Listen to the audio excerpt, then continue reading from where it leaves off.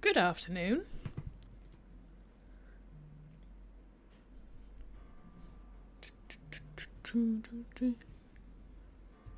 There we go, there we go. It's all life. Hi. Good afternoon. I almost said good evening again, so used to that.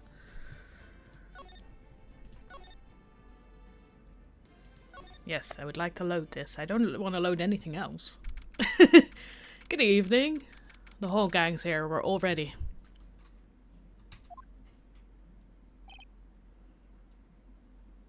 Oh yeah, okay, I need to... It's been a while. I'm trying to remember what happened. We got Edgeworth free, but not yet.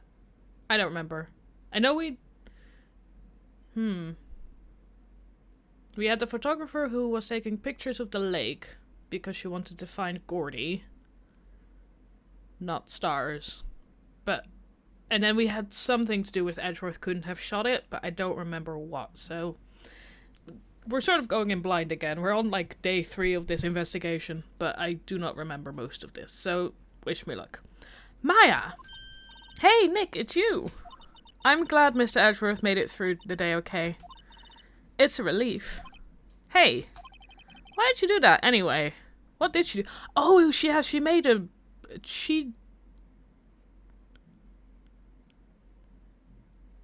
I got threatened. I think so? I know Maya did like a thing where she got sent out of court because she was making a whole scene, didn't she? Because we were against the dude that like never loses, even more so than Edgeworth, aren't we?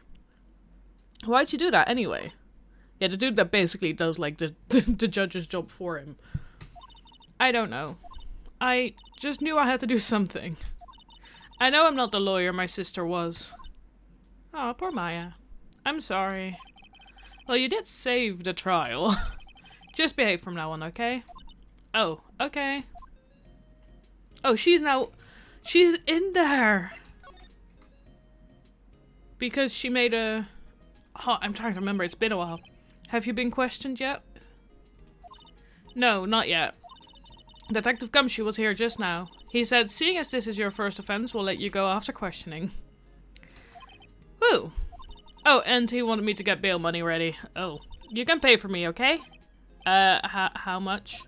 I don't know. I guess they'll send you a bill or something? Oh god. Why do I picture giant bales of money every time I hear the word bail? Any luck with Mia? None. I can't get through to her at all. I tried, I really did. I don't know what to do. I think I probably shouldn't have stopped my training. She sounds like she really did do her best. I should check and see if there are any waterfalls in the local area. I wonder if I'll ever see my sister again. Well.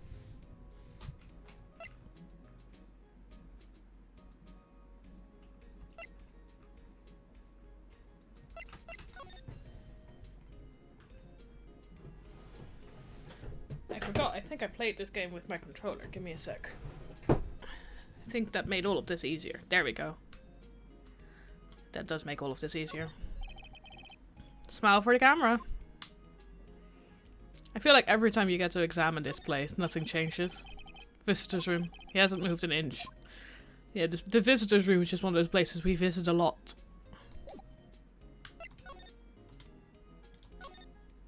Oh, well, okay. December 26th, Wright and Co. Law Offices. Sure, it's quiet here with nobody around. Uh-huh.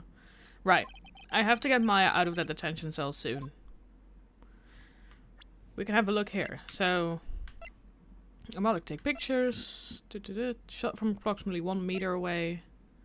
Oh yeah, this picture was taken. Both side of Gordy. Bear sprint from Edgeworth's right hand, but the picture is also of his left hand. That's it. We're getting there. We're getting there. Two sounds that were like gunshots. Okay, that was it. Is there anything around here we can look at? Favorite plant? Neck watering lately. Perking up. Ah.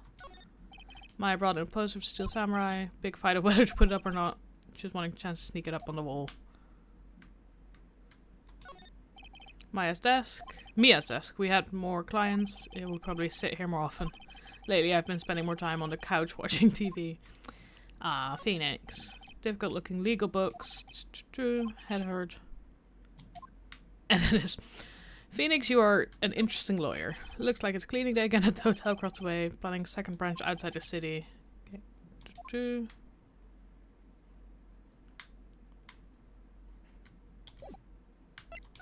Okay, not here. We're gonna go to the Court Lake. It's because we're like halfway through the case. I'm just now like, what more evidence are we trying to find? There are fewer than there were yesterday, but the cops are still around in the park. I wonder if Detective Gumshoe is here today.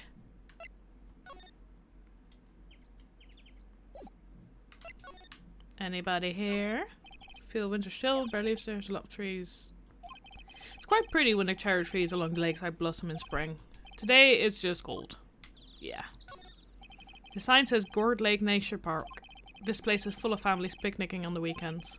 It's a little cold for picnicking these days though.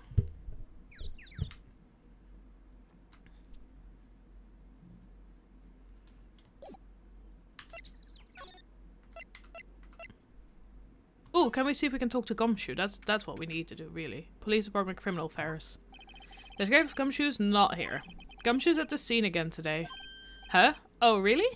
He's a live wire, that one. Got into a fight with the chief for not following protocol. Not following protocol? I bet he wouldn't help them build the case against Edgeworth. Okay, we'll go to the scene of the crime then. Is he here? Haven't seen Larry around today at all. Probably off paying through the nose on a date with the lovely Cayennes. Court Lake Woods is where we're gonna find him, right? Yeah, there he is. Hey, Detective Gumshoe. Hey, pal. The trial today, it's, Yes? What about the trial? Well, I was going to say good show, but it wasn't really all that. Though you did save Mr. Edgeworth, I guess. I just wasn't sure how to thank you, you know? Thanks? Detective Gumshoe. Any idea what strategy Von Garma is playing for tomorrow? It sounds like he's bringing in another witness. Another witness? Oh right, he said something about that in the trial today. There were 2 witnesses. Oh yeah, and they went with her. I was wondering who that other witness was. They went with the photographer because she had like the clear story, but then her story made no sense. Who was it? Sorry, pal. As much as I'd like to, I'm not at liberty to divulge that information. Right. Oh, right. I wanted to ask you something about Edgeworth. What's up? Is he afraid of earthquakes? I never heard anything about that before. Mr. Edgeworth doesn't talk about himself too much, see? But there's one thing that's clear as day. Him hating crime the way he does, and him becoming a prosecutor, and him being scared of earthquakes. It all started with that incident. The DL6 incident? Oh yeah, that was something to do with his mum? Was that it? It's been like a month since I played this. Yep, that's the one. 15 years ago, when he saw his father shot before his very eyes. Oh, his father. Sorry, I knew it was something with his parents. When he saw his father shot before his very eyes, he still feels the pain now. You can see it in his eyes. I wanted to talk to you about Maya Fey. Huh? She's not out on bail yet? That's strange.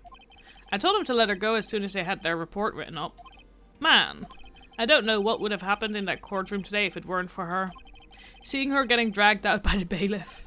I'll be honest with you, pal. I shed a tear or two. Mr. Edgeworth, he was so moved. I saw his lip trembling. Really? Cold as ice, Edgeworth. Yeah. It was really grateful for what she did, you know. I'm going to head back to the station. I'll get the report on Maya and get her out of here as soon as I can. Thank you. Oh, wait. I was wondering, how much is bail going to be? Don't worry about that. Mr. Edgeworth is posting the whole amount. What? Edgeworth? Didn't I tell you? He's grateful to her for what she did. Alright, pal. Well, don't forget to go pick her up, okay? Maybe I can get Edgeworth to pay this month's rent too. He's so thankful. Don't think Lotta takes very good care of her SUV. It's covered with dents. I can't believe anyone would drive their car down here. I wonder why she brought a camping cooker with her. There's a convenience store right up the street. I guess she wanted to get into the outdoor spirit. There's food and some magazines on the sheet. It takes a pretty tough skin to camp in this cold. The sign says no camping. Funny place to pick to pitch your tent.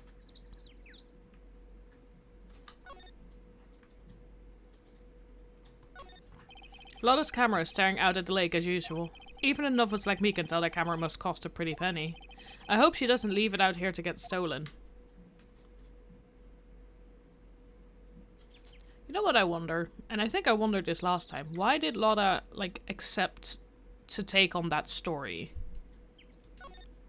The trees grow quite thick here. Further back, the trees fade into the shadow where the sunlight can't reach them.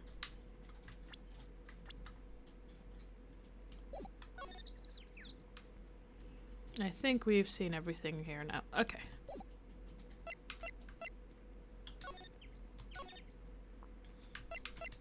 Let's do a quick examination, see if there's anything new. The famous Gourd Lake. Its green waters stretch out on both sides. It's a pretty big lake, really. I should steal the camera. Then we can pay rent. Yes. Huh? I almost didn't see that signpost. Left, boat docks. Right, exit. Do we need to go? Because there's also the boat docks, aren't there? The trash can is empty.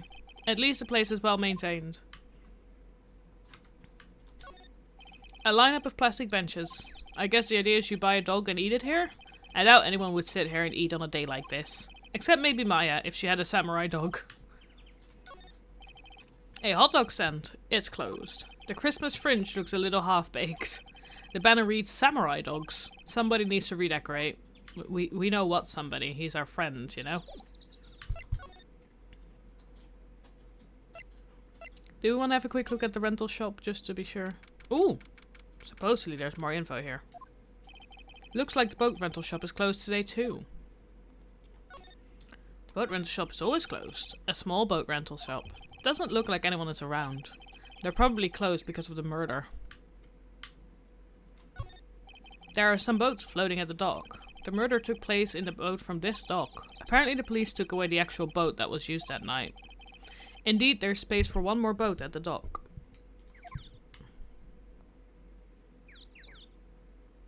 Anybody home? There's more forest off that way. I doubt I'd find any helpful clues in there. Well, let's go see if we can help Maya. Go pick up Maya. Visitor's room. Hey Nick, you finally came. They just finished the paperwork. I'm free to go. Free at last, eh? Those interrogators were really mean. They were like, okay, what did you do this time? Like it was some kind of criminal. Can you believe it? Well, they let you out in the end, didn't they? Oh, that reminds me. Thanks for bail. Thank Edgeworth. Huh? He posted bail for you. Said he was grateful for what you did. Mr. Edgeworth did that? I have to make it up to him. We've got to win this case, Nick. What do you think we should do next? We're kind of lacking in the clues department. Agreed. I don't think she was arrested before, was she? We should go to the park and look for Gordy. I was kidding. Still, if there are any clues out there, the park's as good as bad as any. I mean, that's where I just went. What do you say? Shall we head down there? Sure. Have you noticed anything lately? You know, I did notice one thing while I was here in detention. It's really pretty comfortable here. It's warm and they keep it very clean. I mean, have you noticed anything about the case? Well, not much more than that, no. She's probably still upset about my Mia. I should leave her alone. Shall we go to Lake Court Lake? Is she gonna be here now? Yes, there we go. There aren't many cops around here, are there? They're probably back at the precinct working up the case against Edgeworth. Hey, y'all. Hey, it's Lotta. Y'all really did it today. What did we do now? No, I'm not complaining. See, I did a little thinking. A little self-reflection, you might say. I realized that being a witness is a mighty big responsibility. But I just went up there and started blabbing any old thing that came to mind. Lotta. So you see, I want to make it up to y'all. Make it up? What did you think of the trial? To be honest, I was doing it half just to say I'd been a witness. Ah, okay. Even though I didn't really see anything. I kinda convinced myself I had, though. I'm sorry, I know I caused y'all a lot of trouble. Well, memory is tricky, vague little thing. Yeah, I sure know that now. I'll be fine the next time I witness a murder. Right. You mean the first time you witness a murder? What about Gordy? Right. Oh god. Well, the way I figure, the trial's only stoking the flames of Gordy fever. I'll get my exclusive photos and rocket to stardom. Alright, Lotta, you go, girl. I wish I could be an investigative photographer too. Finish your spirit medium training first.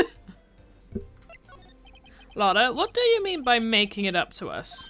Well, you see, actually I got a bit of information for you. What? Ooh, is she gonna tell us who the new... That von Karma didn't want me to say nothing about it. What information? Of course he didn't want you to say anything about it. Now we're getting to the heart of it. See, I reckon we might be able to do ourselves a little exchange. Okay. Exchange? I thought this was to make it up to us. Right. I propose a little exchange to make it up to you. Huh? What? Information don't come cheap, my friend. Hey! I see you thinking, my, how unsophisticated these southern folks are. It's written all over your face. Let me tell you, most southerners are way more sophisticated than you. I'm just the exception, okay? Well, what'll it be? We're gonna deal or not? What do we do, Nick? I feel like we should make a deal. She might actually have something useful. We're making a deal. We don't have any other leads, so I don't think we have a choice here. No. Okay, how much? Huh? You completely off your rocker. I may not be sophisticated, but I'm not trying to rob the poor. Huh? The only fair exchange for information is information. Listen good. What I need from you is information about Gordy. Well, Gordy? But Gordy doesn't... I mean, Gordy might not exist. Then bring me proof that shows he don't. I'll be keeping watch from the car, okay? You see something, you'll come to me first. Got it? Okay. Right. See you later. Okay, Nick. Let's get hunting. Oh my god, we're gonna go Gordy hunting. Hunting? You don't seriously mean... Gordy? I sure do. What about Edgeworth? We're searching for Gordy for him, Nick. Don't you get it? Okay, and how exactly do we search for a make-believe monster? I have to say, Phoenix sometimes just says the things where I'm like, I agree. How? That's exactly my thought. Maybe we can find a monster myth specialist? Anything around here new? Probably not. A monster myth specialist. I have... Ooh! Hello. What happened here? December 26th, Court Lake Public Beach. What's that? Good question. The Steel Samurai, Nick. Yo, Maya. Larry, what the heck is that? Oh, it was my girl Kyance's ID. She was all, if you like put this here, it would be like really cool. Dude, she gave it to me along with the banner. Wow. That's really impressive. She could find those. Ooh, that's real impressive she could find those for you. Well, she knows a lot of people. And that show's finished now, so she's got them for free. Right. Yo, Nick! What happened with Edgy? Well, we made it through the first Anchord alright. I don't know how good our prospects from here on out are. Huh? Hey Larry, did you know Mr. Edgeworth's secret weakness? He's terrified of earthquakes. He acts like a little boy. Huh? That's weird. I don't think he was ever like that in school. No? Really? Well, we were only in the same class for a little bit. He transferred schools pretty quickly. Transferred? Right, when the DL6 incident happened. Doesn't look like Larry knows about it though. I love the hand going back and forth with the glove. Well, with the sleeve. It's like waving at us. Hey Larry, when did you get that big thing? Huh? Oh, the big guy. I've had that for about a month, yeah? It's a big hit with the kids. Why wasn't it there yesterday? Huh? Huh? Oh, right. The compressor was busted. Compressor? Yeah, it's that little unit by my hot dog stand. That's what I used to put air in the Steel Samurai. It broke a little while ago, so I sent it in for repairs. Oh. And here I thought you'd inflated it by yourself. Oh, that blown up samurai is gonna have some kind of importance, isn't it? What's this machine? That's the compressor. Yeah. I used to fill up that big balloon there with air. Neat. Just got it repaired yesterday. Man, what a drag that was. Doesn't that Steel Samurai look a little out of place? I mean, it's so huge. I guess it's good advertising. Something about this Steel Samurai just doesn't work for me. Huh? Really? It looks pretty well made to me. Still enough as aren't you, Nick? Really? True connoisseurs like Cody and me don't fall for this kind of stuff. These Steel Samurai finds are obviously in a league of their own. What about it doesn't work? Could you tell me that? Because I want to say that's important. Those flags look sadly out of place here. Flapping listlessly back and forth in a cold wind under a cold sky. I don't know, I think it gives the place a kind of festival atmosphere. It reminds me of the War of the Eyeglasses. Huh? The War of the what? Huh? What? You mean you don't know the War of the Eyeglasses? I'm sorry, Maya, no, I do not. What the heck is it? Our local fair used to do it every summer. Huh? I guess we weren't the only ones. I ask again, what the heck is it? Wait, the War of the Eyeglasses. Can't get over the samurai dogs. The original samurai dogs, no less. Hey man, whoever calls their product the original first wins. Why don't you add world famous to the sign? Hey, good idea!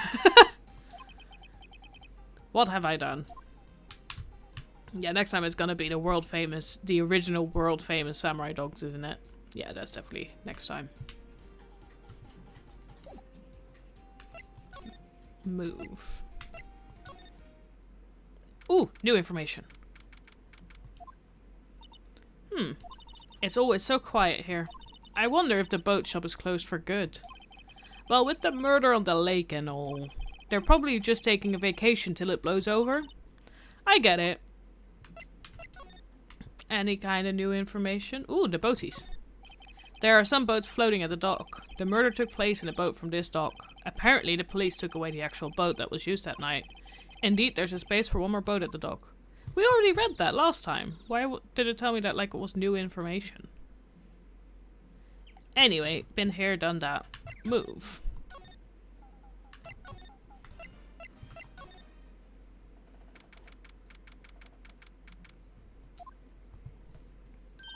Hey, y'all. Well, y'all find anything out about Gordy? No, nothing. Well, keep moving. It gets cold out here at midtime. It is a little chilly. I think I have to sneeze.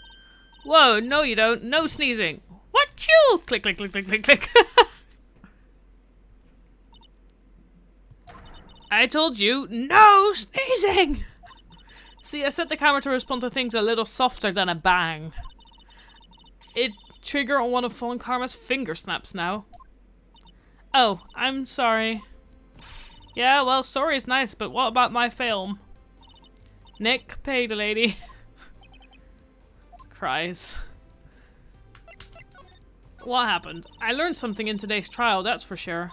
Testifying is serious business. That's why I decided not to talk about that case anymore. Huh? Huh, didn't you say you had information about the case? Tell us that at least. Like I said, I'll trade it for the dirt on Gordy. What are you going to do if Gordy doesn't exist? I'll quit being an investigative photographer. What?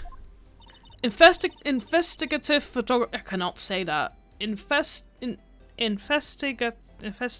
Oh, no, I cannot say that. No. Investigative photographer? After all, I only have one photo to my name so far. Was it a good one? You bet. A UFO. A UFO? Anyway, if I can't get a career-making photo this time round, then that's it. I'll quit and go back to school. Huh? So you really are a university student? Yeah, well, I'm taking a break for a bit. Right.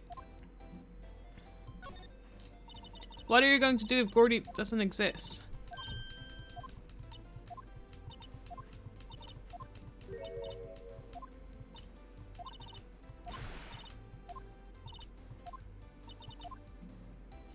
Interesting. It's not like...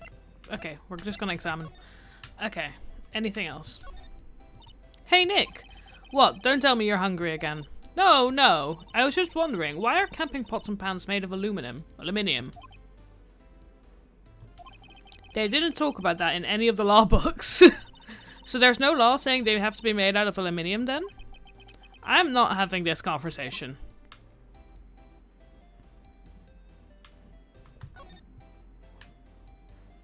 Any kind of information here? No. Okay. I don't get why that's not finished yet.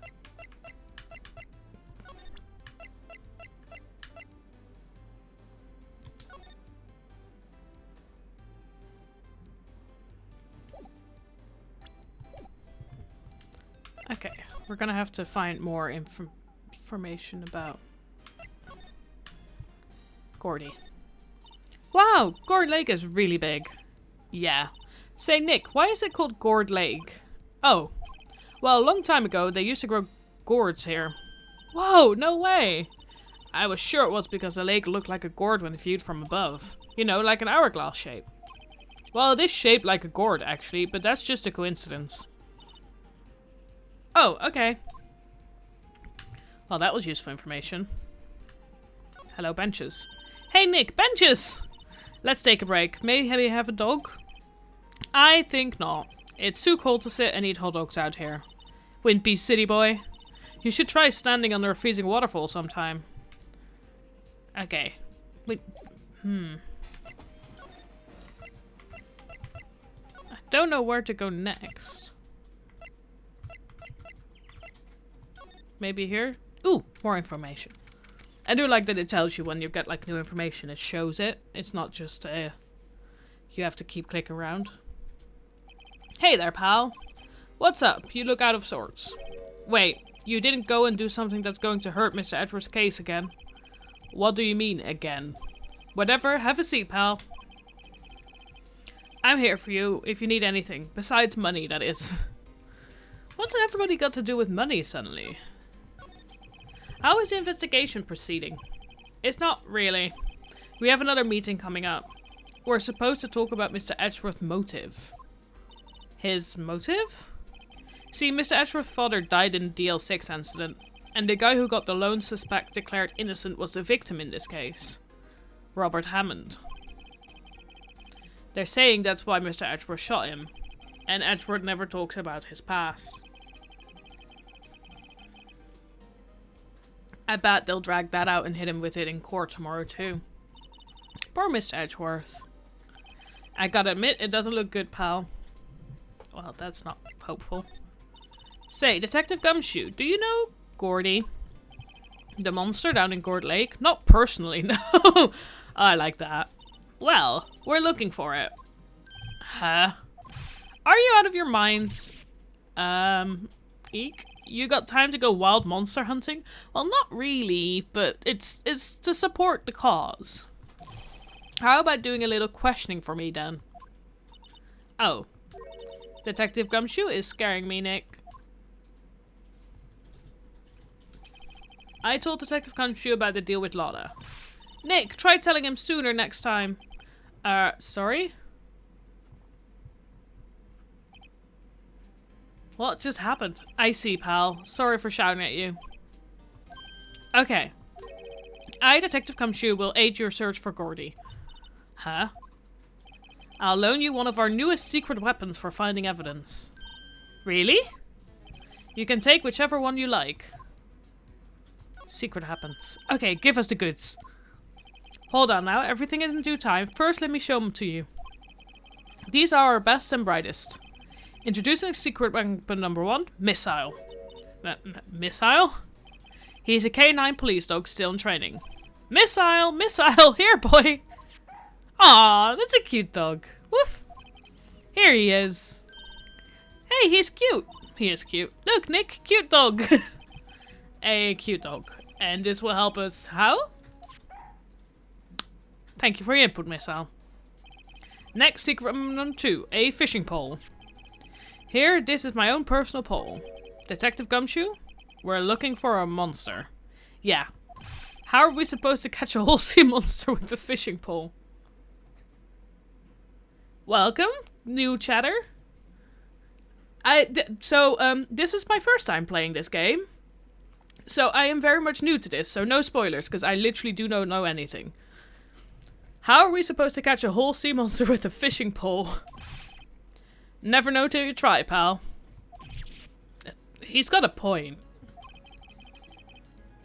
Okay, this next one is the last one. Thank you. I'm gonna need it. I'm enjoying it a lot so far, to be honest. Okay, this next one is the last one. No, please, I'm already overwhelmed by our choices. Secret weapon number 3, a metal detector. Is the monster made of metal? Here. Detective Gumshoe. We're looking for something alive. Yeah, my point exactly. Right. How are we supposed to find it with a metal detector? Hey, you never know, it might have been eating soda cans. I prefer the fishing rod. Well, which will it be? I can't make up my mind, Nick. They all seem so perfect. Interesting. I can't make up my mind either, for the totally opposite reason. Oh well, I suppose it can't hurt to borrow one of them. Oh, now I have to make the decision and I don't know.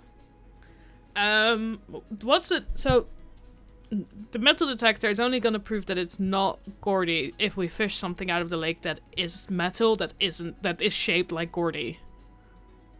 Missile, missile! Okay, you want missile, but how is missile gonna smell anything in the water?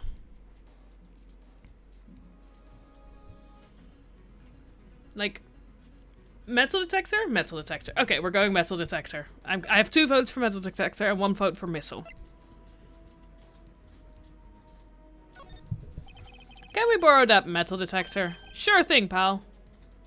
Missile is very cute, but I don't think useful. I'm not sure what we're going to find with this. Remember, you're hunting for a monster. Anything is possible. Anything. I don't want too much backseat gaming. I wanna succeed, but I don't want too much backseat gaming.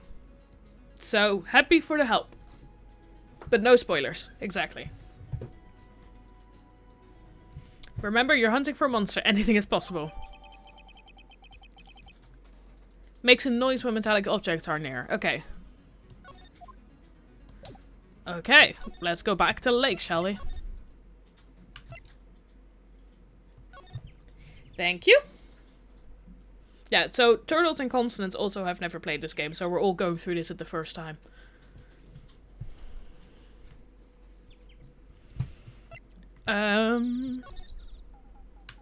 Move. 2, 2, 2. I'm gonna assume we need to do something here.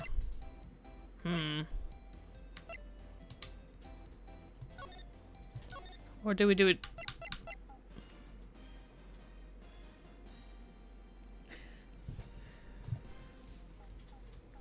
Makes sense with the name. How does one use metal detector?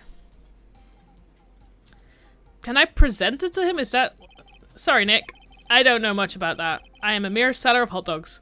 Oh, we're gonna have to present it to her, aren't we? That's how we're gonna do this.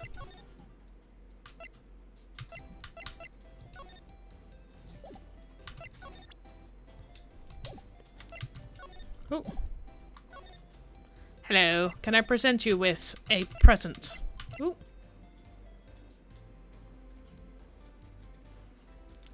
I mean, Miles is a good name, I agree. Ooh, present. Hey Lotta, look at this. It's a metal detector. I know what it is. I'm not sure that's going to pick up Gordy, though. Unless he's been eating people's watches or spare change or something. Oh. I hadn't thought about that. Can I talk to you about Gordy again, or... Yeah, I did all of this again.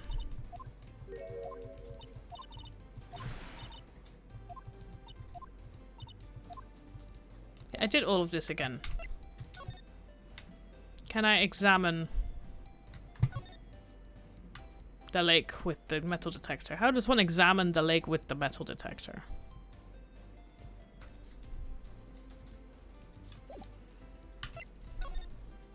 Maybe I have to examine the lake with the metal detector here. No. Okay.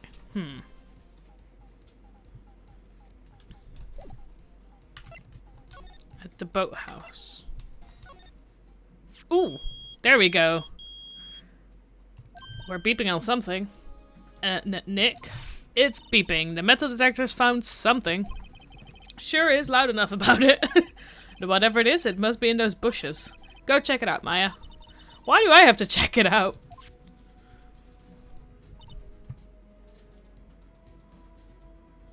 It is weird that it doesn't give a check for the Gordy conversation, I agree. Nick? Look. What's that? An air tank? Huh, the valve looks broken. I thought it was Gordy. Maya, first of all, why would Gordy be in the bushes? Agreed. And second of all, why would a metal detector react to a sea monster? Oh. Huh? There's something wrapped around this air tank. It's one of the flags. It looks like a string of flags. Well, we might as well take it with us now that we found it. It's heavy. An empty air tank. The valve is open and a banner of flags is wrapped around it. What's in the metal detector's name? An air tank of dubious value retrieved. What do you mean? What is the metal detector's name? The metal detector's name is metal detector. It's not got a cute name. Okay, are we seeing anything else? We have looked at everything here. Oh, can we talk to him about... Can I present to you? Air tank. What? An air tank? What about it? Larry, I wanted to ask you about this tank. Have you seen it before? Have you seen this before? Huh? Me? No, never. Ooh, we should name the metal detector. What's the cute pun name for the metal detector?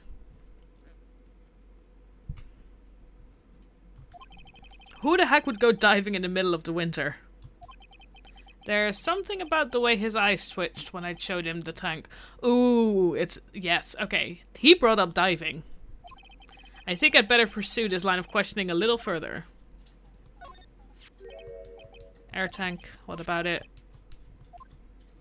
Is it yours? Say, is this air tank yours? Why would I have a thing like that? You tell me. Look, see how there's a string of flags around the tank valve?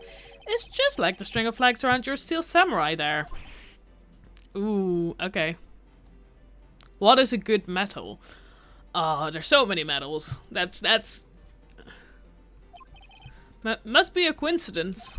There's a string of flags everywhere these days. Like elementary schools.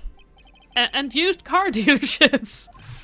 Look, why would I need a tank anyway? To inflate something? You used this to inflate that, didn't you? Inflate what? What else? That big puffy steel samurai. Now, why would you go asking me a question like that?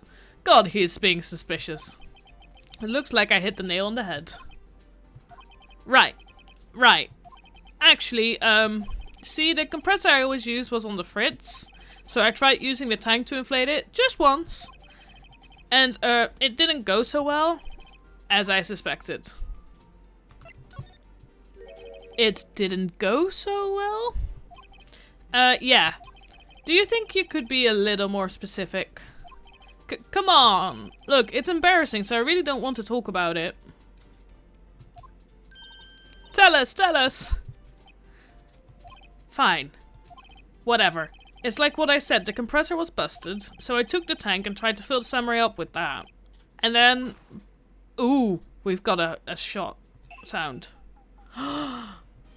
Is the Steel Samurai gonna be Gordy? The valve busted open and made this incredible noise. And that tank there took off like a rocket. And it took my poor deflated Steel Samurai with it. What? Off into Gourd Lake? It just scared me out of my gourd, that's for sure. Ooh. Can we present him again and tell, like... Yeah, the flying air tank, there we go. I was like, how do I continue this conversation with him? So the tank and the Steel Samurai you were trying to fill up flew away. What happened next? Well, all that happened on the 20th or so. The 20th, a week ago. Now, as far as I could see, the tank went flying out into the lake. So I went out every night in a boat looking for it. I mean, Kyans gave me that Steel Samurai after all. Ooh, he's been on the boats.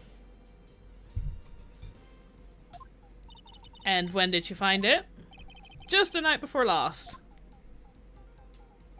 It flew way out there. It took me 4 whole days to find it. The night before last was the night of the murder. It was. Sorry for not telling you, Nick.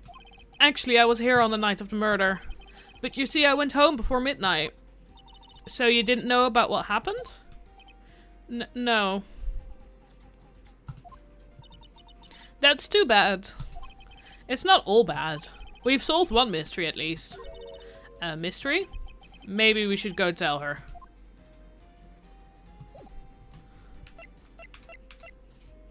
Ooh, we should go tell Lola, don't we? That's who I need to tell.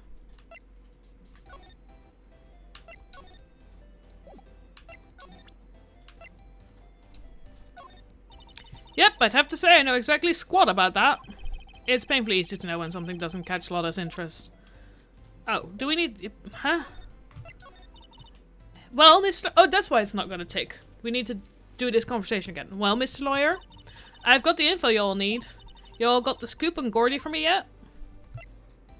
Gordy doesn't exist. Lotta, there is no such thing as Gordy. What? How can y'all be so sure? Really, Nick? Y'all got some proof Gordy doesn't exist? The proof that Gordy doesn't exist is here.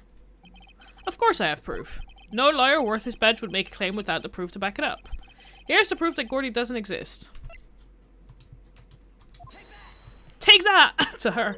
Larry, it's an air tank. What are y'all doing with an air tank? This is Gordy. Excuse me?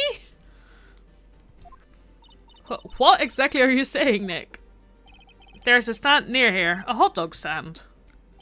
There's a giant inflatable samurai doll there. About a week ago, an idiot who happens to be a friend of mine tried to fill it. He used his air tank, and when the valve blew, the tank flew into the lake. Apparently, it made a pretty loud bang when it flew. A bang?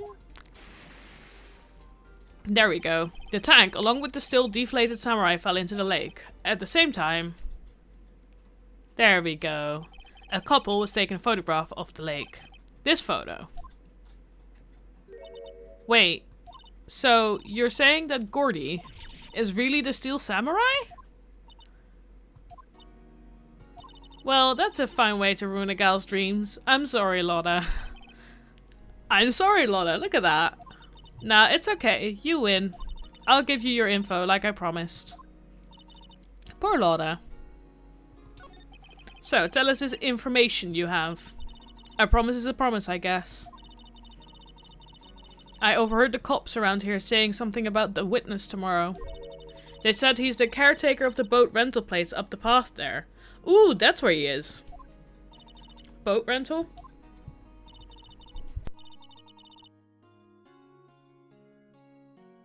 There's someone there? I mean, it looks so deserted. Just an old guy living all by himself. You all should go check it out. Thanks, Lotta, we will. Let's get cracking, Nick. Hold on. Something else. Yeah, the night of the murder? My camera clicked twice, you know. There's the second bang. Wait, so you have another photo? Well, yeah, but there's nothing on it at all. Just the lake. I figured it wouldn't be much use as evidence, so I kept it to myself. Well, it might not be helpful at all, but... Here, take it. Second lake photo added to the court record. Shows an empty lake taken automatically earlier in the evening. There we go. Bye now, you'll take care. Time for me to pack up and leave. Bye, Lotta. Poor Lotta. It's all Larry's fault. The legend still lives on, I guess. The legend? Yeah, the legend of Larry, familiar to all who know him for any length of time. When something smells, it's usually the butts. Okay, that's good. Huh? Someone should whip that butts into shape. Time to go. Oh, no, we don't need to talk. We need to go to the boat rental shop. Anybody home? Hello? Hey, Nick. This is the boat shop that Lotta was talking about. You're right. Doesn't seem to be anyone around at all. Well, let's go check it out anyway. Knock knock, anybody home? Nope, nobody home. Okay then, we have looked at it. There's nobody here. Oh, we can go in. Hello, knock knock. Mag, that you? Oh god. Okay, hello. Hey, is that Keith with you? Who are these people?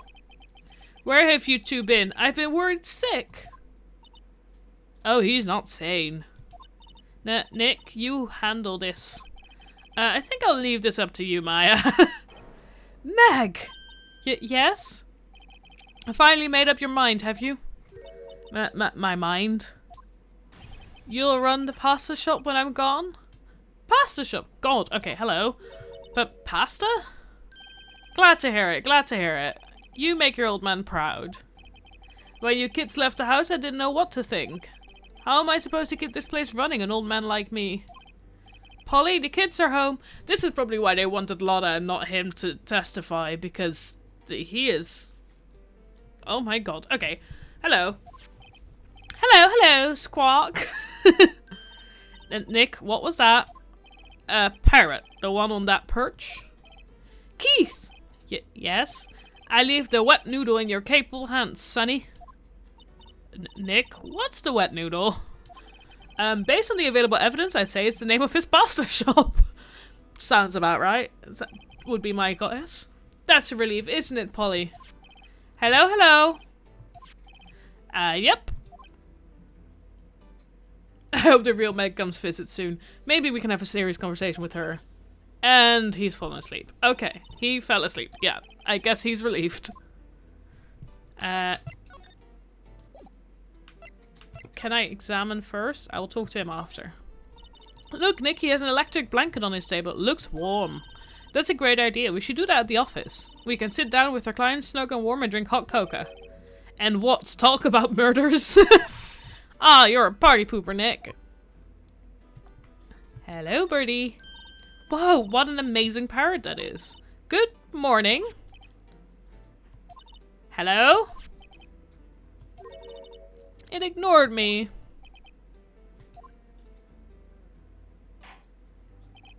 What, you forgot, Mag? You gotta call her name first. Her name? Polly, how you been? Hello? See? Neat, so the parrot's name is Polly. We're gonna have to do something with the parrot. Too bad all she can say is hello. Har har har. Old Polly can say lots of things. You just need to know the secret words. The secret words? Polly? Hello. Polly! Polly! What's your name? Polly. Hee, cute. Maya's found a new friend. Fishies! How? Wow, there's a lot of various fish in Gourd Lake, aren't there? Huh? Something's funny, Nick. All these fish are saltwater fish. They're not in Gourd Lake. Whoa, he has a television in here too. Congratulations, he has a TV. This fishing pole looks expensive. He likes fishing. Looks like a kitchen unit. It's pretty clean. Funny he doesn't look like the type who'd keep things tidy like that. You're forgetting, Nick. He's running a pasta shop here. The wet noodle. Okay, time to talk to him. Zzz. Morning! A pasta shop? Yep, to think the wet noodle will live on when I'm gone. My father started it, you know, so that makes you to the 3rd generation. Meg, yes? Tomorrow we'll start with the secret of dough tossing. The dough tossing? You too, Keith. Yes. You'll be the best pasta wrangler the West has ever seen. But pasta wrangler? The West? Isn't pasta from Italy? Meg! Yes? You know the best pasta's always been made west of the Rockies, don't you? Right, of course, everybody knows that. Nick? Huh? How long do we have to keep this all in the family charade? This old man must know something about the murder. We're not leaving until we find out what that is. I love how he keeps, like, falling asleep and waking up. This is a boat rental shop, right? What are you talking about? This here's the Palace of the Pasta, the wet noodle. Though now that you mention it, we haven't gotten many orders for spaghetti lately. All the kids come up and say, yo dude, we want to ride in one of your boats. That's why I keep them boats out there. Youngsters these days, darn if I understand them. I'm pretty confused myself. Nick, this isn't going anywhere. But this old man is the witness tomorrow, right? We've got to find some way of getting information out of him. What if we talk about his bird? Ach, my memory's gotten worse of late. That's why I just tell everything important to old Polly here. Ooh, everything important? I wonder. Polly, what's the number of the safe? 1228, squawk! Alright. Hey, Polly, watch it, will ya? Heh. See, Nick? All it takes is a little clever thinking. And a criminal mind. Quick, Nick, write that number down. Hey, don't get me involved in your little heist schemes.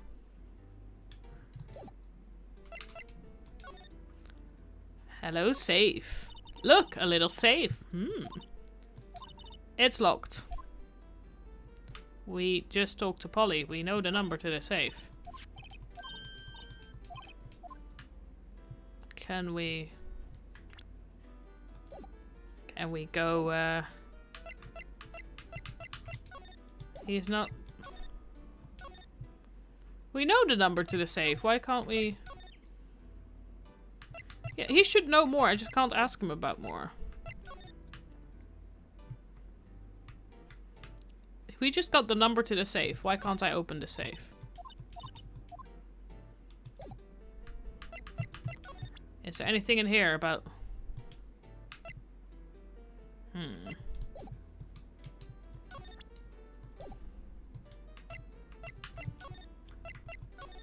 No, that's not... Well, we'll go through this again. That's the number to the safe. 1228.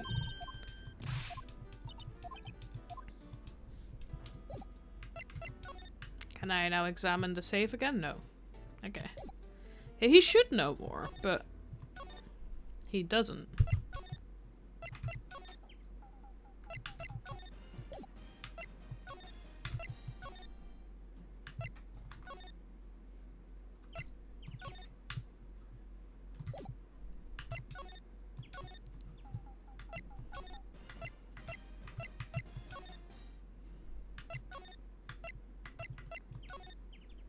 Ooh, more information. There we go. Police department. Detective Gumshoe isn't here. Now that you mention it, didn't he say he had a meeting to go to? Ah, that's right. Let's come back later. Anything interesting? Or is this just all the same information? Detective's desks, computer, Yeah, I think this is all gonna be the same info. Anything interesting here? Ah, fresh air. I gotta say, freedom feels great. Behave yourself in the courtroom tomorrow, okay? Misbehaving's much more fun. It's not going to be so much fun when Edgeworth refuses to pay your bail again. Right, I'll behave. Oh dear.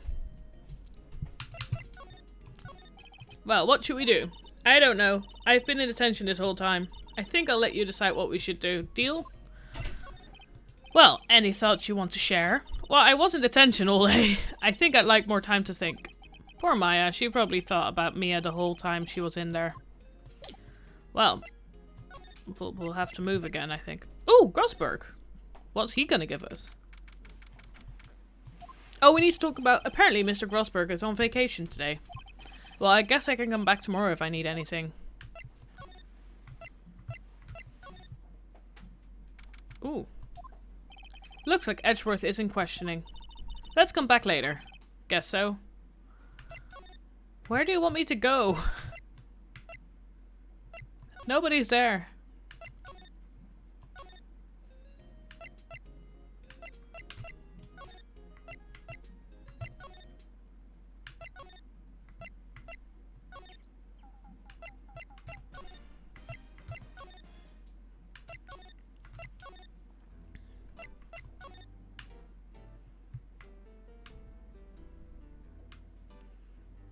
I feel like I'm missing something somewhere.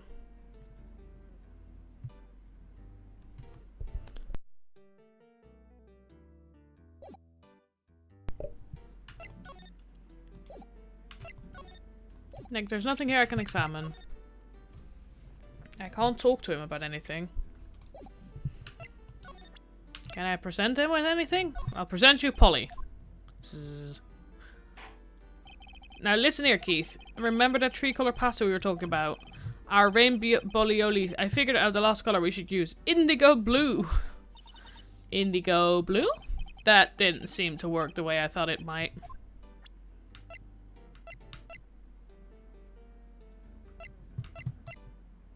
Do we present him with...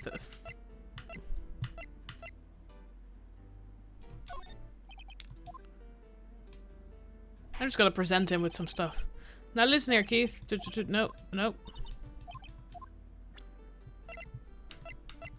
What if I present him with my badge?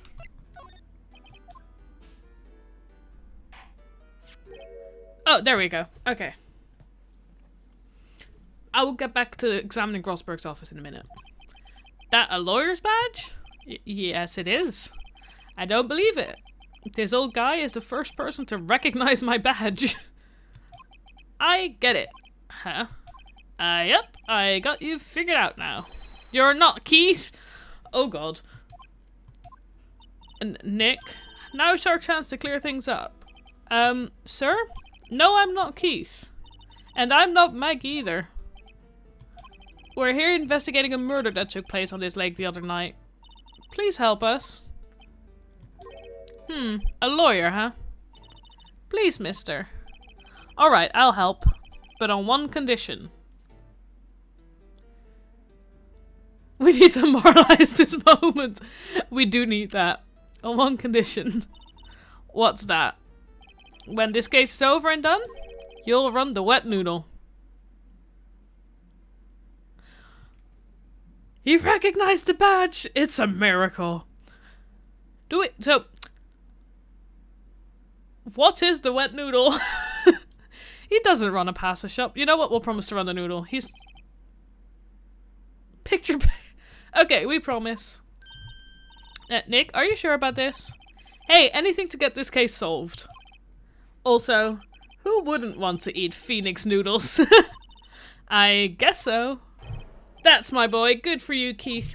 Wait, didn't I just say... You too, Meg. Oh god, yes. Heh. You bring a tear to your old man's eye, you know. Now, what was that you wanted to know? Speak up, Polly. Hello, hello.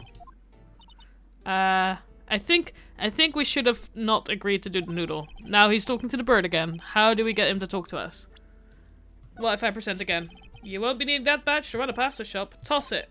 I think I'll hold on to it if you don't mind. Oh, I think we made the wrong decision. I think I made the wrong decision. I'm just gonna present some stuff to him. He fell asleep. Nope. Okay, I'm gonna have to present him with some stuff. Okay, he fell asleep again. The game wouldn't do that to you. Okay, we're gonna have to present him with other things. Yep, I seen this. Okay, we're gonna... You know something about this, sir? Keith? Yes? It's okay, you can call me Dad. Oh god. Dad, you know something about this? Yep, the other night, out on the lake. Yes. I know all about that, I seen it. What? Tell us what you saw. I agree with you. Well, I suppose, since you're taking over the shop and all. Dude, tell us!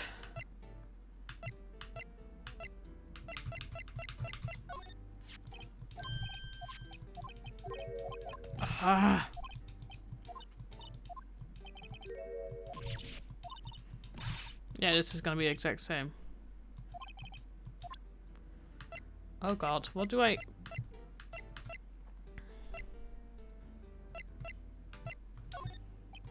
Nope, that's not it.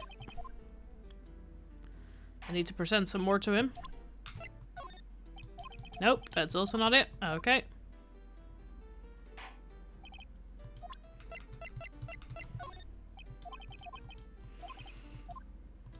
He keeps falling asleep and waking back up again, god. Yeah, of course he doesn't know, but I'm just gonna present him with everything now.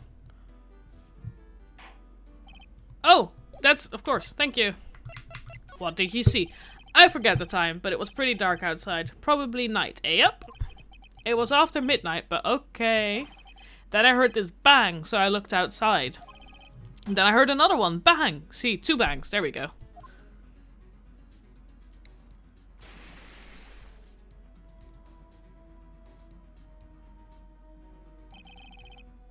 A little while later, this boat comes back. Then a young man walked by my window here. He was muttering something to himself, yep. What did he say? Yep. I forgot. Useful. I'll remember tomorrow by court time, promise. We need to know earlier than that. You know what? Little Terry was just here. Terry? Yep, that kid next door. You always used to make him cry, remember? He was wearing this tattered old coat, got himself some whiskers growing out his face. He must be talking about Detective Gumshoe. He comes up and tells me to come down to court tomorrow. Really? Somehow I don't think we're going to get much useful information from this guy. Maya, maybe we should be leaving. I think you're right. Oh wait, I had one more question. Huh? Polly, have we forgotten something? Don't forget DL6, Squawk. Who is this? Huh? What did she just say, Nick? One more time, Polly. Don't forget DL6. How does she know? What? The DL6 incident? Hey, Dad. Oh, he's falling asleep again. Okay, we're getting into something here. This is getting weird. Who is this old guy? Good question, I agree with the question. Why would that bird Polly know about DL6? We have to figure out who that old man is. Oh! What? He locked the door from the other side. Who could that old man be? I think I need to do a little more research on the DL6 incident. Maybe I should ask Detective Gumshoe. Ooh, we're getting somewhere.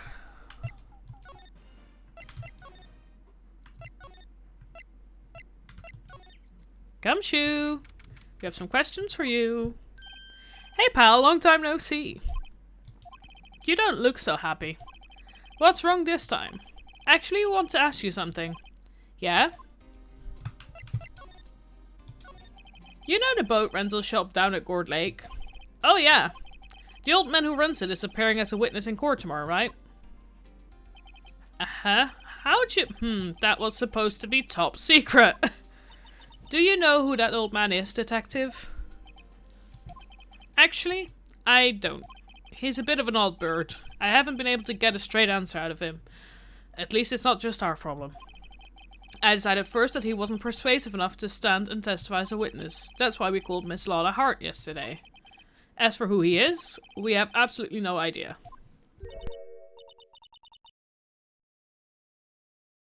Sounds suspicious.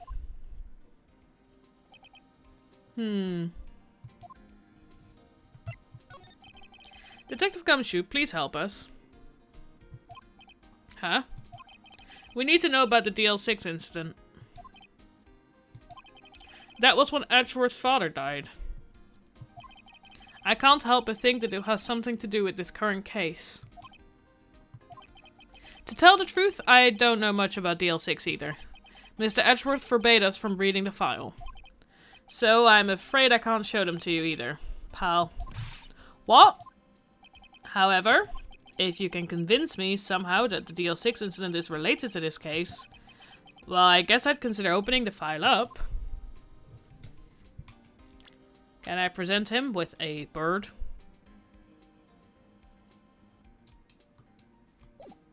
I cannot present him with the bird. I would like to present you with the bird, please. What's that? A parrot? The old man at the boat rental shop's parrot. The parrot knew about the incident. That incident? DL6. What?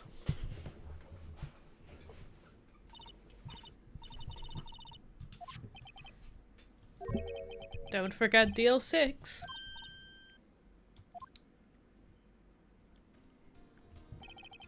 I'm pretty sure that old man must have taught her that word. Yeah, but how would that old man know about the DL6 incident? Wait, what if that old man was connected to DL6? Thank you, Phoenix, for getting back to the story. Nick, you think he might be? I get ya. Sounds like you need information on the DL6 incident. Through there is the station's record room. Ooh, we're gonna go into the story. I'll give you special permission to go in and find what you need. Alright, way to go, Detective Gumshoe. Okay, Nick, to the records room. I guess it's time we face Edgeworth's past.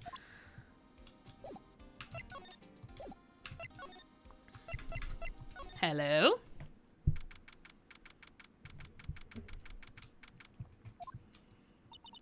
Whoa. It's amazingly dusty. 10 years of files and 10 years of dust, I guess. Let's find that DL6 stuff quick. 15 years ago, both me and Edgeworth were 9 years old. We were almost through with 4th grade when he suddenly transferred. Because of DL6? Nick, I found out where the file is. Record room party! Oh, thanks. Just let me know what you want to know about the DL6 incident. I'll go get the right file. Oh, I wanna do an examine first. This cabinet is where to keep evidence for current cases. Some of the things are obvious murder weapons, others are who knows what. Most of it just looks like random junk. Nick, what do you think this clothespin is for? Don't touch that, it's evidence. That is good advice. There are shelves stuffed with case files in the back of the room too. Forgotten cases rotting away for eternity. Nick, let's get what we need and get out of here. All this dust is getting to me. Just let me look at the files. Here are files of collected case reports. There's quite a large volume of reports here. Whoa, these are all case reports? Yeah, it's like a graveyard of police cases. I guess my sister's case report is in here too, quietly gathering dust. What's up there? It looks like there are files inside that glass case. The case is so dusty I can't see what's inside. Nick, it's locked. They must keep important case files in there. Okay, we have now looked at everything. Time to talk. The case summary. Well, first I have to get a handle on the main facts, like a summary. Right. Summary. Found it. Here you go. December 28, 2001. That's exactly 15 years ago from the day after tomorrow. So in 2 days, the case is closed. Ooh, okay. The incident took place in the elevator of the district courthouse. What? Is this the same district courthouse where we're holding the trials now? Looks like it. There was a large earthquake at 2 p.m. on that day.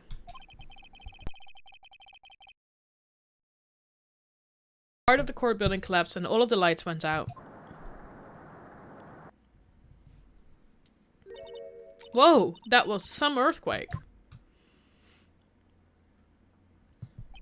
At the time, 3 people were trapped in the elevator. It took 5 hours for them to be rescued. 5 hours. That would be scary like that in the dark. There was a lack of oxygen in the elevator and the survivors were unconscious. The survivors? One of the 3 in the elevator had been shot. In the heart. That was Mr. Edgeworth's father, wasn't it? He said that his father was shot before his very eyes. So Miles Edgeworth was one of the other passengers in that elevator. Do you have data on the victim? Edgeworth's father? Yeah, hold on. Victim. Here, found it. Gregory Edgeworth, 35, defense attorney. If he were still alive, he'd be 50. He had lost that day's case in court and got in the elevator with his son, Miles. Miles? Miles Edgeworth, of course. So he was in the elevator with his father. From the angle of the bullet and other evidence, it would not have been suicide. The murder weapon, a pistol, was found in the elevator. The pistol had been fired 2 times. Where have I heard that before? Ooh. Huh? It sounds just like this current case. What's going on here? Got any data on the suspect in there? That would be the guy that my mum got arrested. Hold on. This is it. The man arrested as a suspect in Deal 6 was Yanni Yogi. Yanni Yogi? Yanni Yogi. He was a clerk in the court apparently. So he must have been the 3rd person in the elevator. Well, then he had to have done it. But he was found innocent, thanks to his defense lawyer, Robert Hammond. Hammond? The victim in our case? Yes, we got that. Right. The suspect, Mr. Yogi, was oxygen deprived, so much so he had brain damage. He lost all memory of being in the elevator. After he was declared innocent, he disappeared. Ooh, I see. Brain damage. I see a man that cannot remember anything. Yogi's definitely the old man. Where could Yogi have gone to, I wonder? He may be closer than we think. There we go. Phoenix got it. I guess I know generally what happened in DL6 now. I still don't know what sort of impact the whole thing had on Edgeworth. Nick? Are we going to take the whole file? There's too much. We'll never get it out. Yeah, you're right. How about we just take what we think we'll need? Got the case file. Right. That's probably all we'll be able to find here. Now all that's left is the trial tomorrow. I wonder how Dad will do testifying in court. Ooh. Okay. Yes, I would like to save my progress.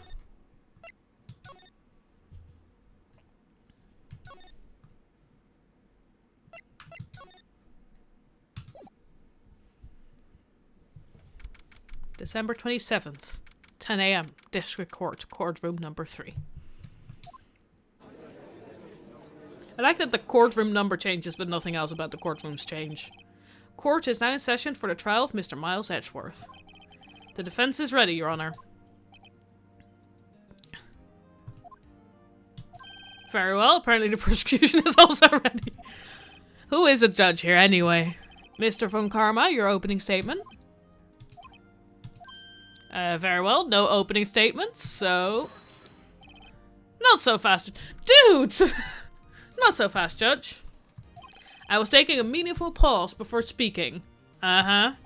Right, of course. A prediction. Today's trial will end 3 minutes from now. I disagree. Order, order. Mr. Von Karma, what is the meaning of your statement just now? Bah, must you question everything? Yes, that's what we're here for. It will be over in 3 minutes. We have no time to waste. I'll call my witness now. Right. I call my witness, my decisive witness to the stand. It's that mysterious boat ship owner. Hello? Witness, state your profession. Hello? I am the proprietor of the restaurant The Wet Noodle at Court Lake. And I also rent boats. The night of the incident, you were in the boat rental shop, correct? Yep, I was. Please testify. Wait a second. We still haven't heard who this old guy is. Wait a minute. The witness hasn't stated his name yet. Because it did not asking, Mr. Wright. Bah! I have predicted this trial will end in 3 minutes. Stop asking trivial questions, cooperate. I feel like knowing somebody's name might be useful for a court order and court trial. Yeah, right. Okay, the witness will state his name. Thank you. Is it gonna be Yogi What's-His-Face? Well, I'm not really sure yet. What do you mean? My, memory, Your Honor. The witness does not remember anything beyond the last several days. I also really dislike Von Karma. Going against Edgeworth was at least somewhat fun, because I liked him. Von Karma's just a bitch. Ergo, he cannot recall his own name. He can't recall, you say? Yes, but the incident in question took place 3 days ago. He can testify. Very well. Let's hear his testimony then, shall we, witness? The night of the murder. Ooh, here we go. It was the night of the 24th, just after midnight, yep. I was in the restaurant where I rent boats, as usual. Then I heard a bang, yep. When I looked out the window, I saw a boat just floating on the lake. Ask the bird. So untrustworthy ceremony. Yeah, ask the bird his name. That's the way to do it. I saw a boat just floating on the lake. Then I heard another bang. Bird is more trustworthy. Just about then, the boat comes back to shore and a man walks by my window. Very well. I'd like to begin the cross-examination. There is nothing to question in my witness's testimony. I strongly disagree. Ergo, no need for cross-examination. Besides, there are only 10 seconds left before our 3 minutes are up. Judge, your verdict now. Yes. Mr. Wright? Cross-examine? What the What are you saying? Of course I'll cross-examine the witness. Very well, you may begin. Oh my god, he's angry. Excuse me, Mr. Von Karma. 3 minutes just passed. I see. Well then, let's just take our time. You may cross-examine the witness. Thank you, Judge. Time to press everything. Yep. Just after midnight, you say? Yep, just around then. Are you sure? Pretty sure, yep. When I talked to you yesterday, you were rather vague about the time. I'm surprised you seem so sure about it today. He fell asleep. I asked him and he remembered. Isn't that right? He is asleep. Don't glare at me like that. I remembered it clearly, I did. Yep. You see? Continue. I was in the restaurant while I rent boats as usual. Is there anyone who can verify that? Well, I guess Polly could. That's not good enough for a court of law. Mr. Wright, exactly what's not good enough? Your Honor, this Polly is a parrot. Parrot? Don't be so hard on the girl, Keithy boy. Keith! The prosecution concedes that we cannot prove the witness was in the shop. Witness, please continue. Then I heard a bang, yep. And where did the bang seem to come from? He fell asleep. From the lake, I figure. Are you certain? Yep. Good, continue. When I looked out the window, I saw a boat just floating on the lake. Was there someone in the boat? It was pretty far out there, I couldn't see clearly. But I figured there was 2 men out there, yep.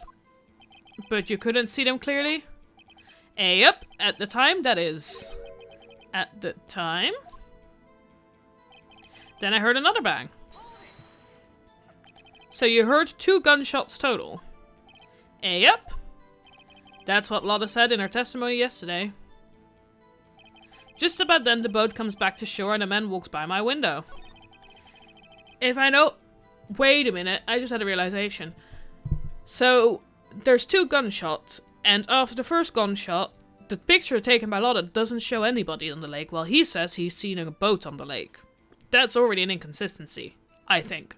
If I know from Karma he spent time preparing this witness, I am not going to find contradictions very easily in this testimony. Whew, it's tough being a lawyer.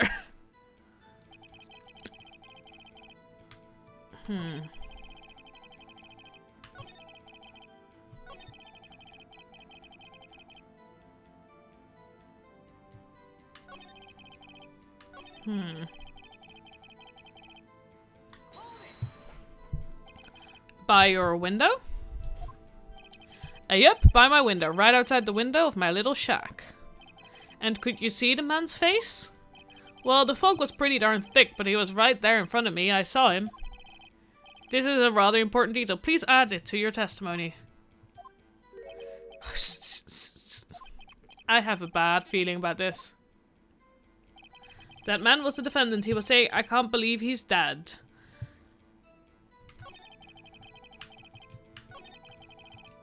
Let's press it. Are you sure? Uh-oh. Dad.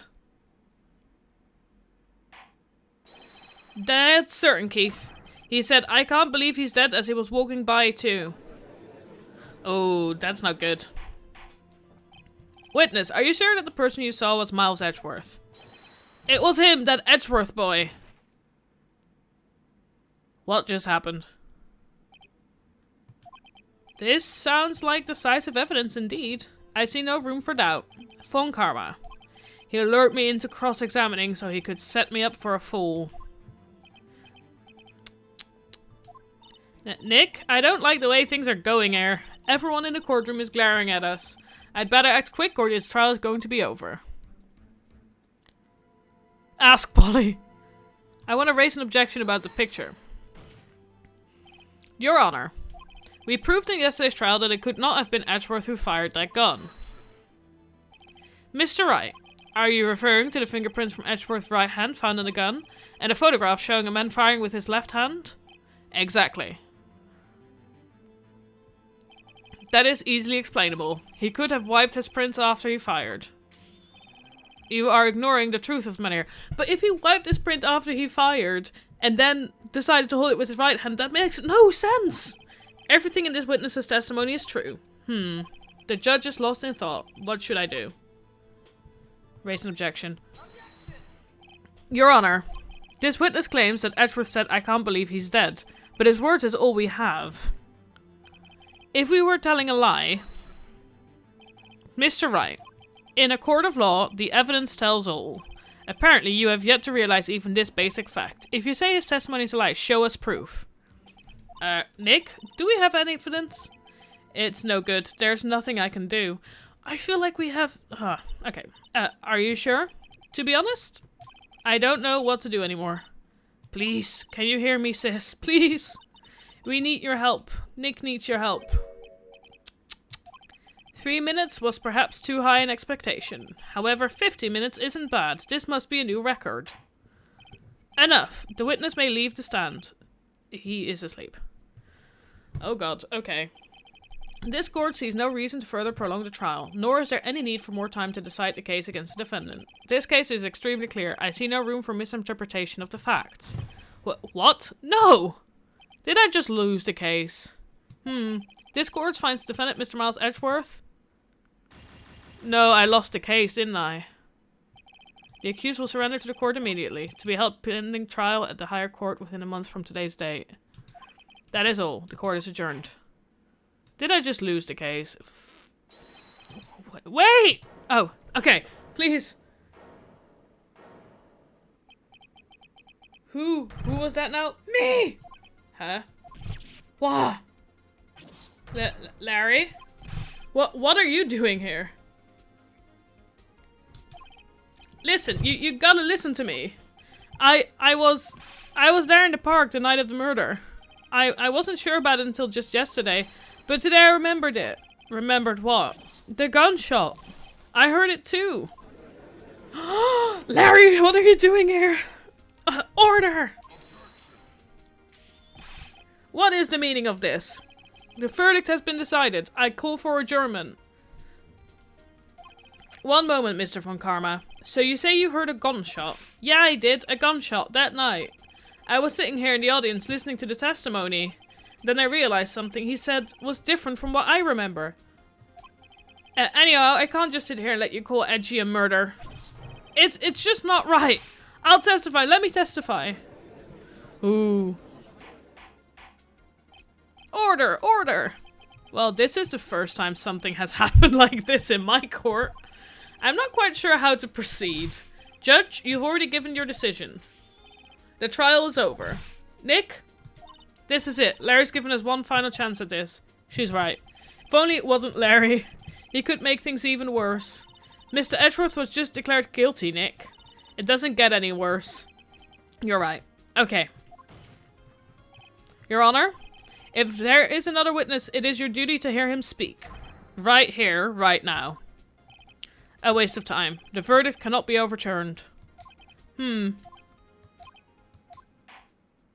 Allow me to speak my opinion. In all court proceedings, it is our duty to prevent an inaccurate verdict. I agree with you. In order to make sure no mistake has been made, every witness should be heard. What is this? Winning is not everything, Karma. I withdraw my previous verdict of guilty. Mr. Von Karma, I order you to call this new witness to testify. Now. What? The court will adjourn for a 5-minute recess. After that, we will hear this new witness. Court is adjourned. Ooh, what are we gonna do? Took 28 minutes. I feel like whatever I would have done, he would have been called guilty there. I think that was very much yeah, there's no way of saving this kind of thing. Larry needs to come in. Woo! That was too close. Sorry to keep you on the edge of your seat like that, Edgeworth. I've seen worse. Ugh. Yeah, right, Edgeworth. You're sweating bullets. I just wonder what Larry plans to say in there. Larry was at the lake that night. Yes. He said he went looking for the steel samurai balloon that flew into the lake. Oh, right. And he found the balloon in the air tank that night? Yeah. Hey, Edgeworth. Huh? You say something right? Yeah, a lot of things. You seem out of it. What's wrong? It's nothing. Mr. Edgeworth, there's something I've been meaning to ask you. What's that? Why are your fingerprints on the murder weapon? Oh. It's a good question. When he fell into the lake, I went into a daze. I couldn't understand what had happened. I couldn't think straight. Then I saw the pistol lying on the floor of the boat in front of me. I picked it up without thinking. There we go. I didn't have a reason, really. I see. Right. Yeah. This might be our chance. Our chance? Von Karma has only ever run perfect trials. Perfect trials? Perfectly prepared witnesses, perfectly complete evidence. That's the secret to his success. This is the first time he's ever had to deal with something unexpected. He has to let someone he hasn't even talked to testify before the court. And that someone is Larry. What are you getting at? It's likely his testimony will be full of holes, right? That's right, Nick. No 10-minute trial this time. We'll milk this one for all it's worth. Hey, it was 15 minutes. 15! Everything's on Larry now. God.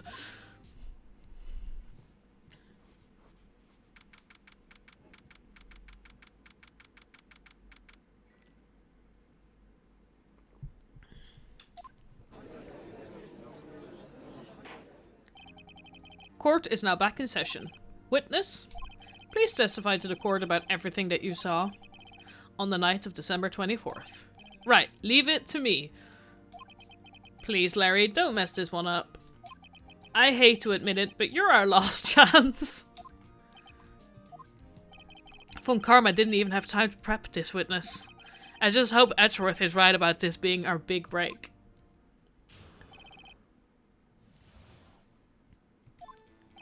That night, I was out in a boat on the lake. I was looking for something, and I found it. So I quietly slipped the boat back in at the rental shop dock. Then, just as I was thinking about going home, I heard this bang. I looked out over the lake, but I didn't see a boat. There we go. So after I heard that single gunshot, I went home. That was an unusually vague testimony, even for this court. In any case, Mr. Wright, you may begin your cross-examination. Yes, Your Honor. What's wrong, Nick? It's Larry. I have no idea what he's going to say if I press him. I'm a little scared. Well, we've gone this far. There's no way to go but forward, Nick. I really want Polly to come in. That night, I was out on a boat on the lake. Something wrong, Mr. Wright? There were so many things wrong, I don't know where to begin. Well, okay, first of all, what time was it? Oh, it was after 11 when I went out in the boat.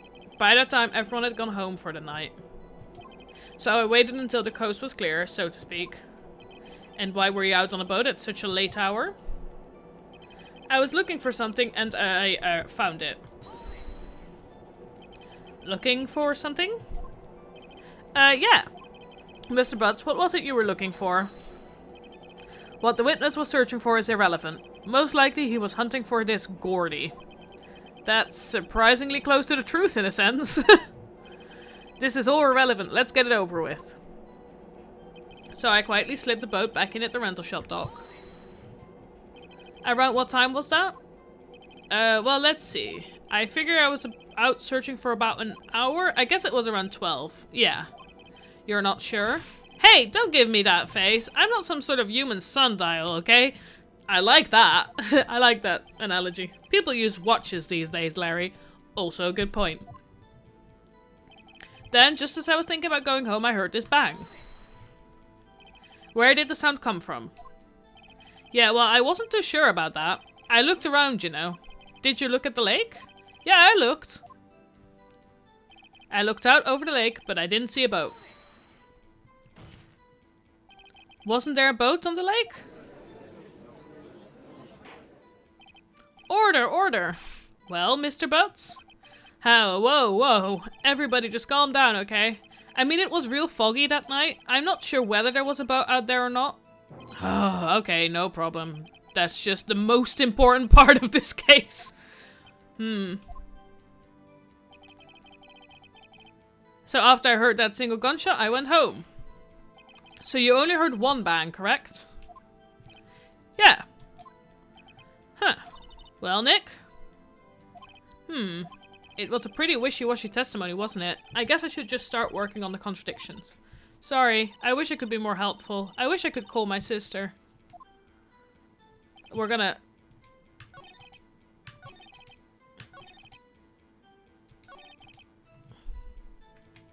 Can I present this? No, not this picture.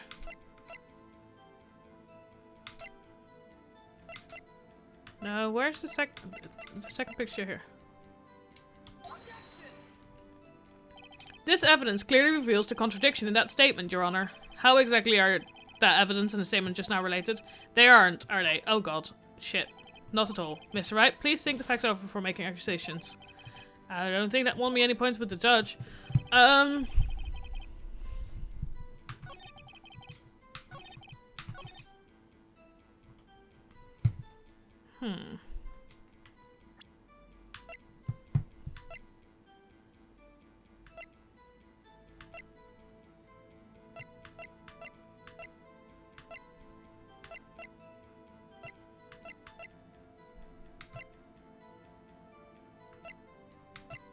I also still like that the pistol fired 3 times.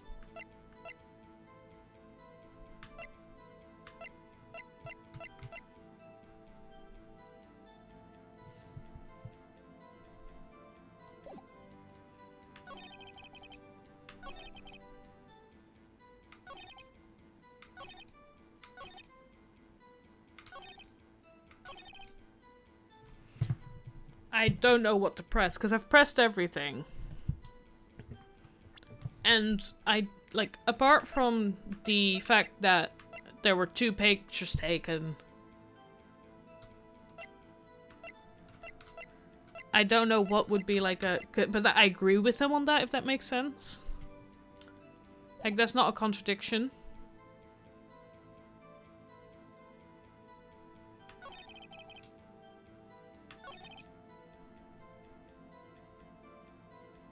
And, like, the fact that he didn't see a boat contradicts the fact that the old man did see a boat. So, in that sense, his thing is actually good. But I don't know what to press anymore.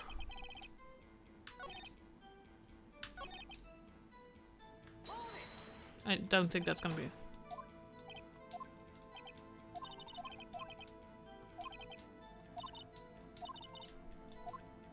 What contradictions?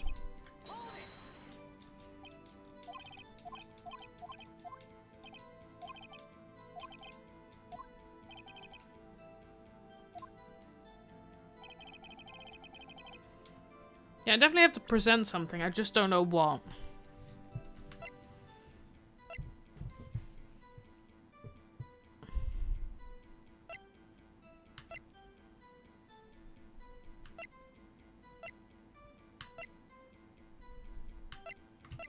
I just want to have a look at this.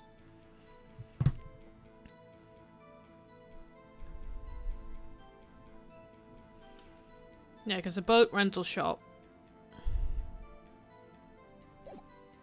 Anybody in chat have any ideas?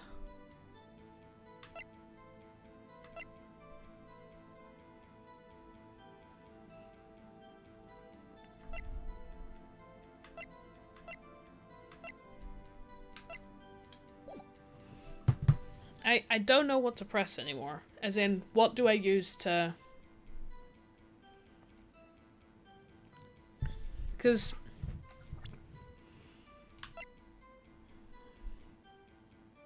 You don't know either, okay. I cannot present... Yeah, I want Polly as well, but I cannot present him Polly. That's not how this is gonna work. The DLC 6... The DL6 case files are not useful, because that's not what we're talking about. The meta detector is not useful.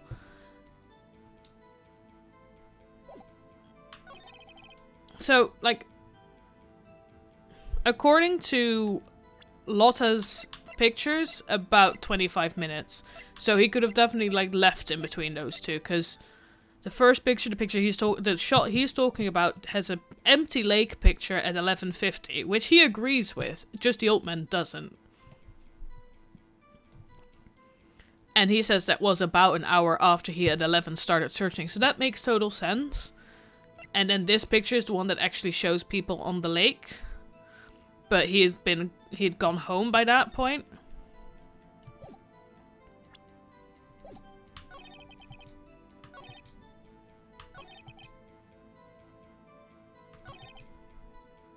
And he didn't see a boat, which Lotta also didn't see. But I can't push that on the old man. Also, the fact that the gun has the paper of Gordy?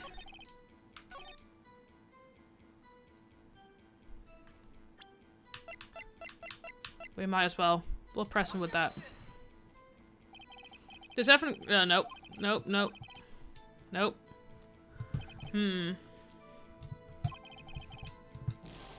Yeah, I'm already...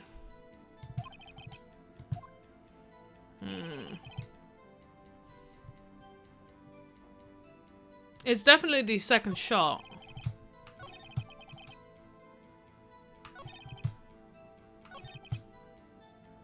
But it's like, what do I press when? That's the thing.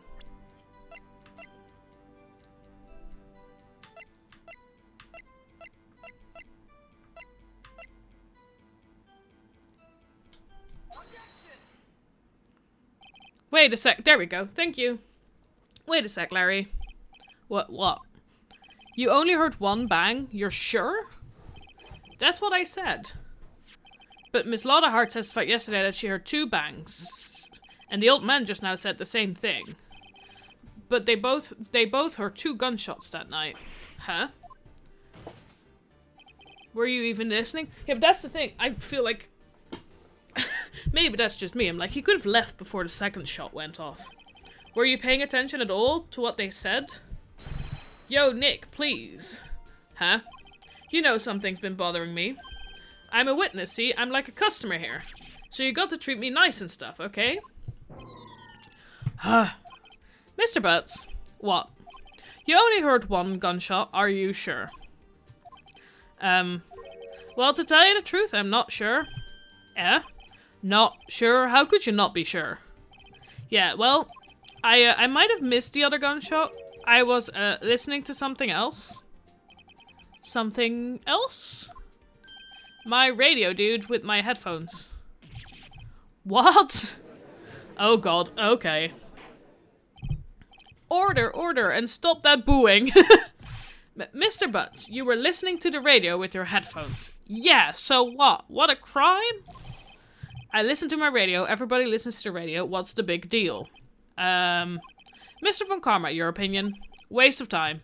I do not accept this witness nor his shoddy testimony.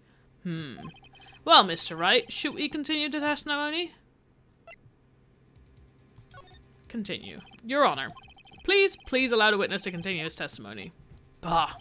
Nothing is more pitiful than a lawyer who doesn't know when he's lost. Very well, Mr. Mutz, please give your testimony and be sure to include details like your radio. Right, leave it to me. I wouldn't if there were any other way out of this, believe me. What Larry heard. It's lonely being alone on Christmas Eve. That's why I was listening to an all-request radio show on the radio, see? I was listening to it real booming loud like, but I'm sure I heard that gunshot. I remember exactly what the DJ was saying when I heard it too. You were listening to your radio at a high volume? Yeah, what's the big problem? Can't a man listen to his radio in peace? Isn't this a free country? Oh god. I truly believe Larry has no idea what the problem here is.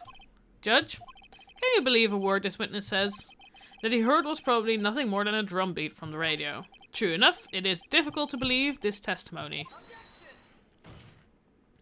Wait, Your Honor. The witness said he remembers exactly what the DJ said when he heard the gunshot. Excuse me, DJ? An announcer, the guy who says things on the radio. Anyway, what this means is, when he heard the sound, no music was playing. The DJ only talks between songs, so you could have heard the gunshot from the lake. I'd like to cross-examine the witness, Your Honor. Very well, Mr. Wright. I can't believe I'm continuing this charade. What Larry heard. Here we go. We're just gonna press everything again. So you turned on the radio. Right. I just wanted to hear someone's voice, you know. You don't know what it's like out there alone on Christmas Eve. Alone? I shouldn't have said anything. This all request. Do you by any chance remember the name of the program you were listening to? This has nothing to do with the case, Your Honor. Objection sustained. The witness was listening to the radio. That is all we need to know. Tell us, Mr. Butts, how loud was your radio set to that night? I was listening to it real booming loud like. Real booming loud? Yeah, you know. And you had headphones on? Yep. I wouldn't think you could hear anything going on outside at all. But I'm sure I heard that gunshot. Can you prove that? No, of course you can't. No, I can't prove it. But I remember that moment real clear. I mean, while I was talking about it, it came back real clear to me, you know? I remember exactly what the DJ was saying when I heard it too. What did she say?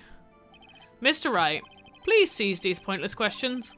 What possible good could knowing what a radio DJ said do us? Indeed, Mr. Von Karma has a point. I'll allow the question only if you see some reason why we should care. We should care. We should care, Your Honor. Of course we should. Why? Well, how do you know if we don't ask him, Fine, very well. Mr. Butts, please testify to the court. What was the radio announcer saying when you heard the gunshot? Just when she said, "Hey, it's almost Christmas," I heard the gunshot. Are you sure? Of course I am. She had this real sexy voice. Maybe Von Karma was right. I'm not sure how that helped us at all. This is the most ludicrous testimony I've ever heard. But there is one gleaming ray of hope in there. I've got to press it until we get to the bottom of what happened.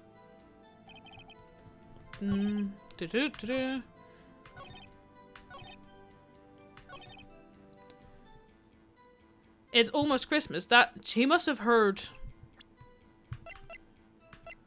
this gunshot.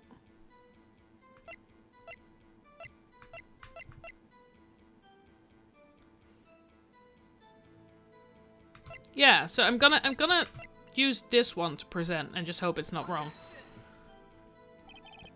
No, never mind. I need I'm not good at this.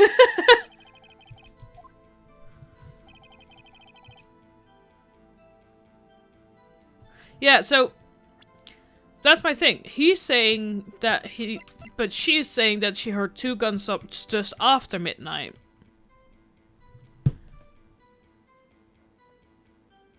So there's a contradiction there, but it's a contradiction that makes... Is that what I present? I'm so close to losing as well, I don't want to make more mistakes.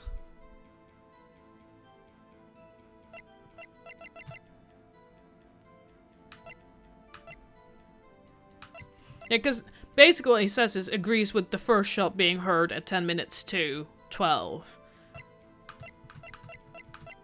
But she heard 2 after midnight. This one? Okay, we're gonna do this one. There we go. Larry, are you absolutely sure what you're saying is correct?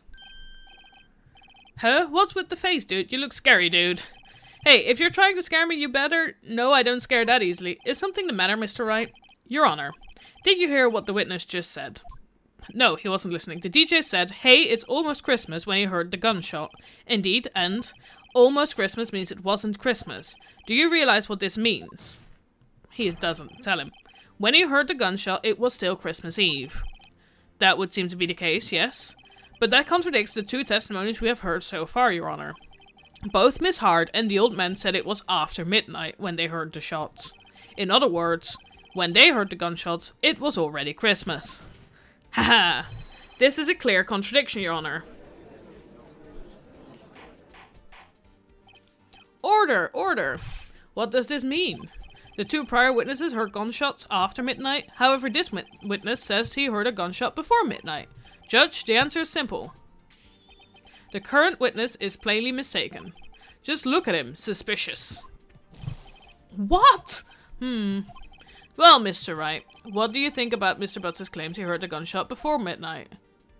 Larry's right. Welcome to the Christmas meme in the Ace Attorney community.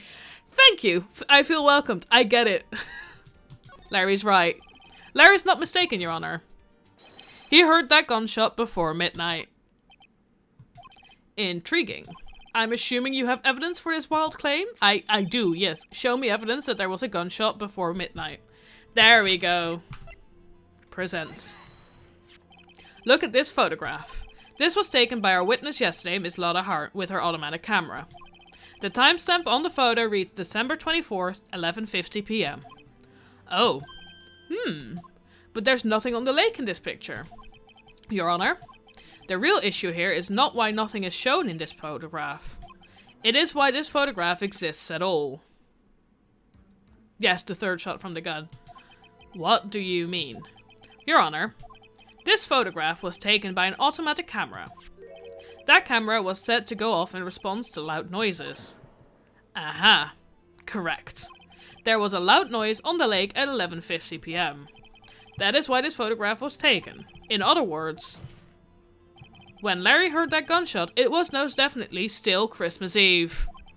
Indeed, it would seem that it is the case. Then where does that leave us? Miss Hart testified that she heard the gunshots after midnight. Are you claiming she was mistaken? Not at all, Your Honor. It is a fact that the camera also triggered at 15 minutes after midnight. Your Honor, that night there were 2 sets of gunshots with a 25-minute pause between them. Why would this be?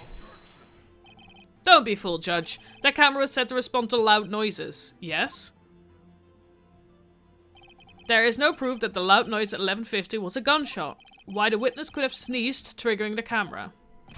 Hey, my nose was clear that night, man. Clear! Well, Mr. Wright, there's no turning back now. Can you prove that the loud noise at 11:50 was indeed a gunshot? Please show the court evidence if you have any. The gun was fired a whole total of 3 times. This is my evidence. The murder weapon? Something about this pistol was bothering me, Your Honor. Both of the witnesses who testified yesterday heard 2 gunshots. However, the murder weapon was fired 3 times. When then was the last shot fired? Only now have I realized the truth. That 3rd shot was the shot Larry heard just before midnight. Order! Order! That would make sense of the evidence we've seen so far. However, this leaves me wondering exactly what did happen that night on the lake. Exactly. If this is true, there were 2 sets of gunshots separated by 25 minutes. One at 11:50, another at 15 minutes after midnight. Why, I ask you, why? Good question. Uh-oh, I'd better think of something quick. Wait a second. Gunshots separated by 25 minutes. Ah! What's wrong, Nick? I have it! I have it! Huh? Remember the case with the Steel Samurai? Huh? Yeah, of course I remember. The murderer in this case had the same idea as the murderer in that case. What do you mean? Maya! Yes? If we don't figure this out now, we'll never overturn Edgeworth's guilty verdict. I've got a hunch and I'm going to run with it. Right. I mean, is this safe? Safe? We've already gotten a guilty verdict. We have nothing to lose. You just watch and let me know if I say anything that sounds fishy, okay? Right, Nick. Your Honor. Yes, Mr. Wright. The testimony just now has cleared up this entire case. Has it? I'm still a bit lost, but it's been a while since we did the samurai case. What do you mean, Mr. Wright? So you finally realized the truth? There can be no other murderer here than Mr. Miles Edgeworth himself. Wrong, Von Karma. A man was shot that night, but it wasn't Edgeworth who did the shooting. Listen, rookie. Take a deep breath and consider the facts. At the time of the murder, 1 boat was on that lake. This was shown by the witness's photograph. The defendant, Edgeworth, and the victim, Robert Hammond, were on that boat.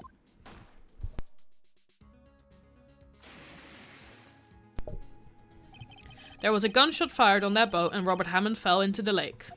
The distance of the shooting was 1 meter. I couldn't have been suicide. Well? The guilty party has to be the other man on that boat. I admit it is hard to imagine any other possibility. Yes, but this assumes that the victim was shot at 15 minutes after midnight. What do you mean by that, Mr. Wright? We have photographic evidence of the time of the shooting. The timestamp on the photo says 4:15 midnight, but Larry heard a gunshot 25 minutes before that. Robert Hammond was killed then, 25 minutes before the shot on the lake. That's the only way that Edgeworth could be innocent. Mr. Wright, are you quite mad? Explain who the 2 men on the boat are. Edgeworth and the murderer.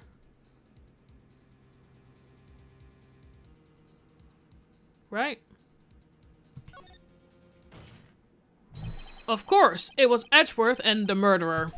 After the murderer killed Robert Hammond at 11:50, he assumed the guise of Mr. Hammond and met Edgeworth. What? Are you serious? Yes, Edgeworth won't tell us why he went to the lake that night. However, I have a hunch. That night, Robert Hammond called Edgeworth to the lake. Now, Edgeworth didn't know Robert Hammond's face that well. That's why he didn't suspect anything when the murderer took Robert Hammond's place. Okay, I have a guess. I think the old man did it.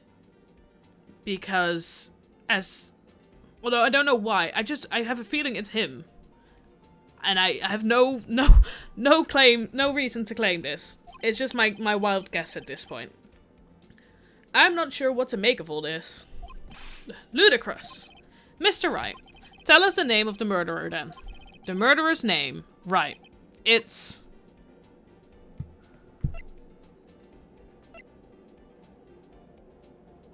We don't know yet, probably, right? Because it's not Miles. And I don't think it's Lotta. Actually, I don't know the murderer's name. You don't know? Bah! Again, you waste my time. I don't know, because he never told us. There we go. The murderer is the caretaker of the boat shop. That old man. There we go. At 11:50, he was the one who killed Robert Hammond. That's... Okay. The caretaker of the boat shop? Where did he do this? There weren't any boats on the lake then. Why would he have to go all the way out on the lake just to shoot someone? May I suggest that the real scene of this crime was not on a boat? What? Well then, where did the murder take place? Show the judge where the murder really took place. At the boathouse, I'd say. Because then Lotta couldn't have seen it. Here, of course, the boat shop where he lives. That way he could meet with the victim without anyone seeing. Do you have proof that the boat shop was the scene of the crime? Recall Larry's testimony, if you will. There's a boat going around. The night he was out on the lake in a boat, searching for something. He finds it and returns the boat. Then, just as he's starting to head for home, he hears a gunshot. He heard a gunshot, Your Honor, even though he was wearing headphones at the time. In other words, the gunshot was very, very close by. And where would that be if he had just returned the boat? The boat shop. Mr. Wright, what happened that night on Gord Lake? Please tell the court from the beginning. Yes, Your Honor. Nick, are you sure about this? Not really. I think I am. But I think if I start at the very beginning and I take it slow, I might just be able to figure this out. That night, the caretaker of the boat shop called Robert Hammond to his shop.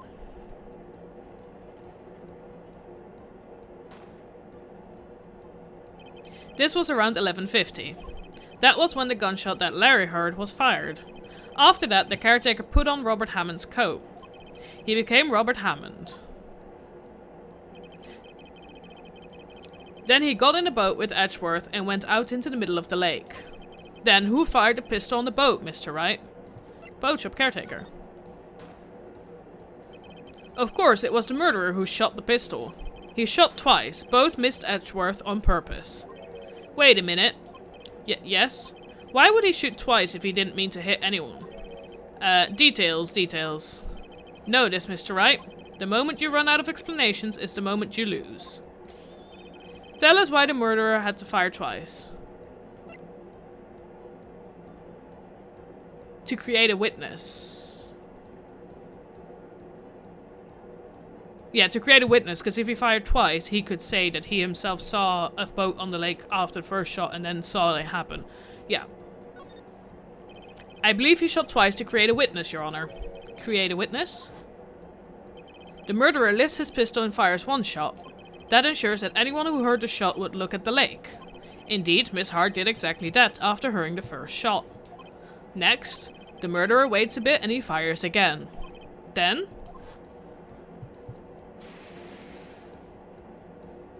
the murderer jumps from the boat himself, leaving the pistol in the boat behind him. I see. To someone looking from the edge of the lake, it would appear that one of the men on the boat had shot the other.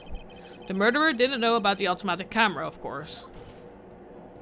That's why he shot twice to draw attention to the boat. Once you realize that, everything else falls into place. It also makes sense why Lotta only has two pictures, because then after the first shot she didn't have enough time to set the camera back up again, I think. But of course the first shot was already a shot enough to look like he was shooting, looked like Edgeworth was shooting Hammond. Once you realize that, everything else falls into place. The boat shop caretaker swam back to his shop. Then he put Mr. Hammond's wet coat back on the body and threw the body into the lake. This is what happened, Your Honor. These are the events that transpired that night on Gourd Lake. I mean, it sounds reasonable. Bailiff, bring out the witness from before. The boat shop caretaker, quickly. And yeah, now he could also himself pretend to be a witness, because the two shots made him a witness if nobody else turned up. He did do it a bit late for there to be a lot of witnesses, I think. Very well. While we are waiting for the caretaker, I would like to ask the defendant Miles Edgeworth a few questions. Mr. Edgeworth, please take the stand. Oh, do we get to press Edgeworth? Mr. Edgeworth, you heard what the defense has said. Yes. Well, why did you go to the lake that night? What Wright has said was mostly correct. Astonishingly so, actually. Yes. Several days ago I received a letter. The letter was signed Robert Hammond. He asked me to come to the boat shop by the lake at midnight on Christmas Eve. He said he had something very important to discuss with me. I still very much think that the caretaker is the yogi dude? I just don't know why he'd want to kill the prosecutor that got him off. So like, either he actually did the murder or he didn't. But why would he kill the prosecutor that got him saved? He said he had something very important to discuss with me. Something important? I'm sorry, I can't say what it was. Your Honor, sir. Bailiff, we are conducting a trial here. Ask that you remain quiet. The witness has disappeared. He isn't at the boat shop either. Oh. What? What should I do? Find him, quick! We cannot allow him to get away.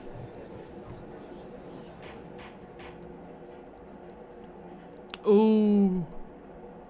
Mr. Von Karma, your witness has disappeared. A search warrant has already been issued. It goes without saying that I cannot declare a verdict under these circumstances. I will extend the trial until tomorrow, the final day allowed. I request that the police department utilize all its forces to find that witness. Am I understood? One more thing. Just who is that boat shop caretaker? I think his identity has become very important to this trial. I want him, and I want to know who he is. Very well. Court is adjourned. Ooh.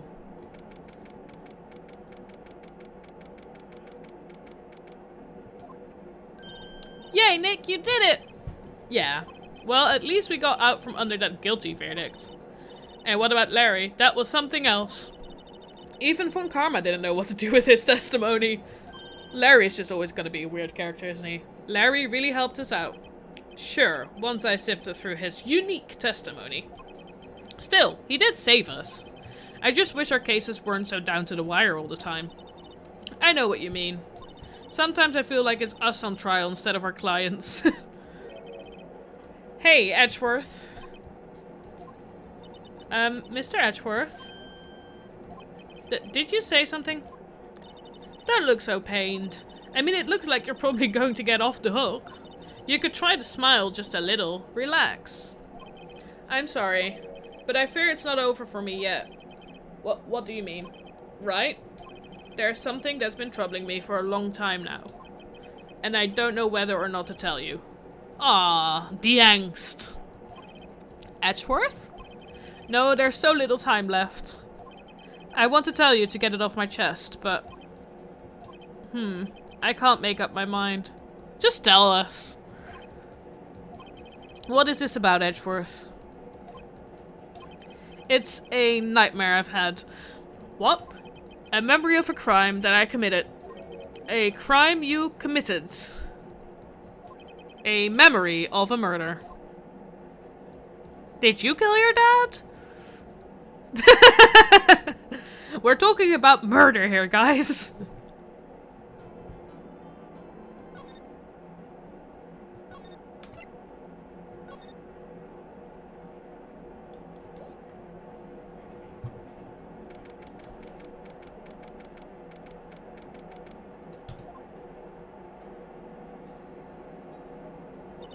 What was Mr. Edgeworth talking about?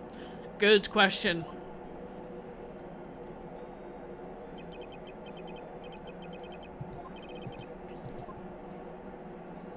No, we are talking about a date. Do you really think Mr. Edgeworth killed? I don't believe it. Not Edgeworth. Some painful memory has been troubling him recently. But he'd never take someone's life. Never. Nick? Yo, how's everyone doing? What do you think of my performance today? I had him swooning in the aisles, huh, Maya? Swooning? Me? Oh, yes. I do remember feeling faint. Right on, tell me the truth. It was like love at first sight, right? Right, Nick? Huh? Me? Well, maybe my heart skipped a beat or two. We are appreciating the gay. That's fair. I think you can do better than that. Come on, I saved Edgeworth in there, dude. Edgy. You guys should be bowing before me, yeah? Bow before your hero. Dude. Larry, you really helped out in the trial today. You did. If you weren't there, Larry, I'm sure Mr. Edgeworth would have been found guilty. Ha ha ha ha ha ha ha. But seriously, Nick. That boat shop caretaker guy's pretty suspicious. But Edgy ain't off the hook yet. Way to spoil the mood, Larry. Hey, I'm just a guy sitting in the audience, you know? But from where I was sitting, Edgy seemed pretty edgy. I mean, can you really know he's telling the truth about that night? Nick? I don't know. But what I do know is I'm going to believe in you two until the end. Us two? Edgeworth and who else? You mean me, right? Nah, he means me, right, Nick? Yeah, you, Larry. Not me? But why you, Larry? Huh. Actually, yeah, why me, Nick? Enough with the silent treatment. Nick? Why do you trust Mr. Edgeworth so much? I mean, he's changed recently, true. But when we first met him, he was kind of a jerk, don't you think? You didn't know him back then. Back when he wanted to become a defense attorney. Wait, was that when you two were classmates? Yes, in grade school. They saved me, Miles. And Larry. They saved me and I'll never forget it. Aw, Phoenix. That's why I became a defense attorney, you know. What? Hey, Larry, what's he talking about? Huh? Sorry, I kinda forgot. Larry, you're useless. Okay, Nick, out with it. I'm going to hear this story today and that's final. Okay. It's kind of a long story, so hang in there. It was the very end of 3rd grade. I was on trial. A class trial. A class trial? Tell me the class trial. You remember, Larry. Spring end of 3rd grade. A kid in our class got his lunch money stolen. Lunch money. Our school was really small. Every month, kids would bring in an envelope with money for lunch from home. Huh? I see. Anyway, this kid's envelope disappeared, with $38 still inside. Oh yeah, now that you mention it, I do remember that. I can see why you'd forget, though. You were out of school that day. Anyway, the envelope had been stolen during PE class. I was coming down with a cold, so I'd skip PE that day. I was the only one not in class. So they thought you did it? Yeah. The kid in class said I should be put on trial. Trial? So the next day, we held a classroom trial with me as the defendant. I didn't do it.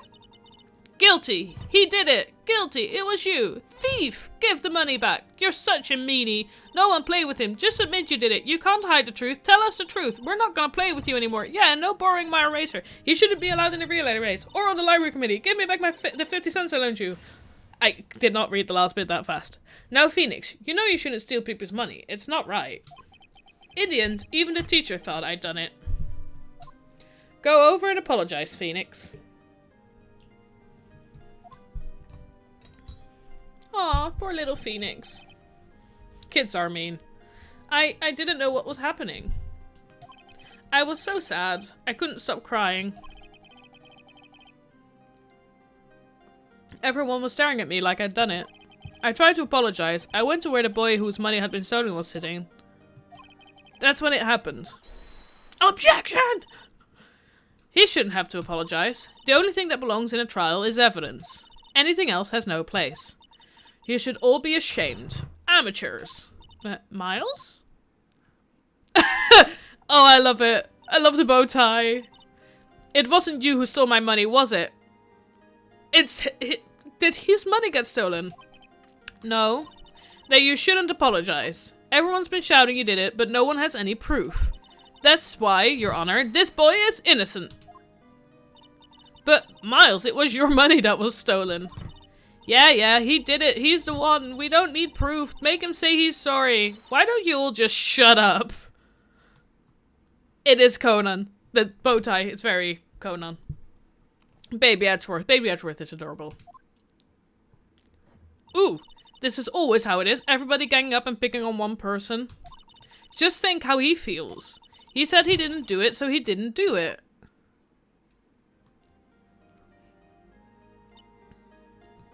Very well. I will replace the money myself. This class trial's over. That's how it happened. After that, the three of us were the best of friends. Whoa, I had no idea. Did they ever figure out who stole the money? Yeah, I had no idea either. I mean, I forgot. That's when I learned what it meant to be alone. Totally alone, without friend in the world. You did a good thing, Larry. Yeah, well, I was just lucky that I took the day off from school. If I'd been there, they would have thought I'd done it. So I took it kind of personally, see? When something smells, it's usually the butts. Anyway, Edgeworth and I talked after that class trial. That's when I heard his father was defense attorney. I remember his eyes would shine when he talked about his father. Aww. I'm going to become a defense attorney, just like my father. Aww. A famous defense attorney. Then a few months later, he suddenly transferred to another school. The DL6 incident? Right. I'm not sure, but the transfer probably had to do with his father's death. That's so sad. Oh, that is sad. It was several years later when I heard Edgeworth's name again. There was an article about him in a newspaper. The headline was something like Dark Suspicions of a Demon Attorney. Fabricating evidence, manipulating testimonies, covering up facts. The article said he'd do anything to get a guilty verdict. Anything. But why? What happened? I mean, that's not the Edgy I used to know at all. That's what I thought too. I tried to get in touch with him, I don't know how many times. He never replied. I guess he didn't want to see his old friends. I couldn't just drop it though. I wanted to meet him, to learn why he had to become who he became. That's when I decided. Wait, you don't mean... That's why? That's why you became a defense attorney? To meet Edgeworth? Ah, the romance. If I was a defense attorney, I knew he'd have to meet me whether he wanted to or not. In court. So romantic. Edgeworth believed in me and I believe in him. He's in pain and no one's on his side. I'm the only one who knows the real Edgeworth. I'm the only one who can help him. Aw, Phoenix. Whoa, Nick. So is that why you helped me out for free? This is so romantic. Yes. I helped you because I believed in you. Except I don't remember saying I'd do it for free. Aw, Nick. Nick! Aw. Nick. We have to save Mr. Edgeworth if it's the last thing we do, okay? Right. It is very well maybe. How can people think this isn't gay? I agreed. First, there's that rental boat shop caretaker. We need to find out who or what he is. I'd settle for who. I guess I can clean out some of his evidence I no longer need. Okay, let's go. Have we cleaned out evidence, or... It seems we have cleaned out evidence. Okay. We no longer need the map, apparently. Okay. Time to move. Is there somebody here we can talk to? Oh, Edgeworth. You look as grim as always. Mr. Edgeworth, I heard the story about the class trial. Class trial? What do you mean? You don't remember? Polly is still here. Yeah, Polly is still part of this. No, I don't. Your lunch money was stolen, wasn't it? In 3rd grade. Lunch money? Oh, right. Yes, I seem to remember something like that. Nick, I think you're the only one who really remembers. Well, it probably only really mattered to me anyway. Mr. Edgeworth, didn't you know? That trial was the reason Nick became a defense attorney. Ridiculous. Gee, thanks. That said, it does sound like the kind of thing you'd do. You haven't changed a bit, have you, Wright? So simple. To a fault, even. Oh, how loving of you. Well, maybe, yeah, but I think you changed too much, Edgeworth. Perhaps. Hey, Edgeworth, why did you become a prosecutor anyway? You used to look up to your dad. You said you wanted to be a defense attorney, right? I couldn't let myself deny reality like you. What do you mean? My father was taken from me, and you want me to defend criminals? I'm sorry, Wright, but I'm not that good of a person. One suspect was apprehended in your father's murder, right? Yes, the man trapped in the elevator with my father. His name was Yanni Yogi. What a name. He had to be the shooter, any way you look at it. Yet, he was found innocent.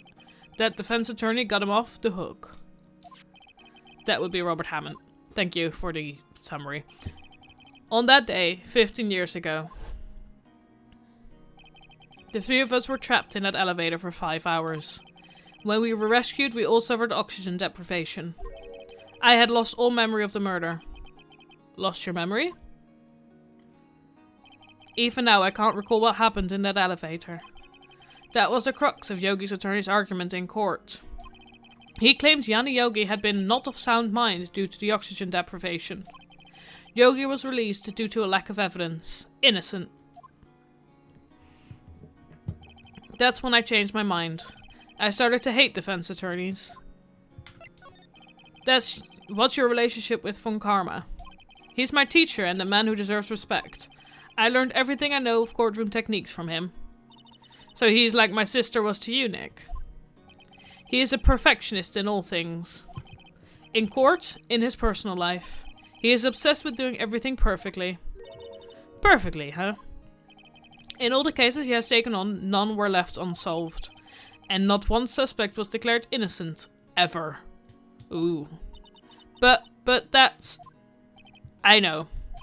It's possible some of the suspects were indeed innocent. However, it is impossible for us to accurately determine that in every case. All Von Karma does is his job to find the suspect guilty. Perfectly. In any case, it's nigh well impossible to find a weakness in him. Should a weakness appear, he would do everything in his power to make it go away. Edgeworth? If what you're saying is true, you're headed for a guilty sentence tomorrow. He's right. Now's not the time to praise the enemy, Mr. Edgeworth. It's a strange situation in which I find myself, I'll admit. No kidding.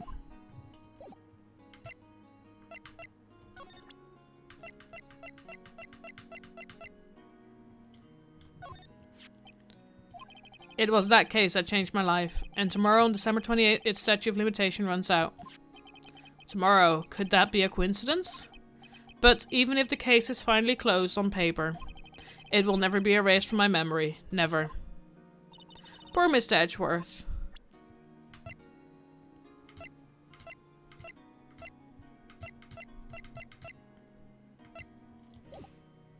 He should get a good hug, I agree.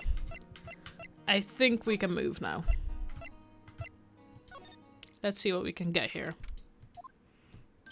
Hey pal, long time no see. Oh, Detective Gumshoe. Close one today, eh? I got so worked up I snapped my tie in half. Sorry about that. No prob, pal. Thanks to you, we now know who really did it. You mean the boat shop caretaker? Look, I'll make you a promise. I'll have that scoundrel in my custody by trial time tomorrow. Come what may. Ooh, I like him. It's my duty to you as a police officer. Now I'm off to catch me a criminal. Detective Gumshoe sure is active today. Oh, one other thing. No one can go into the woods today. The woods? Where Lotta was camping? The woods are off limits to camping and apparently the park ranger found out. He got pretty mad. No one can go in for a while. I guess Lotta's in a lot of trouble. Anyway, I'll be seeing you tomorrow. Bye, Gumshoe. Anything new? I don't know, but my toes are starting to feel numb. Yes, my poetry has that effect on some people. I did not read the poetry. The sign says Gort Lake, picnicking families, but no waterfall. Not many picnics come here for spiritual training, Maya. Think we've seen everything. Let's go on. Anybody here? Huh? The steel eyesore is missing. Eyesore? Looks like the hot dog stand is closed too. I guess Larry is too busy worrying about Mr. Edgeworth to show up for work. This lake sure likes to cause problems, doesn't it? Huh? I mean, everything that happened here turned out to be a lie. Gordy was a lie and the charges against Mr. Edgeworth were all lies. I guess you're right. I mean, I'm glad the charges were all lies, but still. Huh? I almost didn't see that signpost. Okay. Benches, no one likes to sit here on cold days like today. Well, unless they were eating a samurai dog. How would that change the temperature, I wonder? I agree. You seem troubled, Nick. No? Who? Me? Traska with our trust. Least place well maintained. Stay off. He was pretty happy about saving Mr. Edgeworth. True. We owe him big. Okay, we'll move on. Boat rental shop. That old caretaker got away. Yep. I never imagined he might be the real murderer. He's a lot smarter than he looks. Ahem! Hello? I know that clearing of the throat anywhere. Aha! Hello. What might you be doing here? Hello, Grossberg. How are you doing today? Out for a walk, huh? Ah, the days of my youth. Like the scent of fresh lemon. You see? Mr. Grossberg, this is no time for idle reminiscing. Mr. Edgeworth's trial ends tomorrow. That is true, yes. But from what I saw of today's trial, Edgeworth should be fine, right? Well, I'm not so sure about that. Ho ho, what do you mean by that? Well, I'm not sure. If you find anything out, come by my office at once. I may be able to offer you some assistance. Thanks, bye. What do you think Mr. Grothberg was doing here anyway? Who knows? Ooh. The boat rental shop doesn't look like anyone is around. The caretaker must have run for the hills, huh? Yeah, looks like it.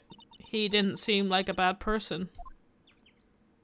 I'm gonna guess he is in the woods, where nobody's allowed. There are some boats floating at the dock. The murderer took place in a boat from this dock. Apparently, it is place from boat at the dock. That's not changed. I wish it wouldn't show all of it as new. There's forest here beyond these bushes. Nick, the forest, there's someone in there! You're right, there's a few policemen in there. Oh, they must be looking for the caretaker. Good luck. Polly! You're still here. Nobody's home. Hello? Hello? Hey, it's Polly! I wonder where your owner's gone, Polly. Hello? Hello? I can't believe he'd run off and leave his poor parrot to fend for herself. Hello? Hello? Ooh, can we open the safe? That reminds me, Nick. Polly here knows the number to the safe, right? Yeah, that's right. Polly, what's the number to the safe? 1228. Let's open it, Nick. Come on. I'm sure there isn't any money in there. Aw. But hey, he keeps it locked, right? So there must be something of value in there. I'm not so sure. Okay, Nick, let's see what's in there. I guess there might be a clue or two. Also, the date to the lock is the date of the trial, as in 12/28, 28th of December. Just figured that out. The only thing in here is a letter. I was like, there must be something about the code. A letter? Ah, boring. There's no name or signature on this thing. It's handwritten in very precise, clear letters. Get your revenge on Miles Edgeworth. Ooh. Edgeworth?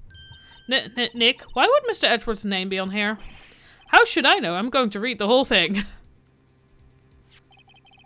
Get your revenge on Miles Edgeworth. It also says, this is your last chance. Now is the time to get revenge on the two men who ruined your life. Yeah, 1228, exactly. The rest of the letter goes on to describe the murder plot in detail. How to kill Robert Hammond and frame Edgeworth. Calling Edgeworth out to the lake, getting on the boat, firing twice. This is exactly what I figured out today in court. It's all here, in perfect detail. What do you think it means, Nick? I don't know, but it looks like these are instructions for that caretaker. When he killed Robert Hammond and called out Edgeworth, he was following instructions. But who could have written that letter? And what does it mean to get revenge on Miles Edgeworth? Look, I don't know, okay? But one thing's for certain. This letter is an amazing clue. Letter from safe. Okay, that's a good clue, to be honest. Anything else in there? There's nothing left in the safe. I wonder why the caretaker didn't take the letter with him. He even came back here after the trial. My headphones just disconnected. There we go. Ah! What's wrong? Oh. Never mind. What? Tell me. Just when I saw the TV I remembered. They're showing a Pink Princess special this week. Oh. See? That's why I didn't want to tell you. Say, Nick, don't people usually put pictures of fish up on the wall to boast about them? Yeah, I guess so. You mean pictures of the fish they caught, right? Right. But don't all the fish on the wall here look really puny to you? Well, you know what they say. You should have seen the one that got away. Except the one that got away from us was the caretaker, and we did see him. Why do I feel like we're having two different conversations here? That fishing pole looks expensive. Maybe we should bring it to Detective Gumshoe. Don't you think the caretaker would mind? Well, we could just leave him the metal detector in exchange. Maybe we'd better not? Everything's cold. Looks like he didn't turn his heater on. I guess he hasn't been back here since the trial. How are you, Polly? Maybe I should take care of Polly, Nick. You probably shouldn't just kidnap her. The police know about her anyway. I'm sure they'll do something. Well, okay. Sorry, Polly. He says I can't take you. Great, now the bird's going to hate me. It doesn't look like he used his kitchen much. You're right. I guess the whole pasta restaurant thing was a lie. What, you thought he was telling the truth? I think that's everything here. Okay, back we go. We checked here. We checked here. We checked here.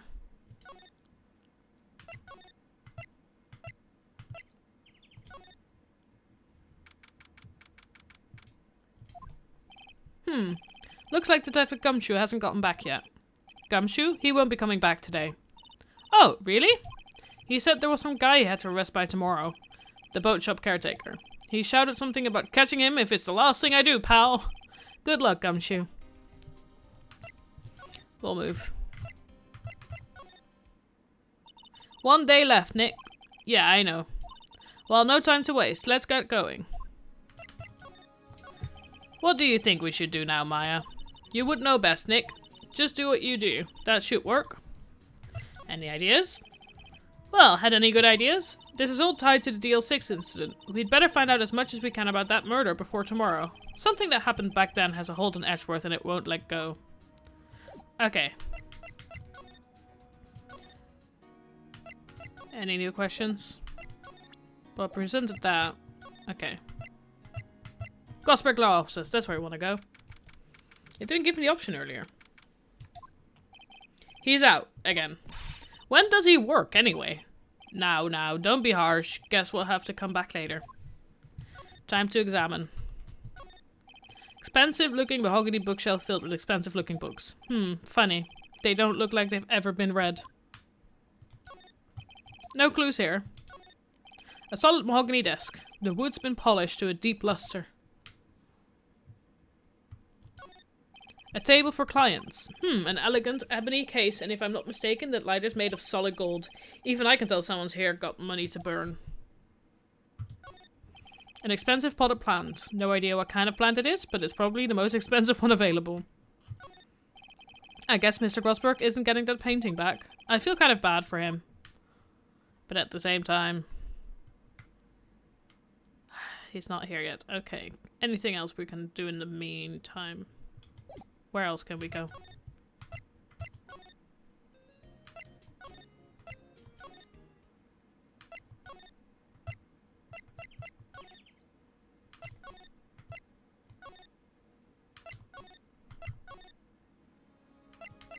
I think we've seen everything here. And there's nobody here to talk with. Okay. Then we're just gonna examine every place. See if there's anything we missed. Not in here, okay. Oh, wrong way.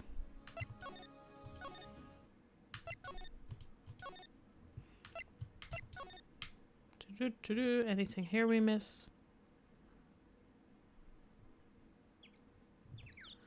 Nope. Okay. Anything here we missed? There's nobody we can talk to. I want to talk to somebody.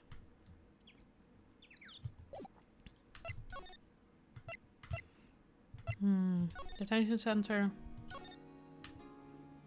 Oh, we can talk about him again. And then the smile, you're on camera.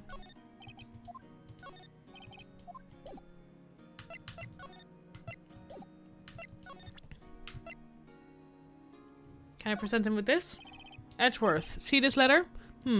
This came out of the safe in the shack where that boat rental caretaker lives. I see.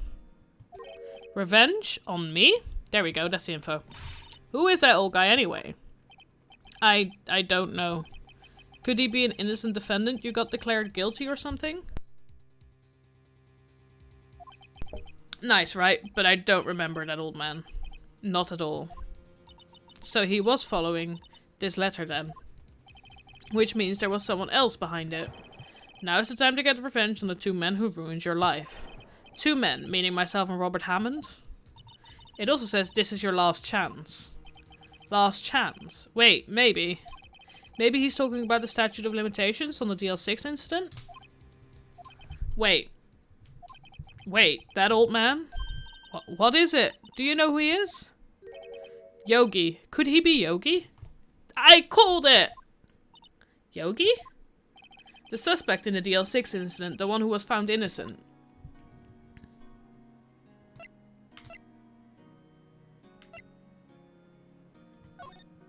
Sorry.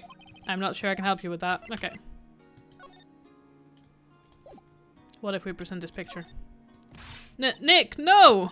That's a photo of his father. Don't show him that. You're right. Now probably isn't a good time to dredge up those memories. I'm sorry. What is it? Nothing. Huh? Never mind. Sorry. Sorry. I'm not sure I can help you with that. Good. Okay. There we go.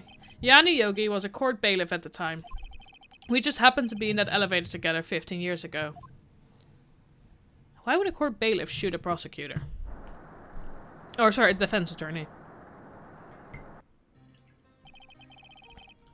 That quake was incredibly strong. Before I knew it, everything was dark. We were there for so long it felt like forever. The air thinned and the darkness closed in on us in that little box. We became unsettled. Help, I can't breathe. Quiet! I said quiet. You're not making this any easier. I want to get out. Help, get us out. I have a question, because in the picture there's a shot through the window. Was the window behind him? Because the gun was inside. Anyway, sorry. We'll probably solve this case as well. Don't shout, you'll just use up more oxygen. People passed out. That's all I remember. When I came to, I was in a hospital bed, staring up at the ceiling. In court, Yanni Yogi's mental condition was called into question. They claimed the oxygen deprivation and stress had caused temporary insanity. In the end, the claim passed the court, and Yogi was found innocent. Huh? But isn't that strange? This letter tells him to get revenge on Edgeworth. Why would he want to take revenge on you? Right. Yeah. There's something that's been troubling me these last few days. I didn't know whether or not I should tell you. You mean the nightmare?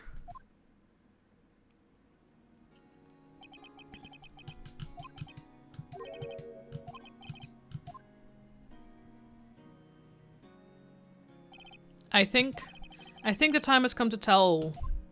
Yes, please, tell all. We want to know. For the last 15 years, I've had the same dream almost every night.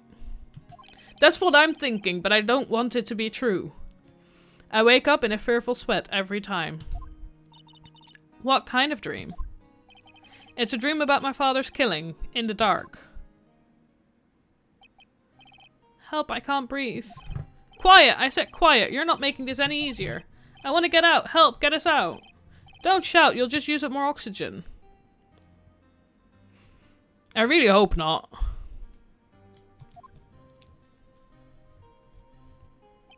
I can't breathe. You're using up my air. What? Stop breathing my air. I'll stop you. Ah, what? What are you? Stop breathing my air. Somebody's gone insane in there. No, father. He's attacking father. Okay. That would be really bad. Then I see the pistol lying by my feet. I don't know if it was evidence from that day in court or the bailiffs. In a daze, I pick up the pistol. Get away! Get away from my father! Was it an accident? What? And with that scream, I wake. It's a bone-chilling scream. A scream that has rung in my ears for the past 15 years. Oh god. But, that's just a dream, right? Right? That thought is the only thing that has kept me sane for the last 15 years. Edgeworth. But what if I'm wrong? What if it's real? They say that sometimes people shut out memories in self-defense. Maybe it was I who killed my father. No! Edgeworth! What? If you think about it that way, this letter makes sense. Get your revenge on Miles Edgeworth. Think about it. Yogi was really innocent. That's why he wanted revenge against me. Wait, Edgeworth, you mean... It was me. I was the true criminal of DL6. I shot my father. This is bad. What are we going to do, Nick? What can we do? I don't know. I don't think there is anything we can do. Like it or not. If there's someone else who knows a lot about the DL6 incident, maybe. There is, Nick. There is someone else who knows about DL6. We're gonna go talk to Gosberg. He's finally in. Mr. Grossenberg? Oh, hello there. What's wrong? You look troubled. No kidding. I can't believe you're not. My. Just calm down and tell me what's happened, It's Mr. Edgeworth. He's...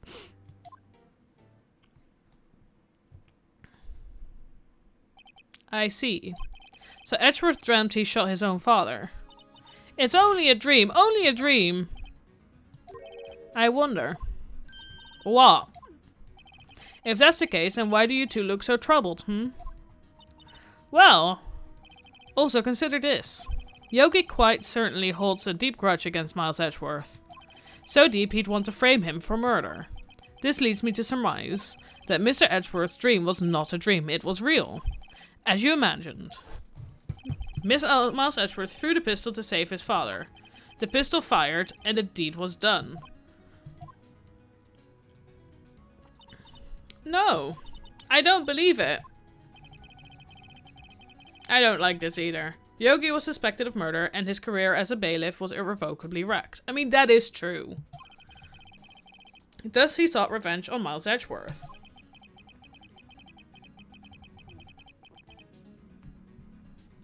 This was his last chance, of course, with the statute of limitations so close.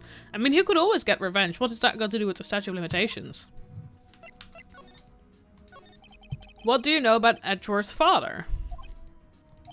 He was a defense attorney without peer. He sounds trite, but it's true. Well, he may have had one peer now that I think about it. Your mentor, Mia Fey. My sister? Gregory Edgeworth was very disapproving of Mr. von Karma's techniques. That's no surprise.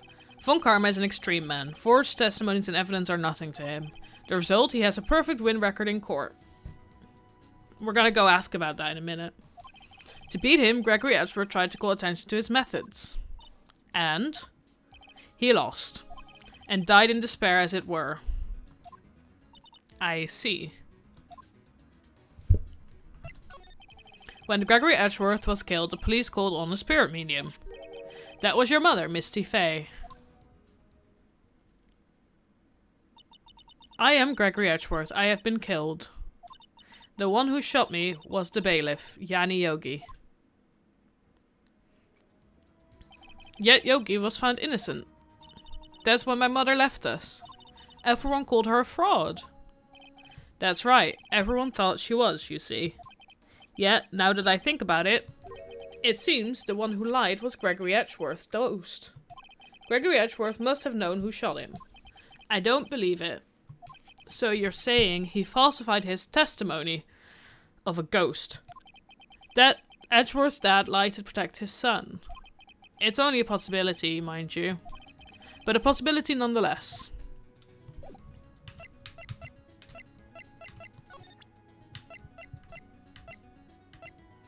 Oh, we still have the map of Gord Lake. We're still gonna need that. We lost the photo. Okay.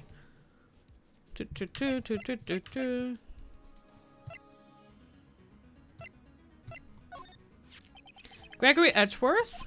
He was a gifted man. His death was truly a loss. I wonder what it would have become of Von Karma were he alive. This incident took place 15 years ago tomorrow. So tomorrow we'll see the completion of not one but 2 trials. All thanks to the statute of limitations. However, I'm afraid the damage the DLC incident has done will never be eased.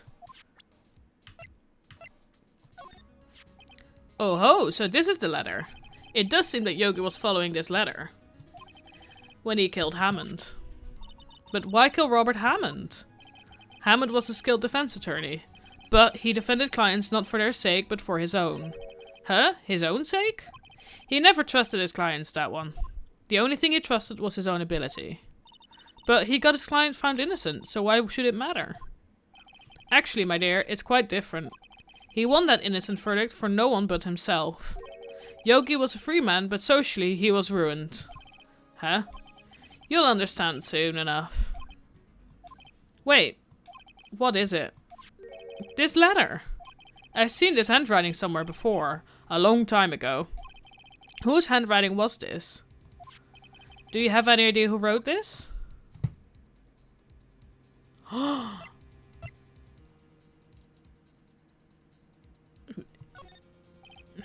Could it be Manfred von Karma? Von Karma? Why would he have something to do with this? Well, I'm not sure. Von Karma. Wait, you're right, my boy.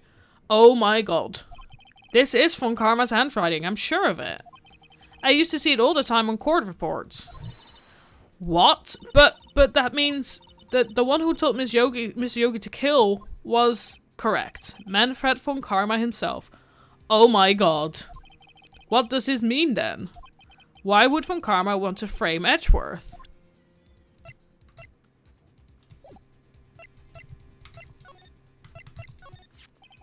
I hate him so much, I agree. If it truly was Von Karma who wrote this letter, then he would know the truth. He would know that Miles Edgeworth had accidentally killed his own father. He'll say as much tomorrow in court, I should think. He'll press the point until the court finds Miles Edgeworth guilty. Oh no. But how could Von Karma know about Mr. Edgeworth's past like that? Even Mr. Edgeworth thought it was just a nightmare. That I do not know. Yet I do know that Von Karma is both persistent and a perfectionist. He may be seeking to satisfy a grudge against Gregory Edgeworth by hurting his son. What do you mean? It was 15 years ago. Von Karma met Gregory Edgeworth in court and Von Karma did win. But he didn't make it through the trial unscared. What happened in the trial between Edgeworth's dad and Von Karma? Von Karma got the guilty verdict he wanted. He won the trial. But Gregory Edgeworth accused Von Karma of faulty evidence. And though he lost the trial, Mr. Edgeworth's accusation stood. Faulty evidence? It was the only penalty Von Karma has ever received in his career as a prosecutor. Gregory Edgeworth dealt a blow to his perfect trial record. Whoa. It must have been quite a shock for Von Karma. He took a vacation for several months after that, you see. A vacation? Yes, an unusual event for the man. That was the first and the last vacation he's taken in his many years of prosecuting. Really? He doesn't take vacations? That's what you got from this. Like, go to the sea or go to the mountains? Don't tell me he's never been to Europe. You have strange ideas about vacation, Maya. In any case, that was the only time he took a vacation from work. I believe the penalty upset him quite a lot. Odd. If he wanted to keep a perfect record so badly, why would he take such a long vacation? What do we do, Nick? Von Karma is going to bring up deal 6, yet you can bet on it. He should take a vacation for the rest of his life. What if Mr. Edgeworth pleads guilty to deal 6? I won't let him. Yes, Mr. Wright. I hate to say this, but even accidental murder is murder, you know. I know that. I just believe in Edgeworth's innocence. I can't believe he'd kill someone. But Nick, Mr. Edgeworth admits it himself. His father must have lied to protect him from beyond the grave. I don't care. I know he's not guilty. What happened in that elevator? Mr. Wright. I can't... So, my thing with this is, because of course these games are quite popular, if Edgeworth was guilty of this, I feel like people would love him less. I mean, I'm pretty sure that would be called, like, murder through negligence or something like that, or murder through accident. I don't know exactly, like, there's always names for that. There's also something called manslaughter, which is also technically different than murder, because... to an active volcano. Chat hates Manfred von Karma. I am still not convinced about this solution. Okay, we're gonna see. Mr. Wright. Because, so, Edgeworth doesn't have any memories, just a dream, which is a nightmare. So what I'm almost thinking is maybe Yogi did do it, although then again, I don't get why he wanted revenge. Okay, well, we're gonna ride this, because something's gonna come up at this trial. Also, I think that trial is the end of this thing, so I am gonna continue until I finish this. Time be damned, I want to know what happened. I can't wait. If you say so, I suppose. I should go check again. I could go check again. The police files might hold something of interest. Mr. Grossberth? Thank you. I can't promise anything. In fact, I think the chances of finding something are slim. Yeah, the revenge was from Karma's idea, not Yogi. But he's still, like, trying to sell into the idea that Yogi wants revenge. And Yogi's life was ruined by him. But I feel like it would be less ruined than if he was found guilty because he actually did it.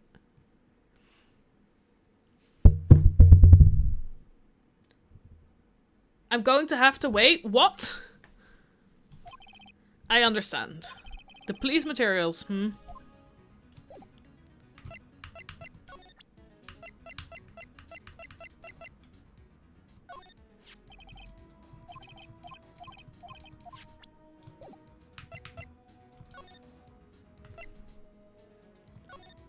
What am I going to have to wait for? Like, is it not gonna be solved in this case? No! Oh my god. Fair enough. I'm still gonna finish this case today. And we're just gonna have to do case 5 sooner rather than later, I think. That's just the thing. We're just gonna have to plan the case 5 stream ASAP. There's hardly anyone here. Everyone must be out looking for the old guy. I need answers now. I do sort of agree with you, Turtles. The evil laugh.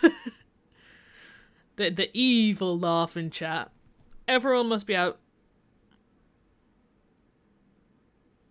We do need answers now. Everyone must be out looking for the old guy, Yogi. Ah, it's you. I don't think Gumshoe will be coming back today. He's staying out late looking for someone. Sounds like Detective Gumshoe is pounding the pavement for real. We were wondering if we could check out the records room again. Well, now I can't have just anyone running around in there. But I guess Mr. Von Karma is in there now anyway. You can go in as long as he's here. Von Karma? Yes, he just arrived actually. Von Karma's in the records room? Oh, that doesn't sound good. Nick, let's hurry.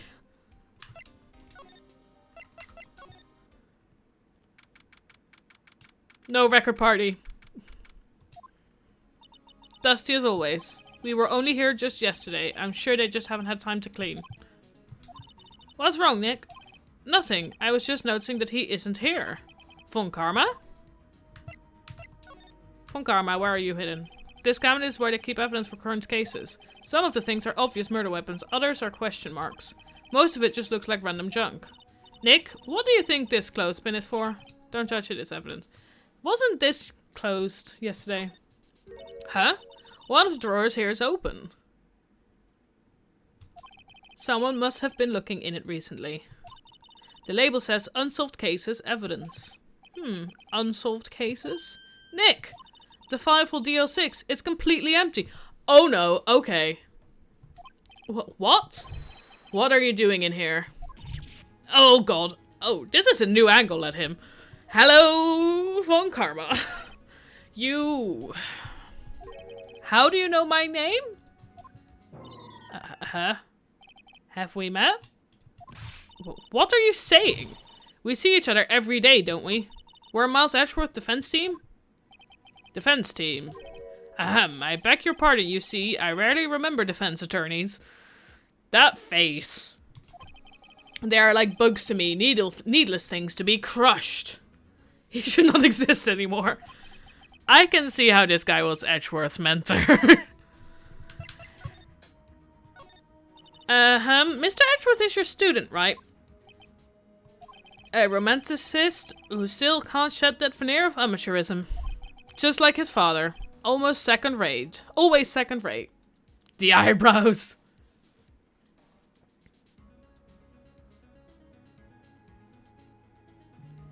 I don't think he's Yogi, since he was part of that trial that day, so they can't let him be Yogi.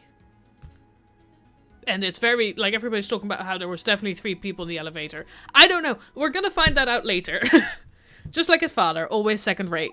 Mr. Von Karma, you had an axe to grind with Mr. Gregory Edgeworth, didn't you? Me? A grudge against a mere defense attorney? Why? Because he dealt a blow to your otherwise perfect trial record? So you did, but what I don't get is... Why did you take his son under your wing afterwards? Good question, Phoenix. The son of your most bitter rival. That, my dear attorney, is none of your business. You want him to be guilty? Well, he's guilty in something. Tomorrow will be the last day of this trial. It's been a while since I've had a defense attorney last this long. Still, you will lose in the end. Miles Edgeworth will admit his own guilt. His guilt of 15 years ago, you mean? You're quite the researcher. If you've done your homework so well, then certainly you must understand. You know what Miles Edgeworth will tell the court tomorrow. We were right. So Von Karma is going to bring up DL6 in court tomorrow.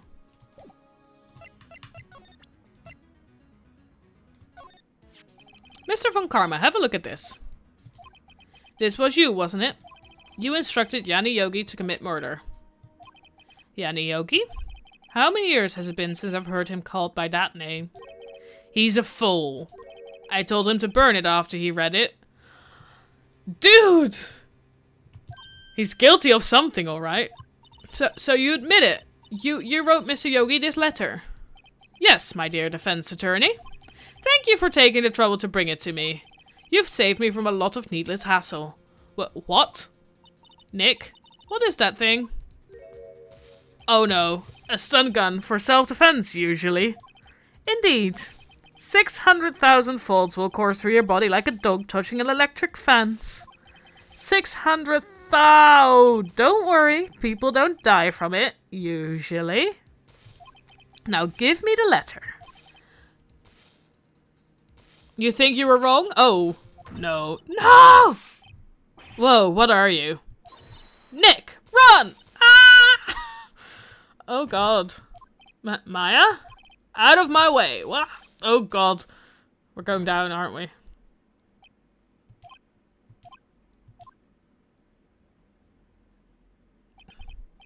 Ugh, he got us.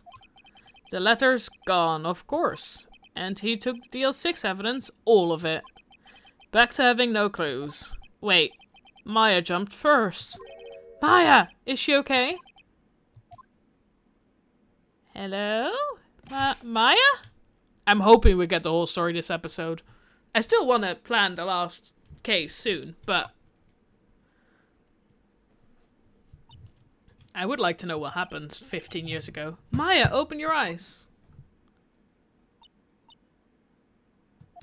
Maya? The letter, did he take it? Huh? Oh, yeah. Are you okay? I couldn't stop him. I jumped as fast as I could, but one shot from that thing knocked me out cold. I'm useless. I'm no good as a lawyer or a medium. I can't even call my sister. Not even now when we need her the most. I wish I hadn't woken up at all. Oh, poor Maya. Maya, you're good.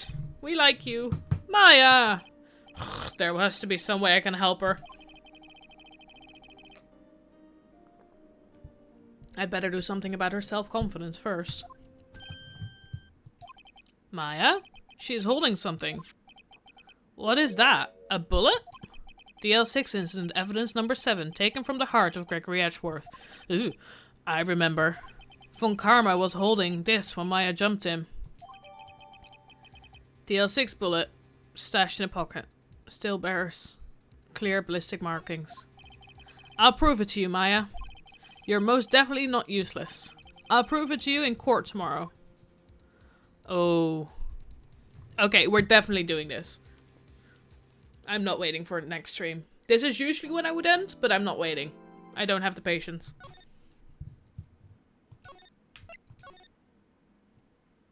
Final day trial. Let's do this.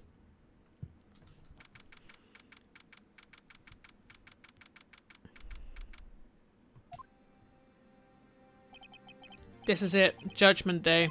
Today things are going to get settled at last. A lot of things. Get rid of Von Karma. I would like to. Rah! What's the big idea? Sorry, Nick. I only touched your shoulder. I guess the shock hasn't worn off from my run-in with the stun gun yesterday. Anyhow, today's the last day of the trial. Good luck, Nick. Yeah, thanks, Maya. Edgeworth is looking glum as always. I hope Von Karma doesn't push him too hard. Whoa. What are you doing? Sorry. I'm sorry. I just thought I'd cheer you up with a pat on the back. Maya? Maybe you should go outside and discharge? Right, good idea. Try not to electrocute anyone on your way out. I think she electrocuted Gumshoe. Hi, Gumshoe. What's gotten into that girl? Detective Gumshoe? Morning, Mr. Edgeworth. Good morning. How did it go, Detective? Have no fear, as promised, I've captured our runaway caretaker. I just brought him in. Took all night, pal.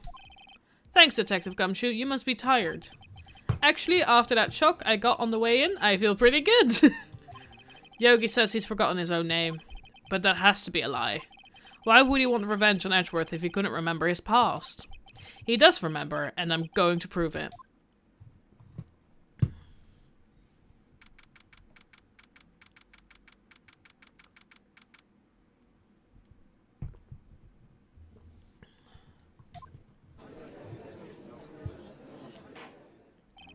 Court is now in session for the trial of Miles Edgeworth. The defense is ready, Your Honor. He's not going to say anything again. The prosecution is ready. He said something. Right, very well. We have reached the final day of our proceedings in this trial. I ask that the prosecution submit decisive evidence. Understood. Come on, don't be awed into silence by every little thing he says. Very well, Mr. Von Karma, your opening statement. Right. Thanks to Detective Gumshoe's effort, the boat rental shop caretaker has been arrested. In yesterday's trial, the defense asserted that the caretaker was the murderer. However, the caretaker has yet to confirm this. I would like to ask the defense to cross-examine him as much as necessary. He is being... okay, he's being too correct about this. Very well. Please bring the witness into the courtroom. Time to break a sleepy man. Yeah, I think involuntary manslaughter is when you kill someone by accident, so it wouldn't be murder, it'd be involuntary manslaughter. I'm also no lawyer. This is purely based on, like, watching TV shows. Ladies and gentlemen of the court, I believe you'll remember our witness. He lives in a boat rental shop on a lake from where he witnessed the accident. In addition, he has currently lost memory of his name and identity. Witness, why did you run away yesterday? The witness was not running away, as he will now testify. I see. Very well, please begin your testimony. Wake up.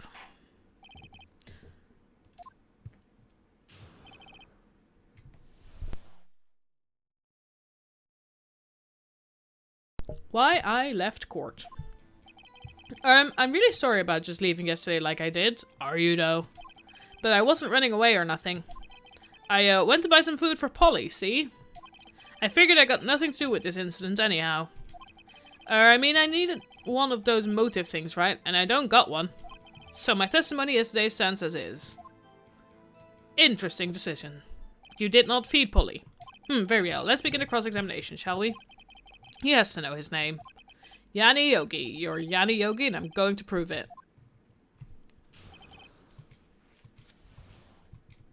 We're gonna just press everything in. I'm really sorry about just leaving yesterday like I did. I'd call what you did running away and not just leaving. You heard Larry's testimony and realized you were in danger. Now, Mr. Wright, there's no need to rush to conclusions. As I said, the witness was not running away. Listen to the testimony. He sure seems relaxed. In fact, they both do, Von Karma and Yanni Yogi. But I wasn't running away or nothing. Then why did you leave? He was just about to say why. Is it so hard for you to just quietly listen when someone is talking? Yes. If I said quietly, Edgeworth would be guilty in 3 minutes. Got a point. I went to buy some food for Polly, see? Food. Well, Polly is a bit of a gourmand, you see. She only eats these high-quality bird pellets from France. They only have them in a big pet shop downtown. But you weren't arrested until this morning. Why didn't you go back to the caretaker shack? Well, I kind of got lost, you see. The witness has trouble remembering things sometimes. When the police apprehended him, he was on his way back to the shack. Yeah, right. Nice try, Von Karma. No one's going to believe that. I see. So he was lost. Please, Your Honor, come to your senses. I figured I got nothing to do with this incident anyhow. You've lost much of your memory, is that correct? Yep, seems like it.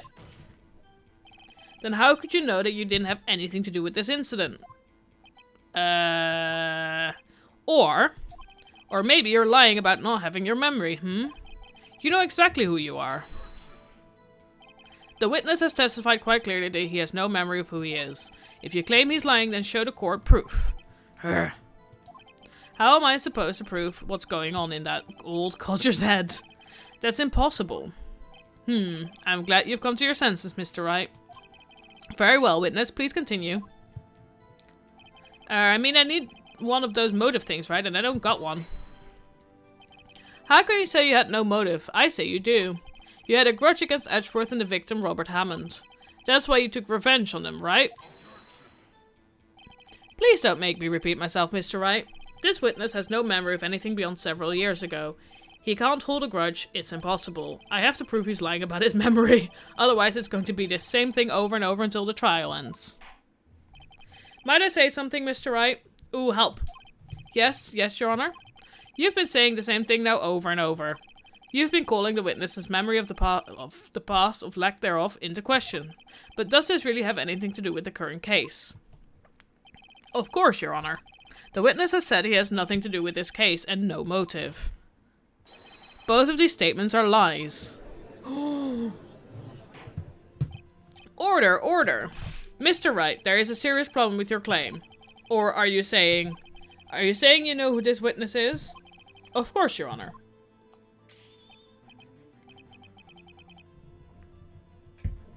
Oh, now this is interesting. I would like to know myself, so who is he? Don't play dumb from karma. Mr. Wright, please tell us this witness's name. Yanni Yogi. His name is Yanni Yogi, a former court bailiff.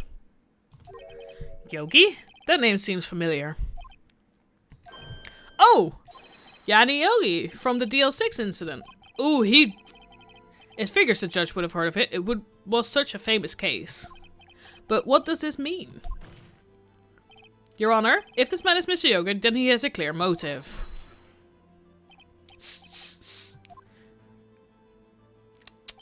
Jumping to conclusions again, Mr. Wright. This witness is Yanni Yogi. Fascinating. However, how do you propose to prove this to the court? This is a court of law, as you may recall. You need proof. And allow me to repeat once more that the witness has lost his memory. This is it. I have to do this now. If I can't prove he's Yogi right here, right now, then I've got nowhere else to go. Nick? How are you going to prove it? How can you prove that he's Yanni Yogi? It's okay. It's actually quite simple. Your Honor, please take this man's fingerprints. Then we'll compare them to the fingerprints on file for Yanni Yogi 15 years ago. I see. That makes sense. Huh? I'm so very, very sorry, Mr. Wright. Why? The witness has no fingerprints. Huh? What? No fingerprints? You see, before I worked as a caretaker, I worked at a chemical plant. I burnt my fingers working with the stuff. Yep. What? Yogi, you sneak. You burned your fingerprints off to hide your past. Well, if the witness has no fingerprints, I guess we will not be able to prove his identity. No. Well, what will you do now, Mr. Wright? It seems that the case has been decided, no? No. I know what happened. I know everything. I just can't prove it. But no, I can't let it end like this. I can't lose. There has to be another way. I mean, the fact that he doesn't have fingerprints does help with this claim that he shot people, because then on the gun, his fingerprints wouldn't be there. Because he has none. There is no one who can testify as to who this witness is. No one. Nick, what are we going to do? I didn't even consider that he might have erased his fingerprints. What do I do? Well, Mr. I'm seeing chat. I don't know how Polly's gonna help. Perhaps you'd like to cross-examine this parrot for a little comic relief, Talking of the parrot. Yeah, very funny. You're a sore winner, Von Karma. Wait a second. Cross-examine his parrot. What is it, Nick? No, you're not going to. Your Honor. The defense would like to take Mr. Von Karma up on his proposal. Take Mr. Von Karma up? On my proposal? Exactly, Your Honor. I would like to cross-examine the witness's pet parrot. Oh my god, I love it. Order. Well, what do you think, Mr. Von Karma? Need you even ask? This is a farce. I object. Wait a second. You were the one who suggested I cross-examine a parrot, Mr. Von Karma. I have a right to do as you suggested. Well, if you're so desperate, then please be my guest. Of course, should you go through with this, and nothing comes of it, then I hope you're ready for the consequences. Nick, this is crazy. I agree. I've made no decisions on this yet. I have no input on this. Well, still want to go through with your little game? We are questioning Polly. I don't care. Let the parrot take the stand. I will cross-examine her, Your Honor. This is the most ridiculous thing I've ever heard. Von Karma's rigged every person's testimony, every piece of evidence, except the parrot. She's my last chance. At least, I think so. Bailiff, bring in the parrot. At some point, my chat is just gonna be the word Polly. Hi, Polly. That's quite a bird. Please tell us your name. Name. The witness is ignoring me. It must hurt to be ignored by a bird. Ahem, very well. Witness? Who is your owner? Please testify for us. Who is your owner? Hello, hello.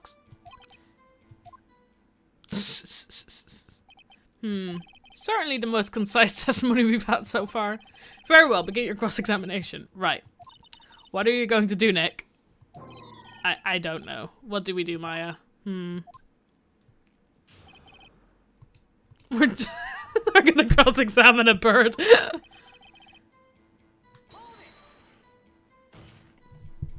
Witness, you can't just say hello and expect us to get anywhere.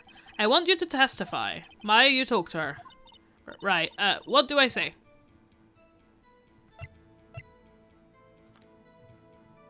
Guess the secret word, yeah. What's your name? Maybe I should get her to say her name.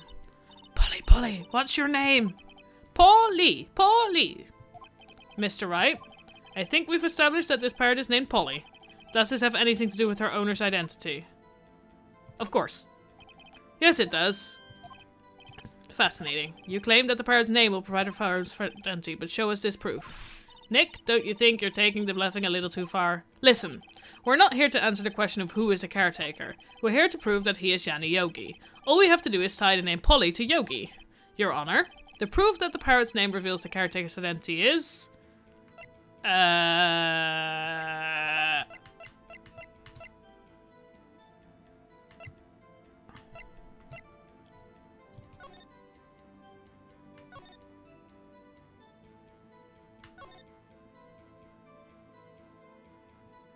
His fiancée was called Polly Jenkins.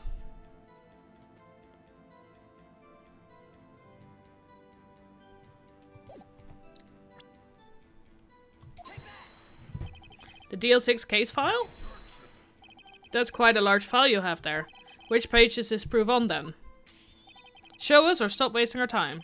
Very well, Mr. Wright, please show us the page. Where in this file is the information connected to this parrot's name? I love that I did this without reading the case file. I never read this case file up until now. It's on the suspect data page. This page has all the information about Yanni Yogi. Right after he was arrested, his fiancée committed suicide, see? Indeed, it does say that, yes. What was his fiancée's name? Polly Jenkins. Polly! Exactly, Your Honor. He wanted to remember the name of his fiancée who had committed suicide. That's why he named his parrot after her. I see, I guess that is possible. Good guess. Bah, mere coincidence, that's all.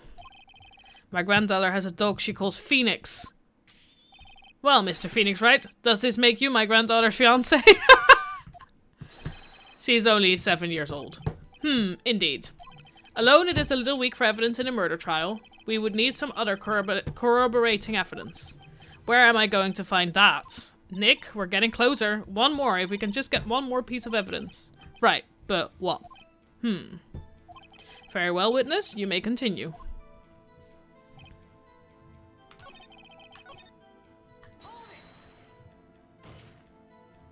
Witness, you're here to speak. You must speak to me.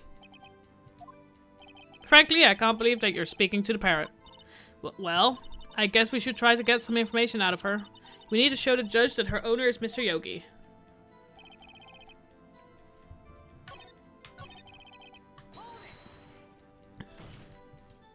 Witness, you can just say... You talk to her. Right, what do I say? Yeah, do I ask, have we forgotten something, or what's the safe number? Because what's the safe number is definitely going to relate to the dates, isn't it? I think... Yeah, because have we forgotten something puts the deal 6. I think both are fine. Have we forgotten something? As I recall, 2 days ago...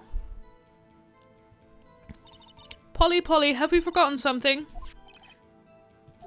Don't forget DL6. There we go. Okay. If I can get Polly to say that here, that will prove that the caretaker had something to do with DL6. Polly, have we forgotten something? Hello, hello? Ah! That's not what you're supposed to say! Forgot something we forgot? Hello, hello? Uh-oh, it's not working, Nick. She won't say it. This is ridiculous. Why won't she say it? Something the matter, Mr. Wright? Wait. Don't tell me Von Karma expected this. He couldn't have retrained the parrot, could he? Did he retrain her not to respond when we asked if we'd forgotten something? I'm gonna ask the last question.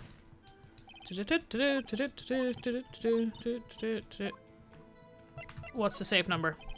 Maybe I'll get her to say the number of that safe. Huh? The safe? Why? Let's just try to get her to say anything, okay? Polly, what was the number to the safe in the shack? 128, 128. My, what a reckless parrot. Well, Mr. Wright, you aren't claiming that this number has something to do with the caretaker? Actually, it does. Actually, it does. That's why I had her say it. Ha! Ridiculous. How can the number to a safe tell us who the caretaker is? Show us your proof. What could possibly link this number to the caretaker's true identity?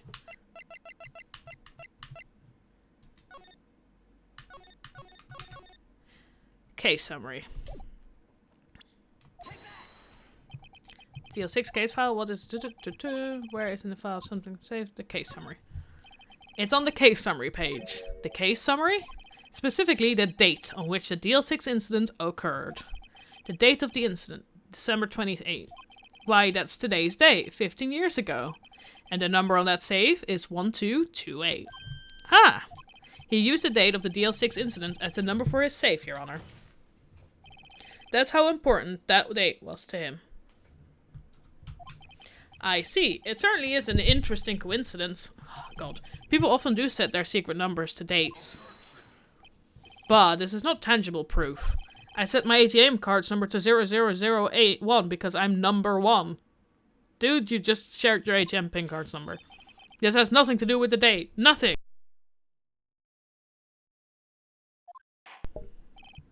That's enough. I think we've reached a conclusion here. This is a mere coincidence, that's all. True, that is a possibility. However, two coincidences at the same time seem more like a pattern to me. What are you saying? Summon the caretaker of the boat shop. Immediately. Polly was the hero. Witness, tell us your name. Wait, this witness, he doesn't remember. No, it's okay.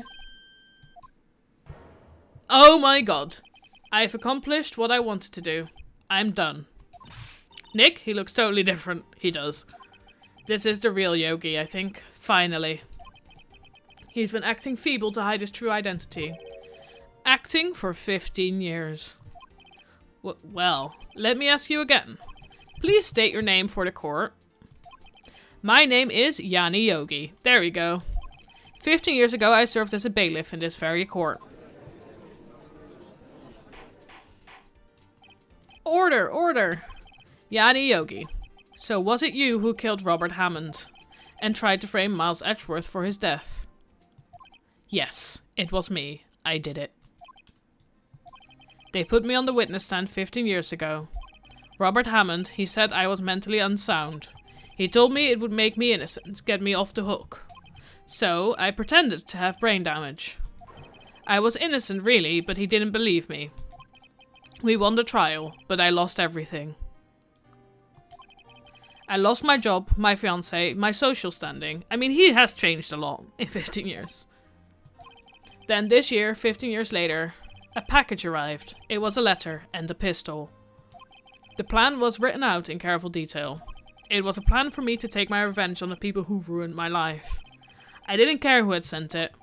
I thought this was my chance after 15 years. This was it. Finally a chance to have my revenge on Robert Hammond and Miles Edgeworth. I have no regrets.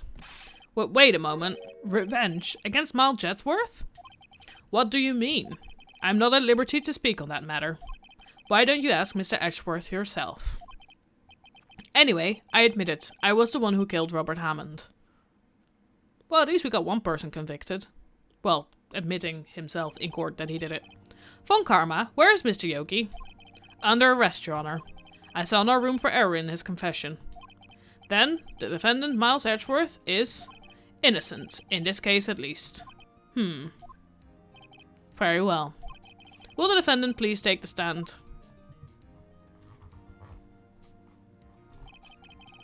There are a few mysteries left unsolved. Still, you are cleared of suspicion for this particular case, so I would like to pass judgment on the murder of Mr. Robert Hammond. Any objections? I don't believe it. Why isn't Von Karma saying anything? Very well. This court finds the defendant, Mr. Miles Edgeworth.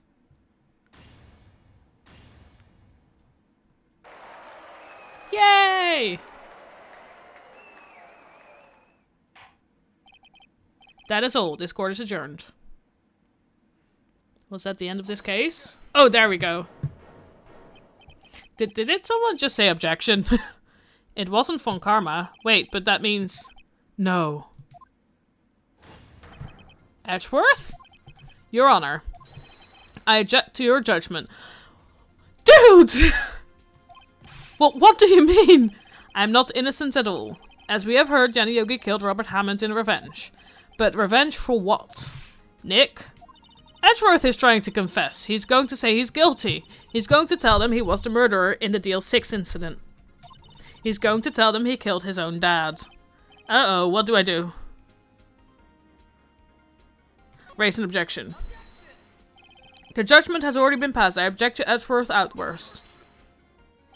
Didn't something like this happen yesterday too? I believe a certain witness raised an objection after a guilty verdict was passed. That would be Larry. We must hear his new statement. We must hear Miles Edgeworth. Oh god. He's right. We have a duty to hear Miles Edgeworth out. Oh no, Edgeworth. Edgeworth, you idiot. For 15 years, I have had a recurring dream. A nightmare. It's only a nightmare. That's what I told myself. But now I know it wasn't a dream. Yanni Yogi wasn't the killer. You mean, in the incident where your father died?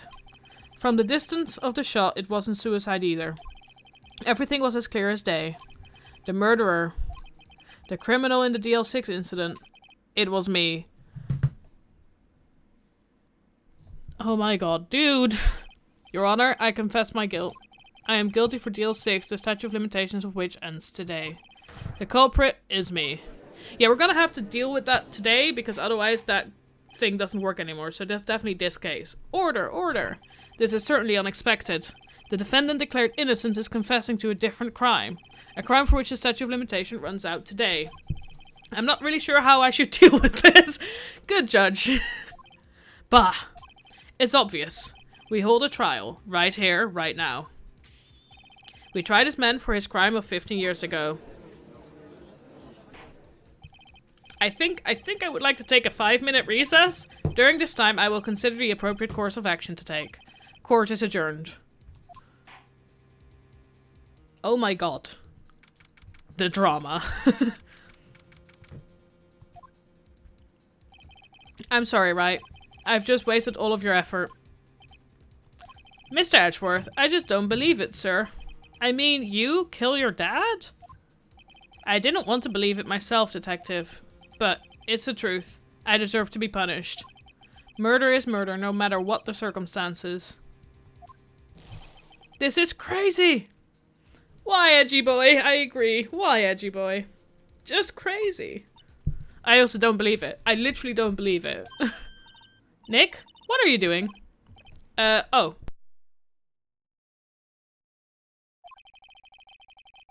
I was just reading through the court records once more. I'm getting my case ready. Your case? For what? Huh? Isn't it obvious? I'm going to prove that Miles Edgeworth is innocent.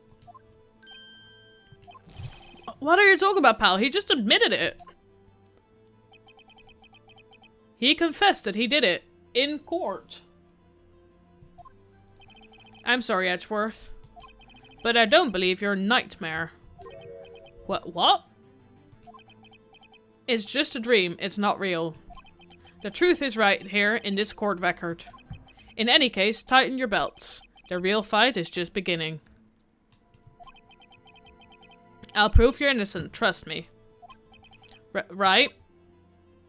But if Yogi's innocent, which at this point I sort of believe, and Edgeworth is innocent, who did it? Because it's not suicide, that's what they keep saying. And there's only 3 people in the room.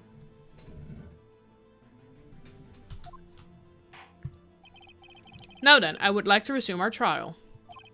Judge. Miles Edgeworth has admitted his own guilt. He has confessed his crime.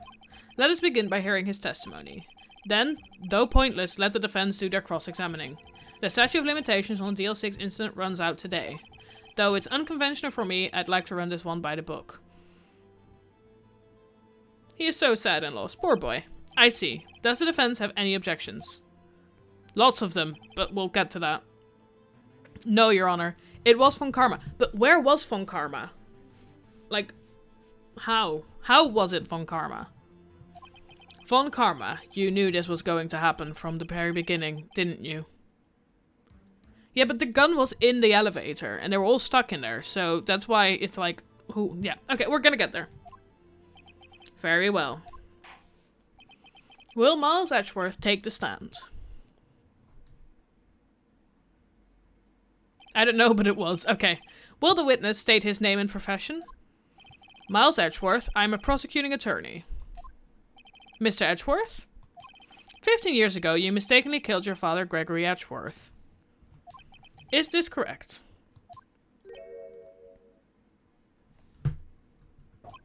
It is correct.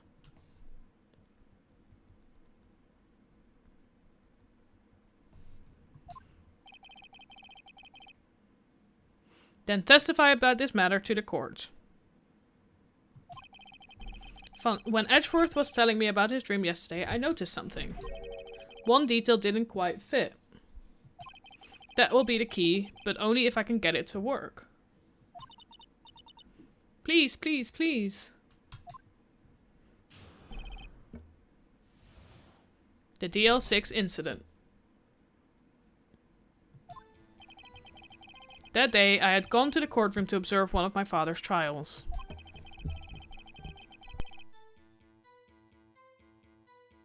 To leave, an earthquake struck, trapping us in the elevator.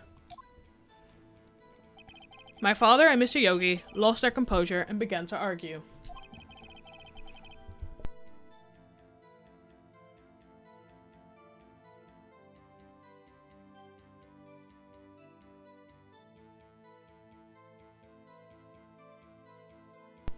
Give me a second, I'll be right back.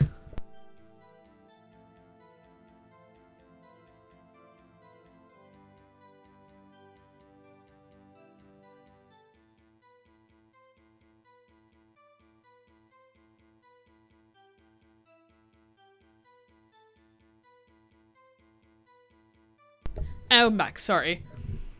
Just then, something heavy fell at my feet. I picked it up and threw it at Mr. Yogi. I wanted them to stop fighting. A moment later, there was a single gunshot, then a scream. It was a terrible scream. I remember it to this day. That's all. And until now, you thought this memory was a dream? We were stuck in that elevator for 5 hours. The oxygen in the elevator ran out and I lost my memory of the events. Bah, the same claim Mr. Yogi has made. Very well. Mr. Wright, your cross-examination, please. Yes, Your Honor. The DL6 incident. That day, I had gone to the courtroom to observe one of my father's trials. What was the trial your father was involved in on that day? I don't remember this very clearly. I only 2 things. I know my father lost and Mr. Von Karma was the prosecuting attorney. Mr. Von Karma, you were handling that case? It was 15 years ago, I don't remember the details. That was when Edgeworth pointed out the problem in Von Karma's evidence. As we went to leave, an earthquake struck, trapping us in the elevator. So there were 3 people, including yourself, trapped in that elevator? Yes. Myself, my father, and Yanni Yogi. We were fine at first. But then as time passed and no one came to help, my father and Mr. Yogi lost their composure and began to argue. What did you do then? I was a 9-year-old boy at the time. What could I do? I was scared, trembling in the corner. But then... Just then, something heavy fell at my feet. What was it? That's also a question. Something heavy fell at his feet. Where did the gun come from? A pistol. I assume it was the bailiff, Yanni Yogi's. The safety must have come off it. Oh, bailiff, fair enough. The safety must have come off when it fell from his holster. I feel like the safety should be sturdier than that. When you picked it up, what happened next? I picked it up and threw it at Mr. Yogi. I wanted them to stop fighting. Did you know it was a pistol when you threw it? I think I knew. I knew it was dangerous. But the air was getting so thick, I panicked. So you're saying that you threw the pistol at Mr. Yogi? I was in a daze. A moment later, there was a single gunshot, then a scream. My thing is, to have a gun fire, even if the safety comes off, you still need to touch the trigger, which usually has a thing in front of it. So how did that, like, happen in the air and perfectly hit his dad in the chest? The gun fired once. Yes. I think after I threw it, I lost consciousness. Since then, they've echoed in my head every day since. That gunshot and that horrible scream. The scream? It was a terrible scream. I remember it to this day. To this day? Yes, I can practically hear it now. I doubt I will ever forget that scream as long as I live. There it is. One part of that testimony clearly contradicts the evidence. But I don't know what it means. I'd better find out and quick.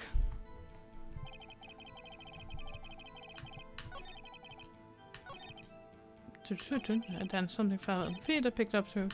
A moment later, there was a single gunshot and a scream. It was a terrible scream. I remember it to this day. Let's have a look what we can present.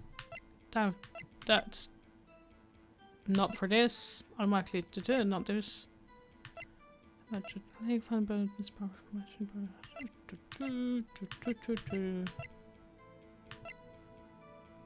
Yeah, like the gun hitting his heart perfectly.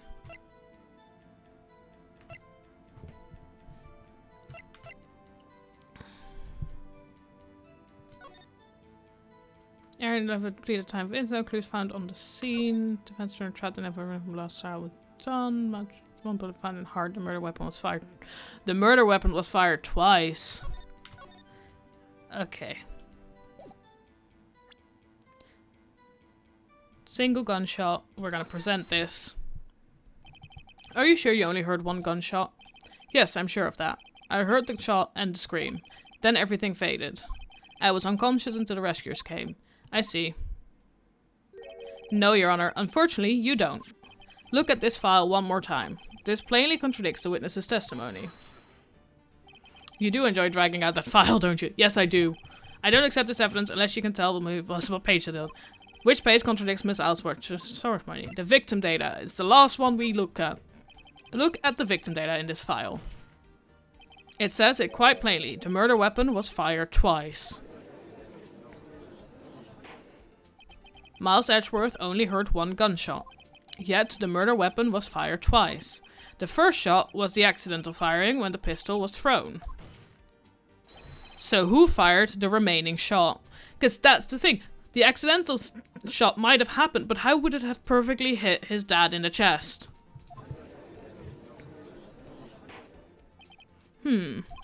Was there perhaps another shooter who fired that second shot? The killing happened after the elevator opened, after everyone's already unconscious. But how did the...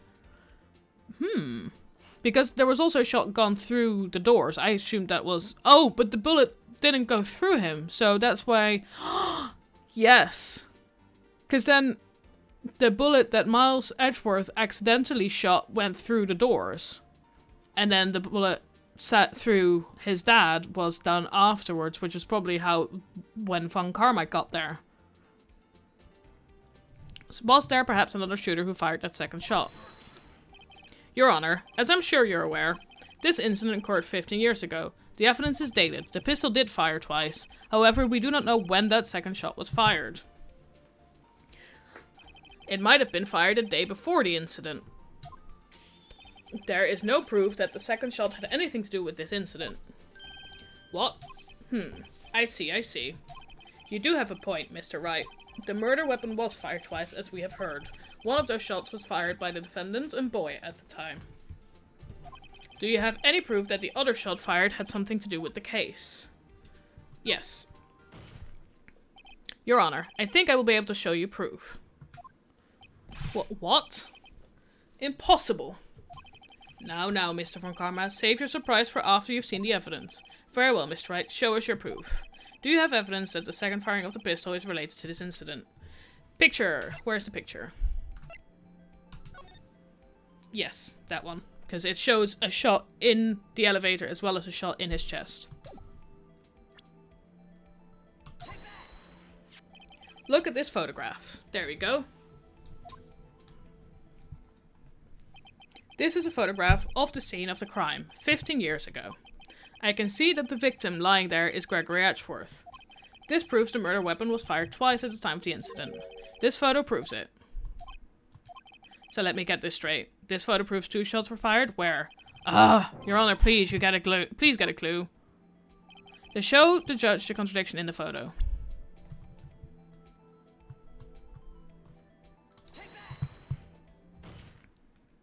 As should be obvious, the contradiction is here. I see a bullet hole in the door. Your Honor, Gregory Edgeworth was killed by a shot from the pistol. Yet there is also a bullet hole in the elevator door. We also know that the murder weapon was fired twice. Thus, someone other than Edgeworth fired that second shot. There we go. We're getting there. Order! Mr. Wright, what are you driving at? It's simple, Your Honor. At the time of the incident, 2 shots were fired. One went into Gregory Edgeworth's heart, the other hit the elevator door. Remember that the defendant lost consciousness after the shot he fired rang out. In conclusion, we must agree that the second shot was fired by someone else. Mr. Wright, but who could that someone else be? The murderer, of course. Of course! I knew I should have stepped in before your wild fantasies got out of hand. Mr. Wright, look once more at the DL6 incident case file. Look closely. Try the case summary page. The case summary. That's on page 1. Look what is written there. Not a single clue was found on the scene.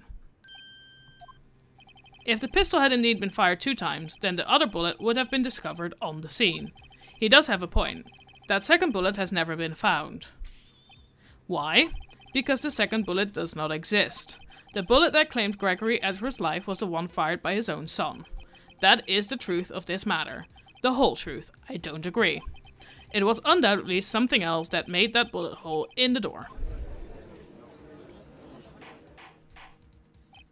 Order! I will have order! Mr. Wright has proven one thing to us quite clearly.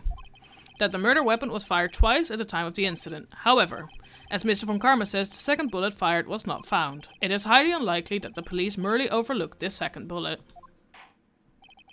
So all we have is this single bullet fired. I'm afraid I have to discount the defense's claim. I praise the judge for his wisdom in this matter. Gah, how did this happen? I don't believe that the second bullet didn't exist. Was I wrong?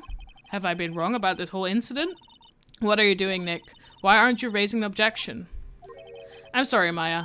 What? It looks like I was wrong. Nick? If the second bullet wasn't there, then all my conjectures are for nothing. No. But you said you'd do it, Nick. You said you'd get Edgeworth declared innocent. I'm sorry.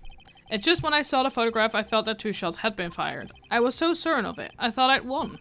I thought there was another person, someone else, who fired the killing shot. But now, I was wrong to think it could be that simple. This case has stood unsolved for 15 years. Nick? Well, it seems that we have finally cleared up this incident. Only 1 bullet was found at the scene of the crime. That shot was fired by Miles Edgeworth. Precisely. I would like to ask one thing of Miles Edgeworth before passing my verdict. Have you been paying attention to the trial so far? Yes, Your Honor. Do you have any objections? No, I do not. So you killed your father, though that was not your intention? Yes, I did. I know. I know, I agree. Oh no, he's accepted the guilt. Very well. The statute of limitation on the murder of Gregory Edgeworth runs out today. Therefore, I must pronounce a verdict on the defendant today, right here. Right now. Indeed. Does anyone have any objections? I've been here before. It's just like my first day in court. There are so many things I know I should be saying, but my mind's gone blank. I can't find the words. Mr. Wright, I have an objection, definitely. Your Honor. I object. Mr. Wright, on what grounds do you object, Oof. Nick? I don't know. His case is perfect. Oh no. Yeah, I agree. Rah. The second one was outside the elevator, probably. It must exist. The second bullet. What?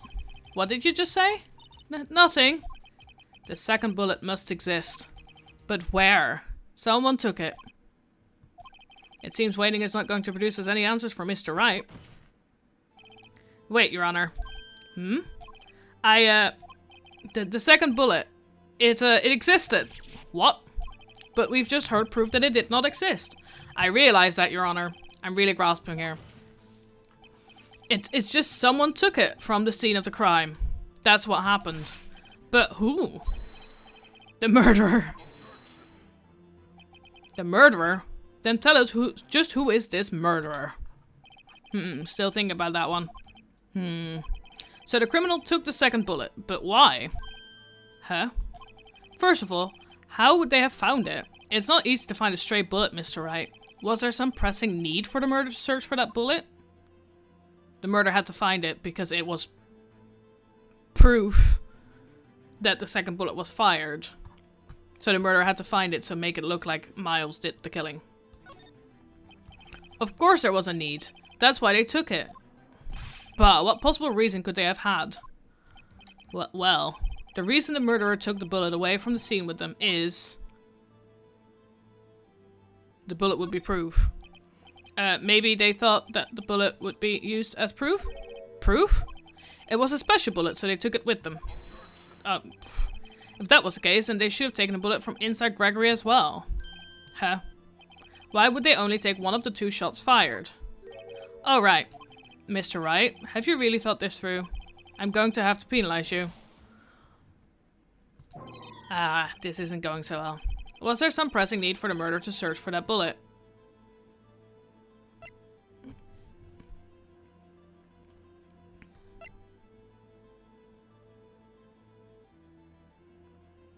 I still think the murderer had to find it.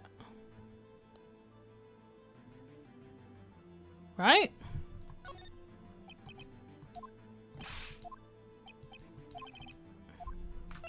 The murderer was cautious.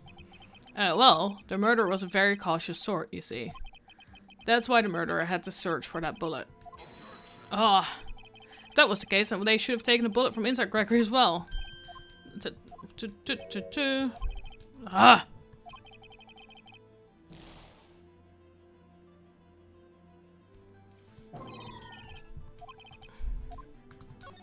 No, that's not... that's not what I wanted to press. This is all gonna penalize me just because I pressed one button wrong.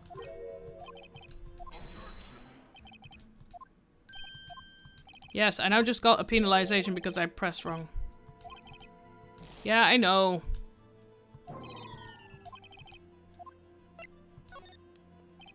What would have spent the time to look for that stray bullet? Yeah, that's what I thought outside through the door. I haven't got a clue. What's wrong, Mr. Wright? But the murderer had no reason to take that bullet. You don't want to admit it, but it's true. Had to take it. Had to take it, the murderer. But what does that mean? You're thinking too normal. Think crazy. Don't think why the bullet was taken. Think why the bullet had to be taken. Mr. Wright, yes, Your Honor. I have no idea what I'm doing. Well, the murderer had no intention of taking the bullet from the scene.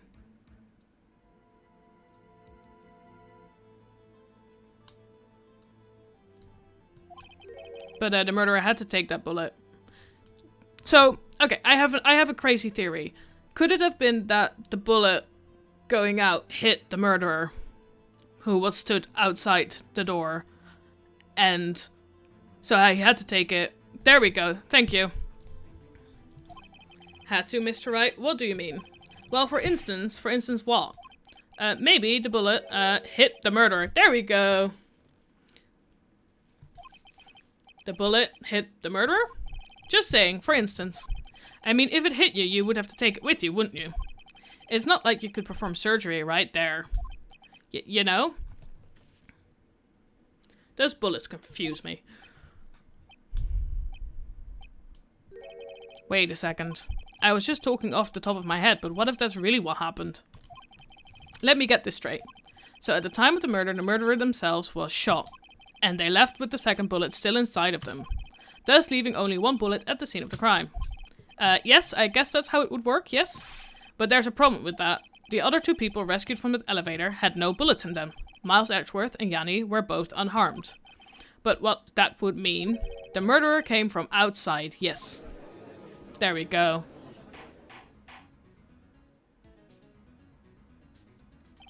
The two men fight inside the elevator. Trying to stop them, the boy picks up the pistol at his feet and throws it. The pistol discharges and the bullet goes through the elevator door and hits the murderer outside. The boy loses consciousness. Then the murderer opens the elevator door and sees the men inside.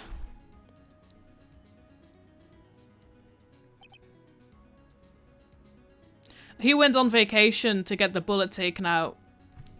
There we go. Mr. Wright, you are truly the most unpredictable defense attorney I've ever known. I can tell you're grasping, yet I cannot deny the possibility of what you say. What are you saying? Deny it, deny it. No one involved in the incident was wounded. There was no murderer. No one was wounded at the time of the incident. He's right. I can't think of anyone. Hey, Nick! Huh?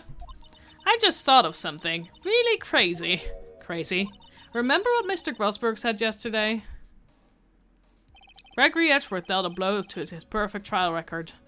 Whoa. It must have been quite a shock for Von Karma. He took a vacation for several months after that, you see. Yes, an unusual event for the man. That was the first and the last vacation he's taken in his many years of prosecuting. What if Von Karma didn't take that vacation because of shock, but took it because he was injured? Which would mean... it could only mean one thing. He was the murderer in the DL6 incident. He was the man who shot Gregory Edgeworth. It was Von Karma. Oh man. Something wrong, Mr. Wright? You seem dazed. No, Your Honor. Well, you have indicated the possibility that the murderer came from outside. Can you give us the name of your suspect? Uh-oh. Should I come out and say it now? Say it now. I don't care. Your Honor, there is a suspect, one lone suspect. Well, this is certainly interesting news. Very well, Mr. Wright. Who is your suspect? My hands are shaking. For what? Von Karma. Von Karma? He looks evil enough. You mean the Von Karma, the prosecutor? The one standing right over there? Bah. You don't object? I see no need why I honored his ridiculous outburst with my objection. Because you took a vacation for several months starting the day after the incident, yet you pride yourself on a perfect record. Why would you take such a long vacation without any reason? He has always looked evil, yes. So you're claiming that I took a vacation to heal my injury from the incident. Fascinating. Prove it. I would have needed surgery, no? Where did I go under the knife at Mr. Wright? Bring the doctor that operated me. Have him testify. Nick. Let's find out who his doctor is. It's no use. Edgeworth? I know Von Karma, perhaps too well. He's perfect. He wouldn't leave clues.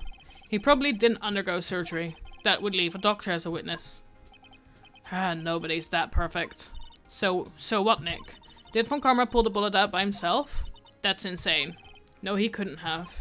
You can't just pull bullets out of yourself. Wait, what does that mean? That bullet has to be somewhere. The bullet is inside Von Karma, and we're gonna use the metal detector to prove it. But where? Well, Mr. Wright, can you produce evidence to prove that I was shot?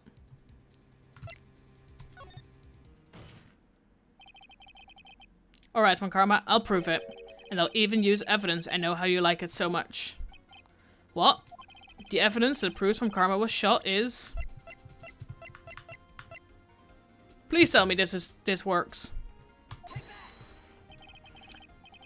Von Karma is perfect. He wouldn't risk surgery leaving an evidence trail. So then I ask, where is that bullet now? I think it unlikely that Von Karma performed surgery on himself. You don't mean...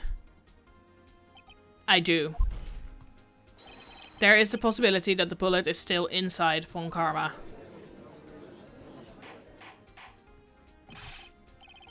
Is that even possible for all these years? Well, there's one way to find out. We could use this metal detector. Well, Von Karma, I'm going to run this over you and see what we find. This is a really bad idea. Oh, he is sweating.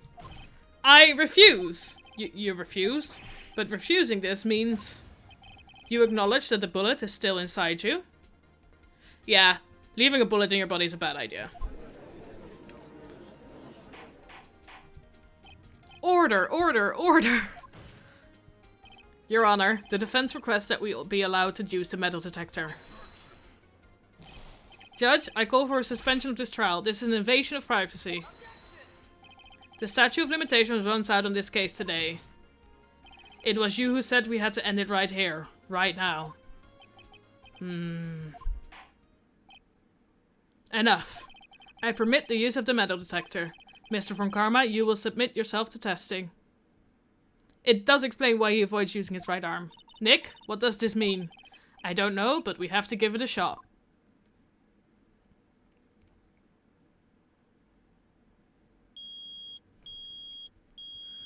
God, it's a loud bugger.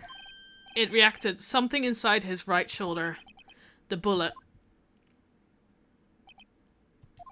Mr. Von Karma. You. It was you. I was afraid this would happen. And so I remained silent. Indeed, there is a bullet in my shoulder. However, it has nothing to do with this incident. You bitch! What? I was shot in the shoulder long before the DL6 incident. I claim that the bullet in my shoulder has no relation to DL6.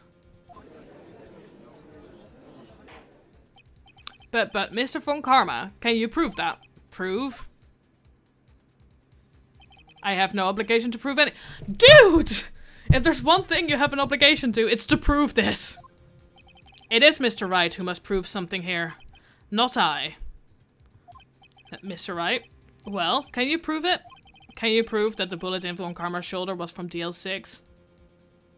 Why do you have a bullet in your shoulder? Good question. Of course he can't. You don't have any of the DL6 evidence. That's because you took it out of the records room yesterday. With no proof, you cannot convict me of any crime. So sorry, Mr. Wright. No, I'm the one who's sorry, Mr. Von Karma. What? You were close, one day away from freedom. But you see, I have proof. What? You would have thought you would dig your own grave trying to convince Edgeworth. Who would have thought you would dig your own grave trying to convict Edgeworth? I can link that bullet in your shoulder to the DL6 incident. And here's my final proof.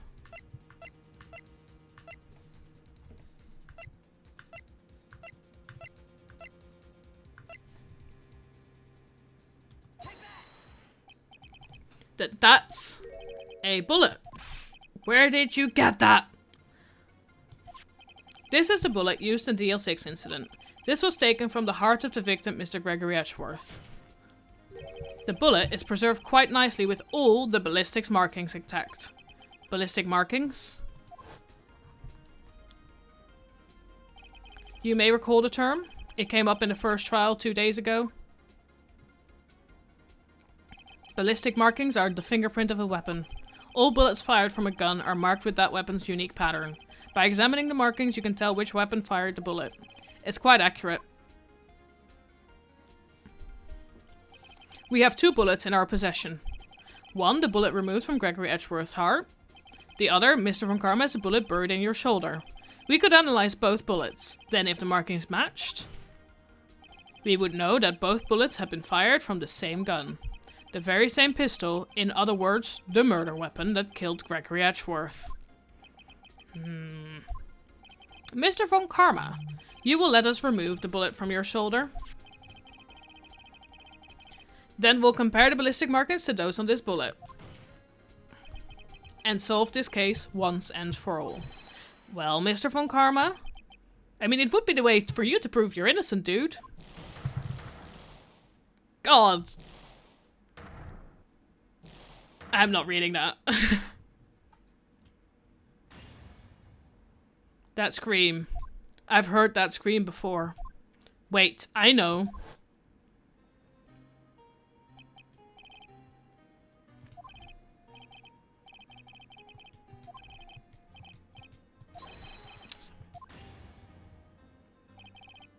Get away. Get away from my father. He is losing it. It's that scream I heard in the elevator. 15 years ago. Von Karma, it was you who screamed. Mr. Von Karma. Edgeworth!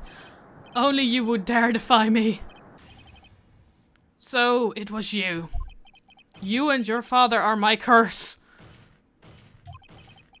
Oh my god, he has lost everything. Your father shamed me with a penalty on my record. And you left a scar on my shoulder that would never fade. I'll bury you! I'll bury you with my bare hands! Death! Death! Dudes! Chill! 15 years earlier. Chief Prosecutor, I am sorry. Von Karma, it's not like you to make this kind of error. I never would have thought that Edgeworth would be the one to catch you. I was careless. I am sorry, but you will have to be penalized. I have covered for you in the past, but not this time. Edgeworth! It was a shock like none I had ever known. Me? Penalized? It took hours for me to regain my composure. Suddenly I found myself in the darkness. I was in the court records room. I must have wandered in there without thinking where I was going. The room was pitch black. The lights must have gone out. I went out into the hall and felt my way to the elevator. I pressed the button, but nothing happened. Then, there was a noise. I was in pain, a horrible burning pain in my shoulder. Just then the lights came back on. The elevator door opened before my eyes. I saw 3 people inside, all lying unconscious from oxygen deprivation. Much to my surprise, a pistol lay at my feet. I knew then it was destiny.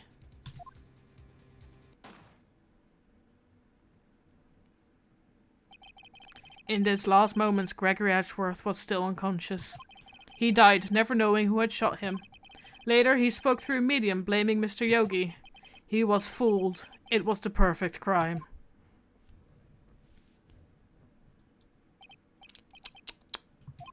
Who would have thought another man would have come to open that elevator door? Judge? What? What are you doing? Do your job. Bring an end to this miserable charade. Now, end it. Very well.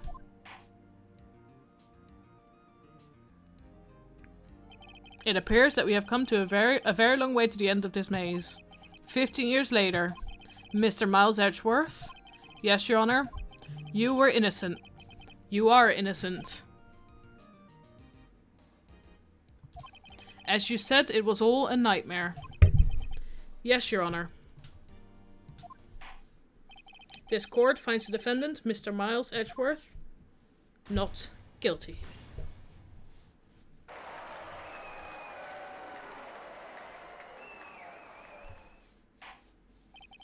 That is all. This court is adjourned.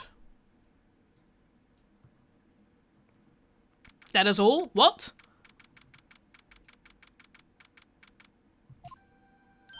Nick, we did it! Did you see his face? Von Karma looked even paler than usual. He's pretending to be all cool, but inside you crushed him, Nick. Crushed! I gotta say, I'm impressed. Heh, it was pretty close, though. I was sure we'd had it. I know, I was on the verge of tears the whole time myself. But now it's all just a good memory. Cuddles for Edgeworth. Hugs for Edgeworth. So it's finally over, Edgeworth. Dates with Phoenix for Edgeworth. Right? Yeah? He's gonna say thank you, right? I'm not sure how to say this. I know. Try thank you? I see. Thank you, right? You're welcome? I think you could have done better than that. Sorry. I'm not good at this sort of thing. You got a lot to learn, Edgeworth. She's got you there. Whoop! Amazing, pal. You pulled through just like I thought you would. I'll never forget this. I owe you one, pal. And tonight, let's party. Dinner's on me. Yeah, my salary went down a bit this month. But who cares? See, Mr. Edgeworth, you should take a lesson from Detective Gumshoe. That's how you say thank you. I see. Ahem. Whoop! I feel foolish. Don't worry. Take it a little at a time. You'll get used to it. It's been 15 years since I've seen Edgeworth this unguarded. Hey, y'all! Lotta! Y'all were great in there. Thank you. Yo, Edgeworth, congrats. Thank you very much. I knew you were innocent from the start, of course. Just look at you. You wouldn't stick your hand in the cookie jar even if no one was there.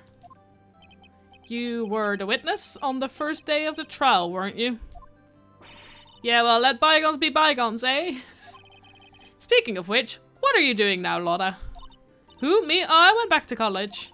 I gave up trying to be investigative photographer. I literally cannot say that. Pretty quickly. Really? That's too bad. Huh? Isn't that the hot dog guy from the park? Huh?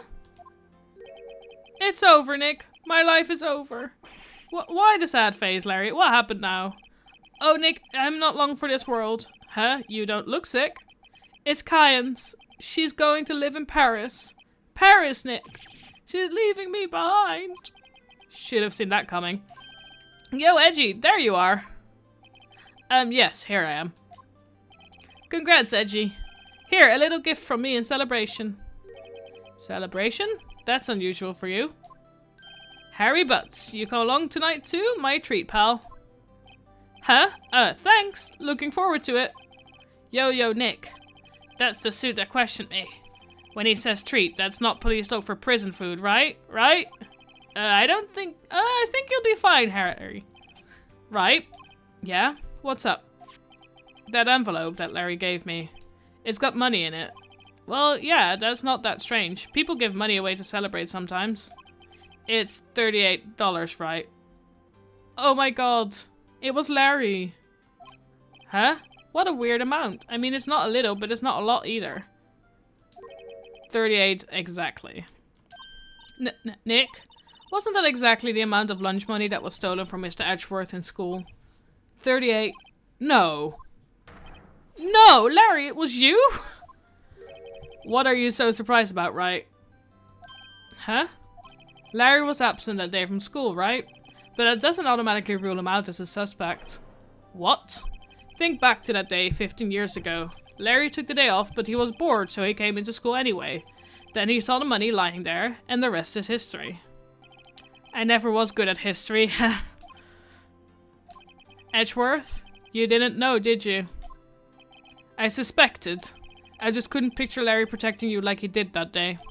Everyone else was saying you did it. The whole class was against you, remember? Yeah, too well. Right, you may not know this, but we used to have a saying back in school. When something smells, it's usually the butts. I know. Really, Wright? I'm surprised you didn't figure it out. Well, this is sure an unexpected turn of events, eh? Edgeworth? You should have told me. Now, Nick, it was 15 years ago. Don't you think the statute of limitations has run out, Mr. Edgeworth? I'd say so, yes. There you have it. Where does that leave me? I became a defense attorney because of what you two did. Well, you have always been something of an insufferable emotionalist. Yeah, and you get worked up too easily, too. Death, the death sentence for both of you. Man, if I only had known, I'd have become a prosecutor. The same goes for me, only the other way around. For the longest time, I thought that I might have killed my own father. I thought I might be a criminal. I became a prosecutor in part to punish myself. If I had known the truth, I might have become a defense attorney after all. Edgeworth. Want to switch, Wright? Hey, y'all, line up. I'll take a photo. Hey, photo time. Let's go. And after that, dinner on me. Detective Gumshoe took us out on the town that night. We celebrated Edgeworth's newfound freedom, even though Edgeworth himself was still in detention.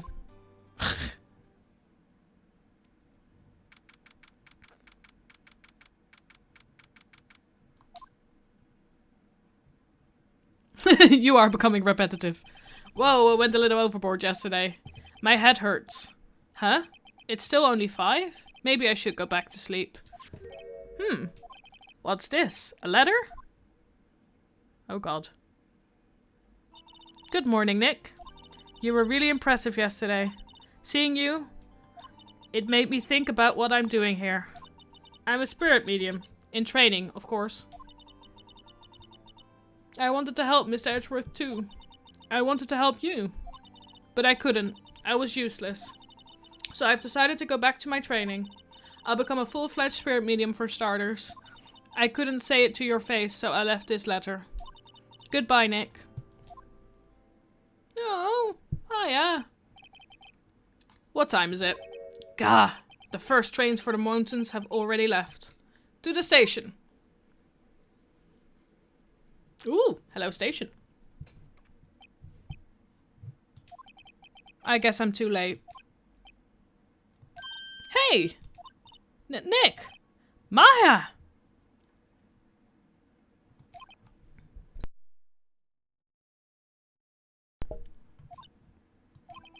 So, you're leaving? Yeah. It's hard being a spirit medium who can't talk to spirits. And I think you'll do fine without me, Nick. Be good, okay? No, Maya! Hold it! There we go. Wait. What? I never could have saved Edgeworth without your help. Huh? On the last day of the trial, I heard her. I heard Mia's voice. You heard my sister? Yes, only her voice, but still. It was at the very end when I thought we'd lost everything. Well, that's my sister for you.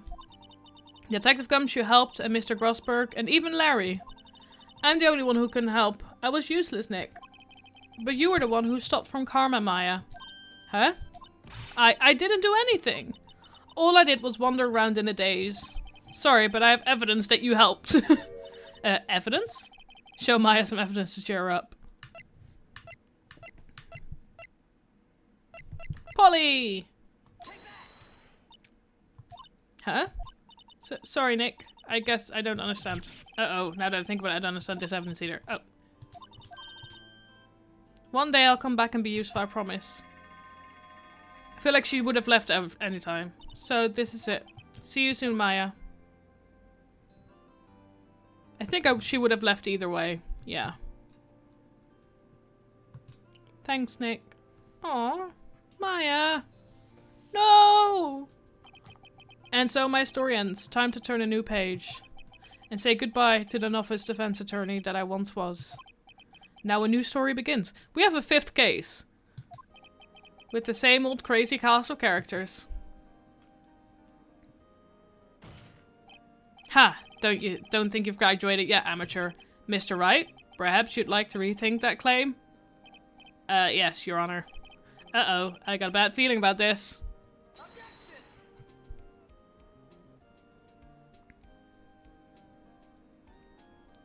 Hey, isn't there one more? case.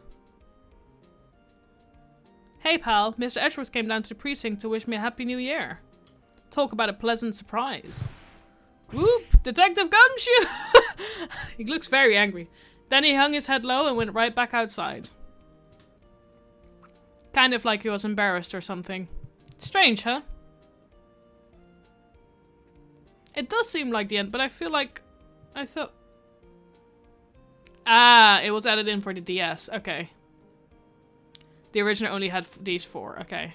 Huh? Nick? Nah, I haven't seen him lately. Who? Me? I've been working at a cheese shop. That Missy's a nice lady, but she's not exactly what you call a cheap date. Huh? Oh, she's in Hawaii right now. Yeah.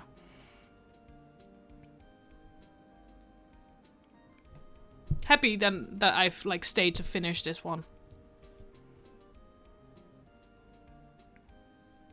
Who? Wright? Yeah, I remember him. I heard he's been busy lately. You know, not to ring my own bell, but I sort of taught him everything he knows. I'm sure he's grateful. You were a pain in the butt, Mr. Payne.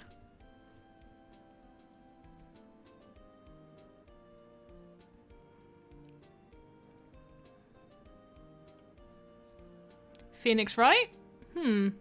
Ah, the defense attorney for whom I wrote that affidavit for, yes. Oh, you should know I've taken over management of the Guidewater Hotel recently. Should you be in the area, please stop by. He still names this bellboy even though he's now management.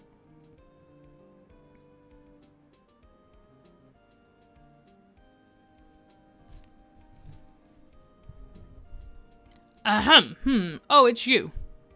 Phoenix Wright? Oh yes, Mia's understudy, was he not? I wonder how he's doing, haven't seen him of late. Ah, the days of my youth. Like the scent of fresh lemon, you see. Where did he go? Right? Where did you go? Phoenix?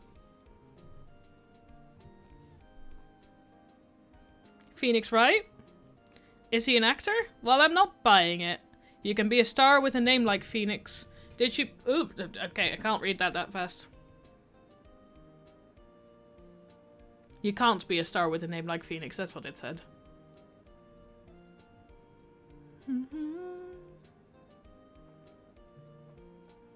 I'm pleased to announce The Pink Princess is a hit. I sure owe that Mr. Wright a great deal. Oh, and I'm keeping my face out of the public eye till the show's over. I wouldn't want to ruin any kid's dreams, you know?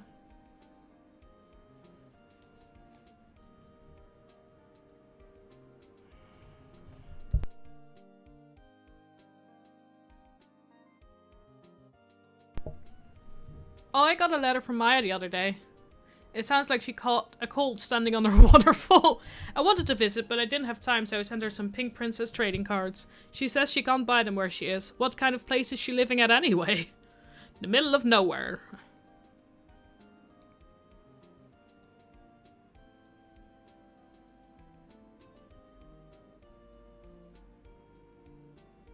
Right? Who's that? You want to talk? Let's talk Pink Princess, alright? But, you know, I snuck into the studio the other day. And I saw her, the one inside the Pink Princess suit. Ugh, what a dog. It was kind of a shock for a boy of my tender age.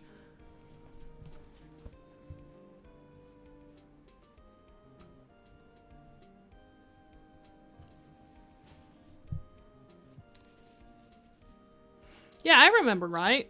That lawyer guy. Me? I'm in training to become a paranormal photographer. You know, that picture I took of everyone? Well, just behind them, there's a ghost. For real? Not that's talent. I'm gonna be famous. Now that's talent. I want to see that picture now. I'm assuming Mia's in it. Phoenix and Miles have definitely gone on a real little holiday. Yeah, there we go. I said it. Oh, I like that picture. That's a cute picture. It was definitely Mia there. Honeymoon. Hold it. There's a brand new episode has been added.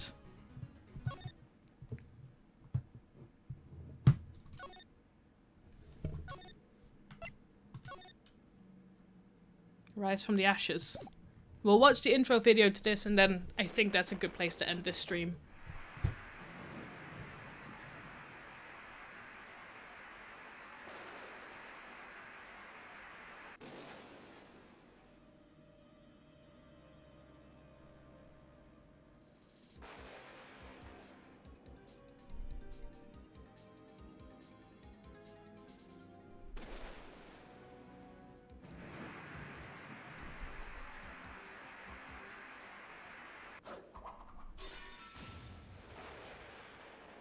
Nice and cryptic, this.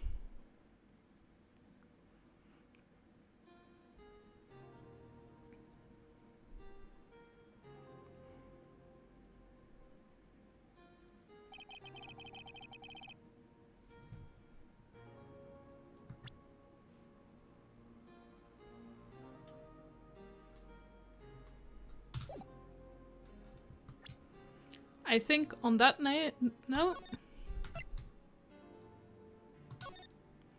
that is a good place to end this stream. It's been 4 hours and 15 minutes, so thank you for joining me. I'm happy I finished that. That was a roller coaster ride of a case with all of the twists and turns, especially at the end there. But I'm happy we got fun Karma locked up and Edgeworth free, because he definitely did not do any of that. So thank you for joining me. I will be back on Monday. I was going to say on Monday, that's tomorrow. I'll be back tomorrow with my more regularly scheduled streaming. I don't know yet. It is a good case. It has a lot of twists and turns, but it makes sense. It's fun. It's a good case. So yeah, I'll be back tomorrow with my normally regular scheduled streaming, and I'll be back at some point again to start case 5 of this, because I really like this game. I want to continue, but there are definitely longer streams that I can't just do on a weekday. So thank you for joining. Thank you for being with me through this roller coaster of an emotional roller coaster ride, and I'll see you later. Bye bye.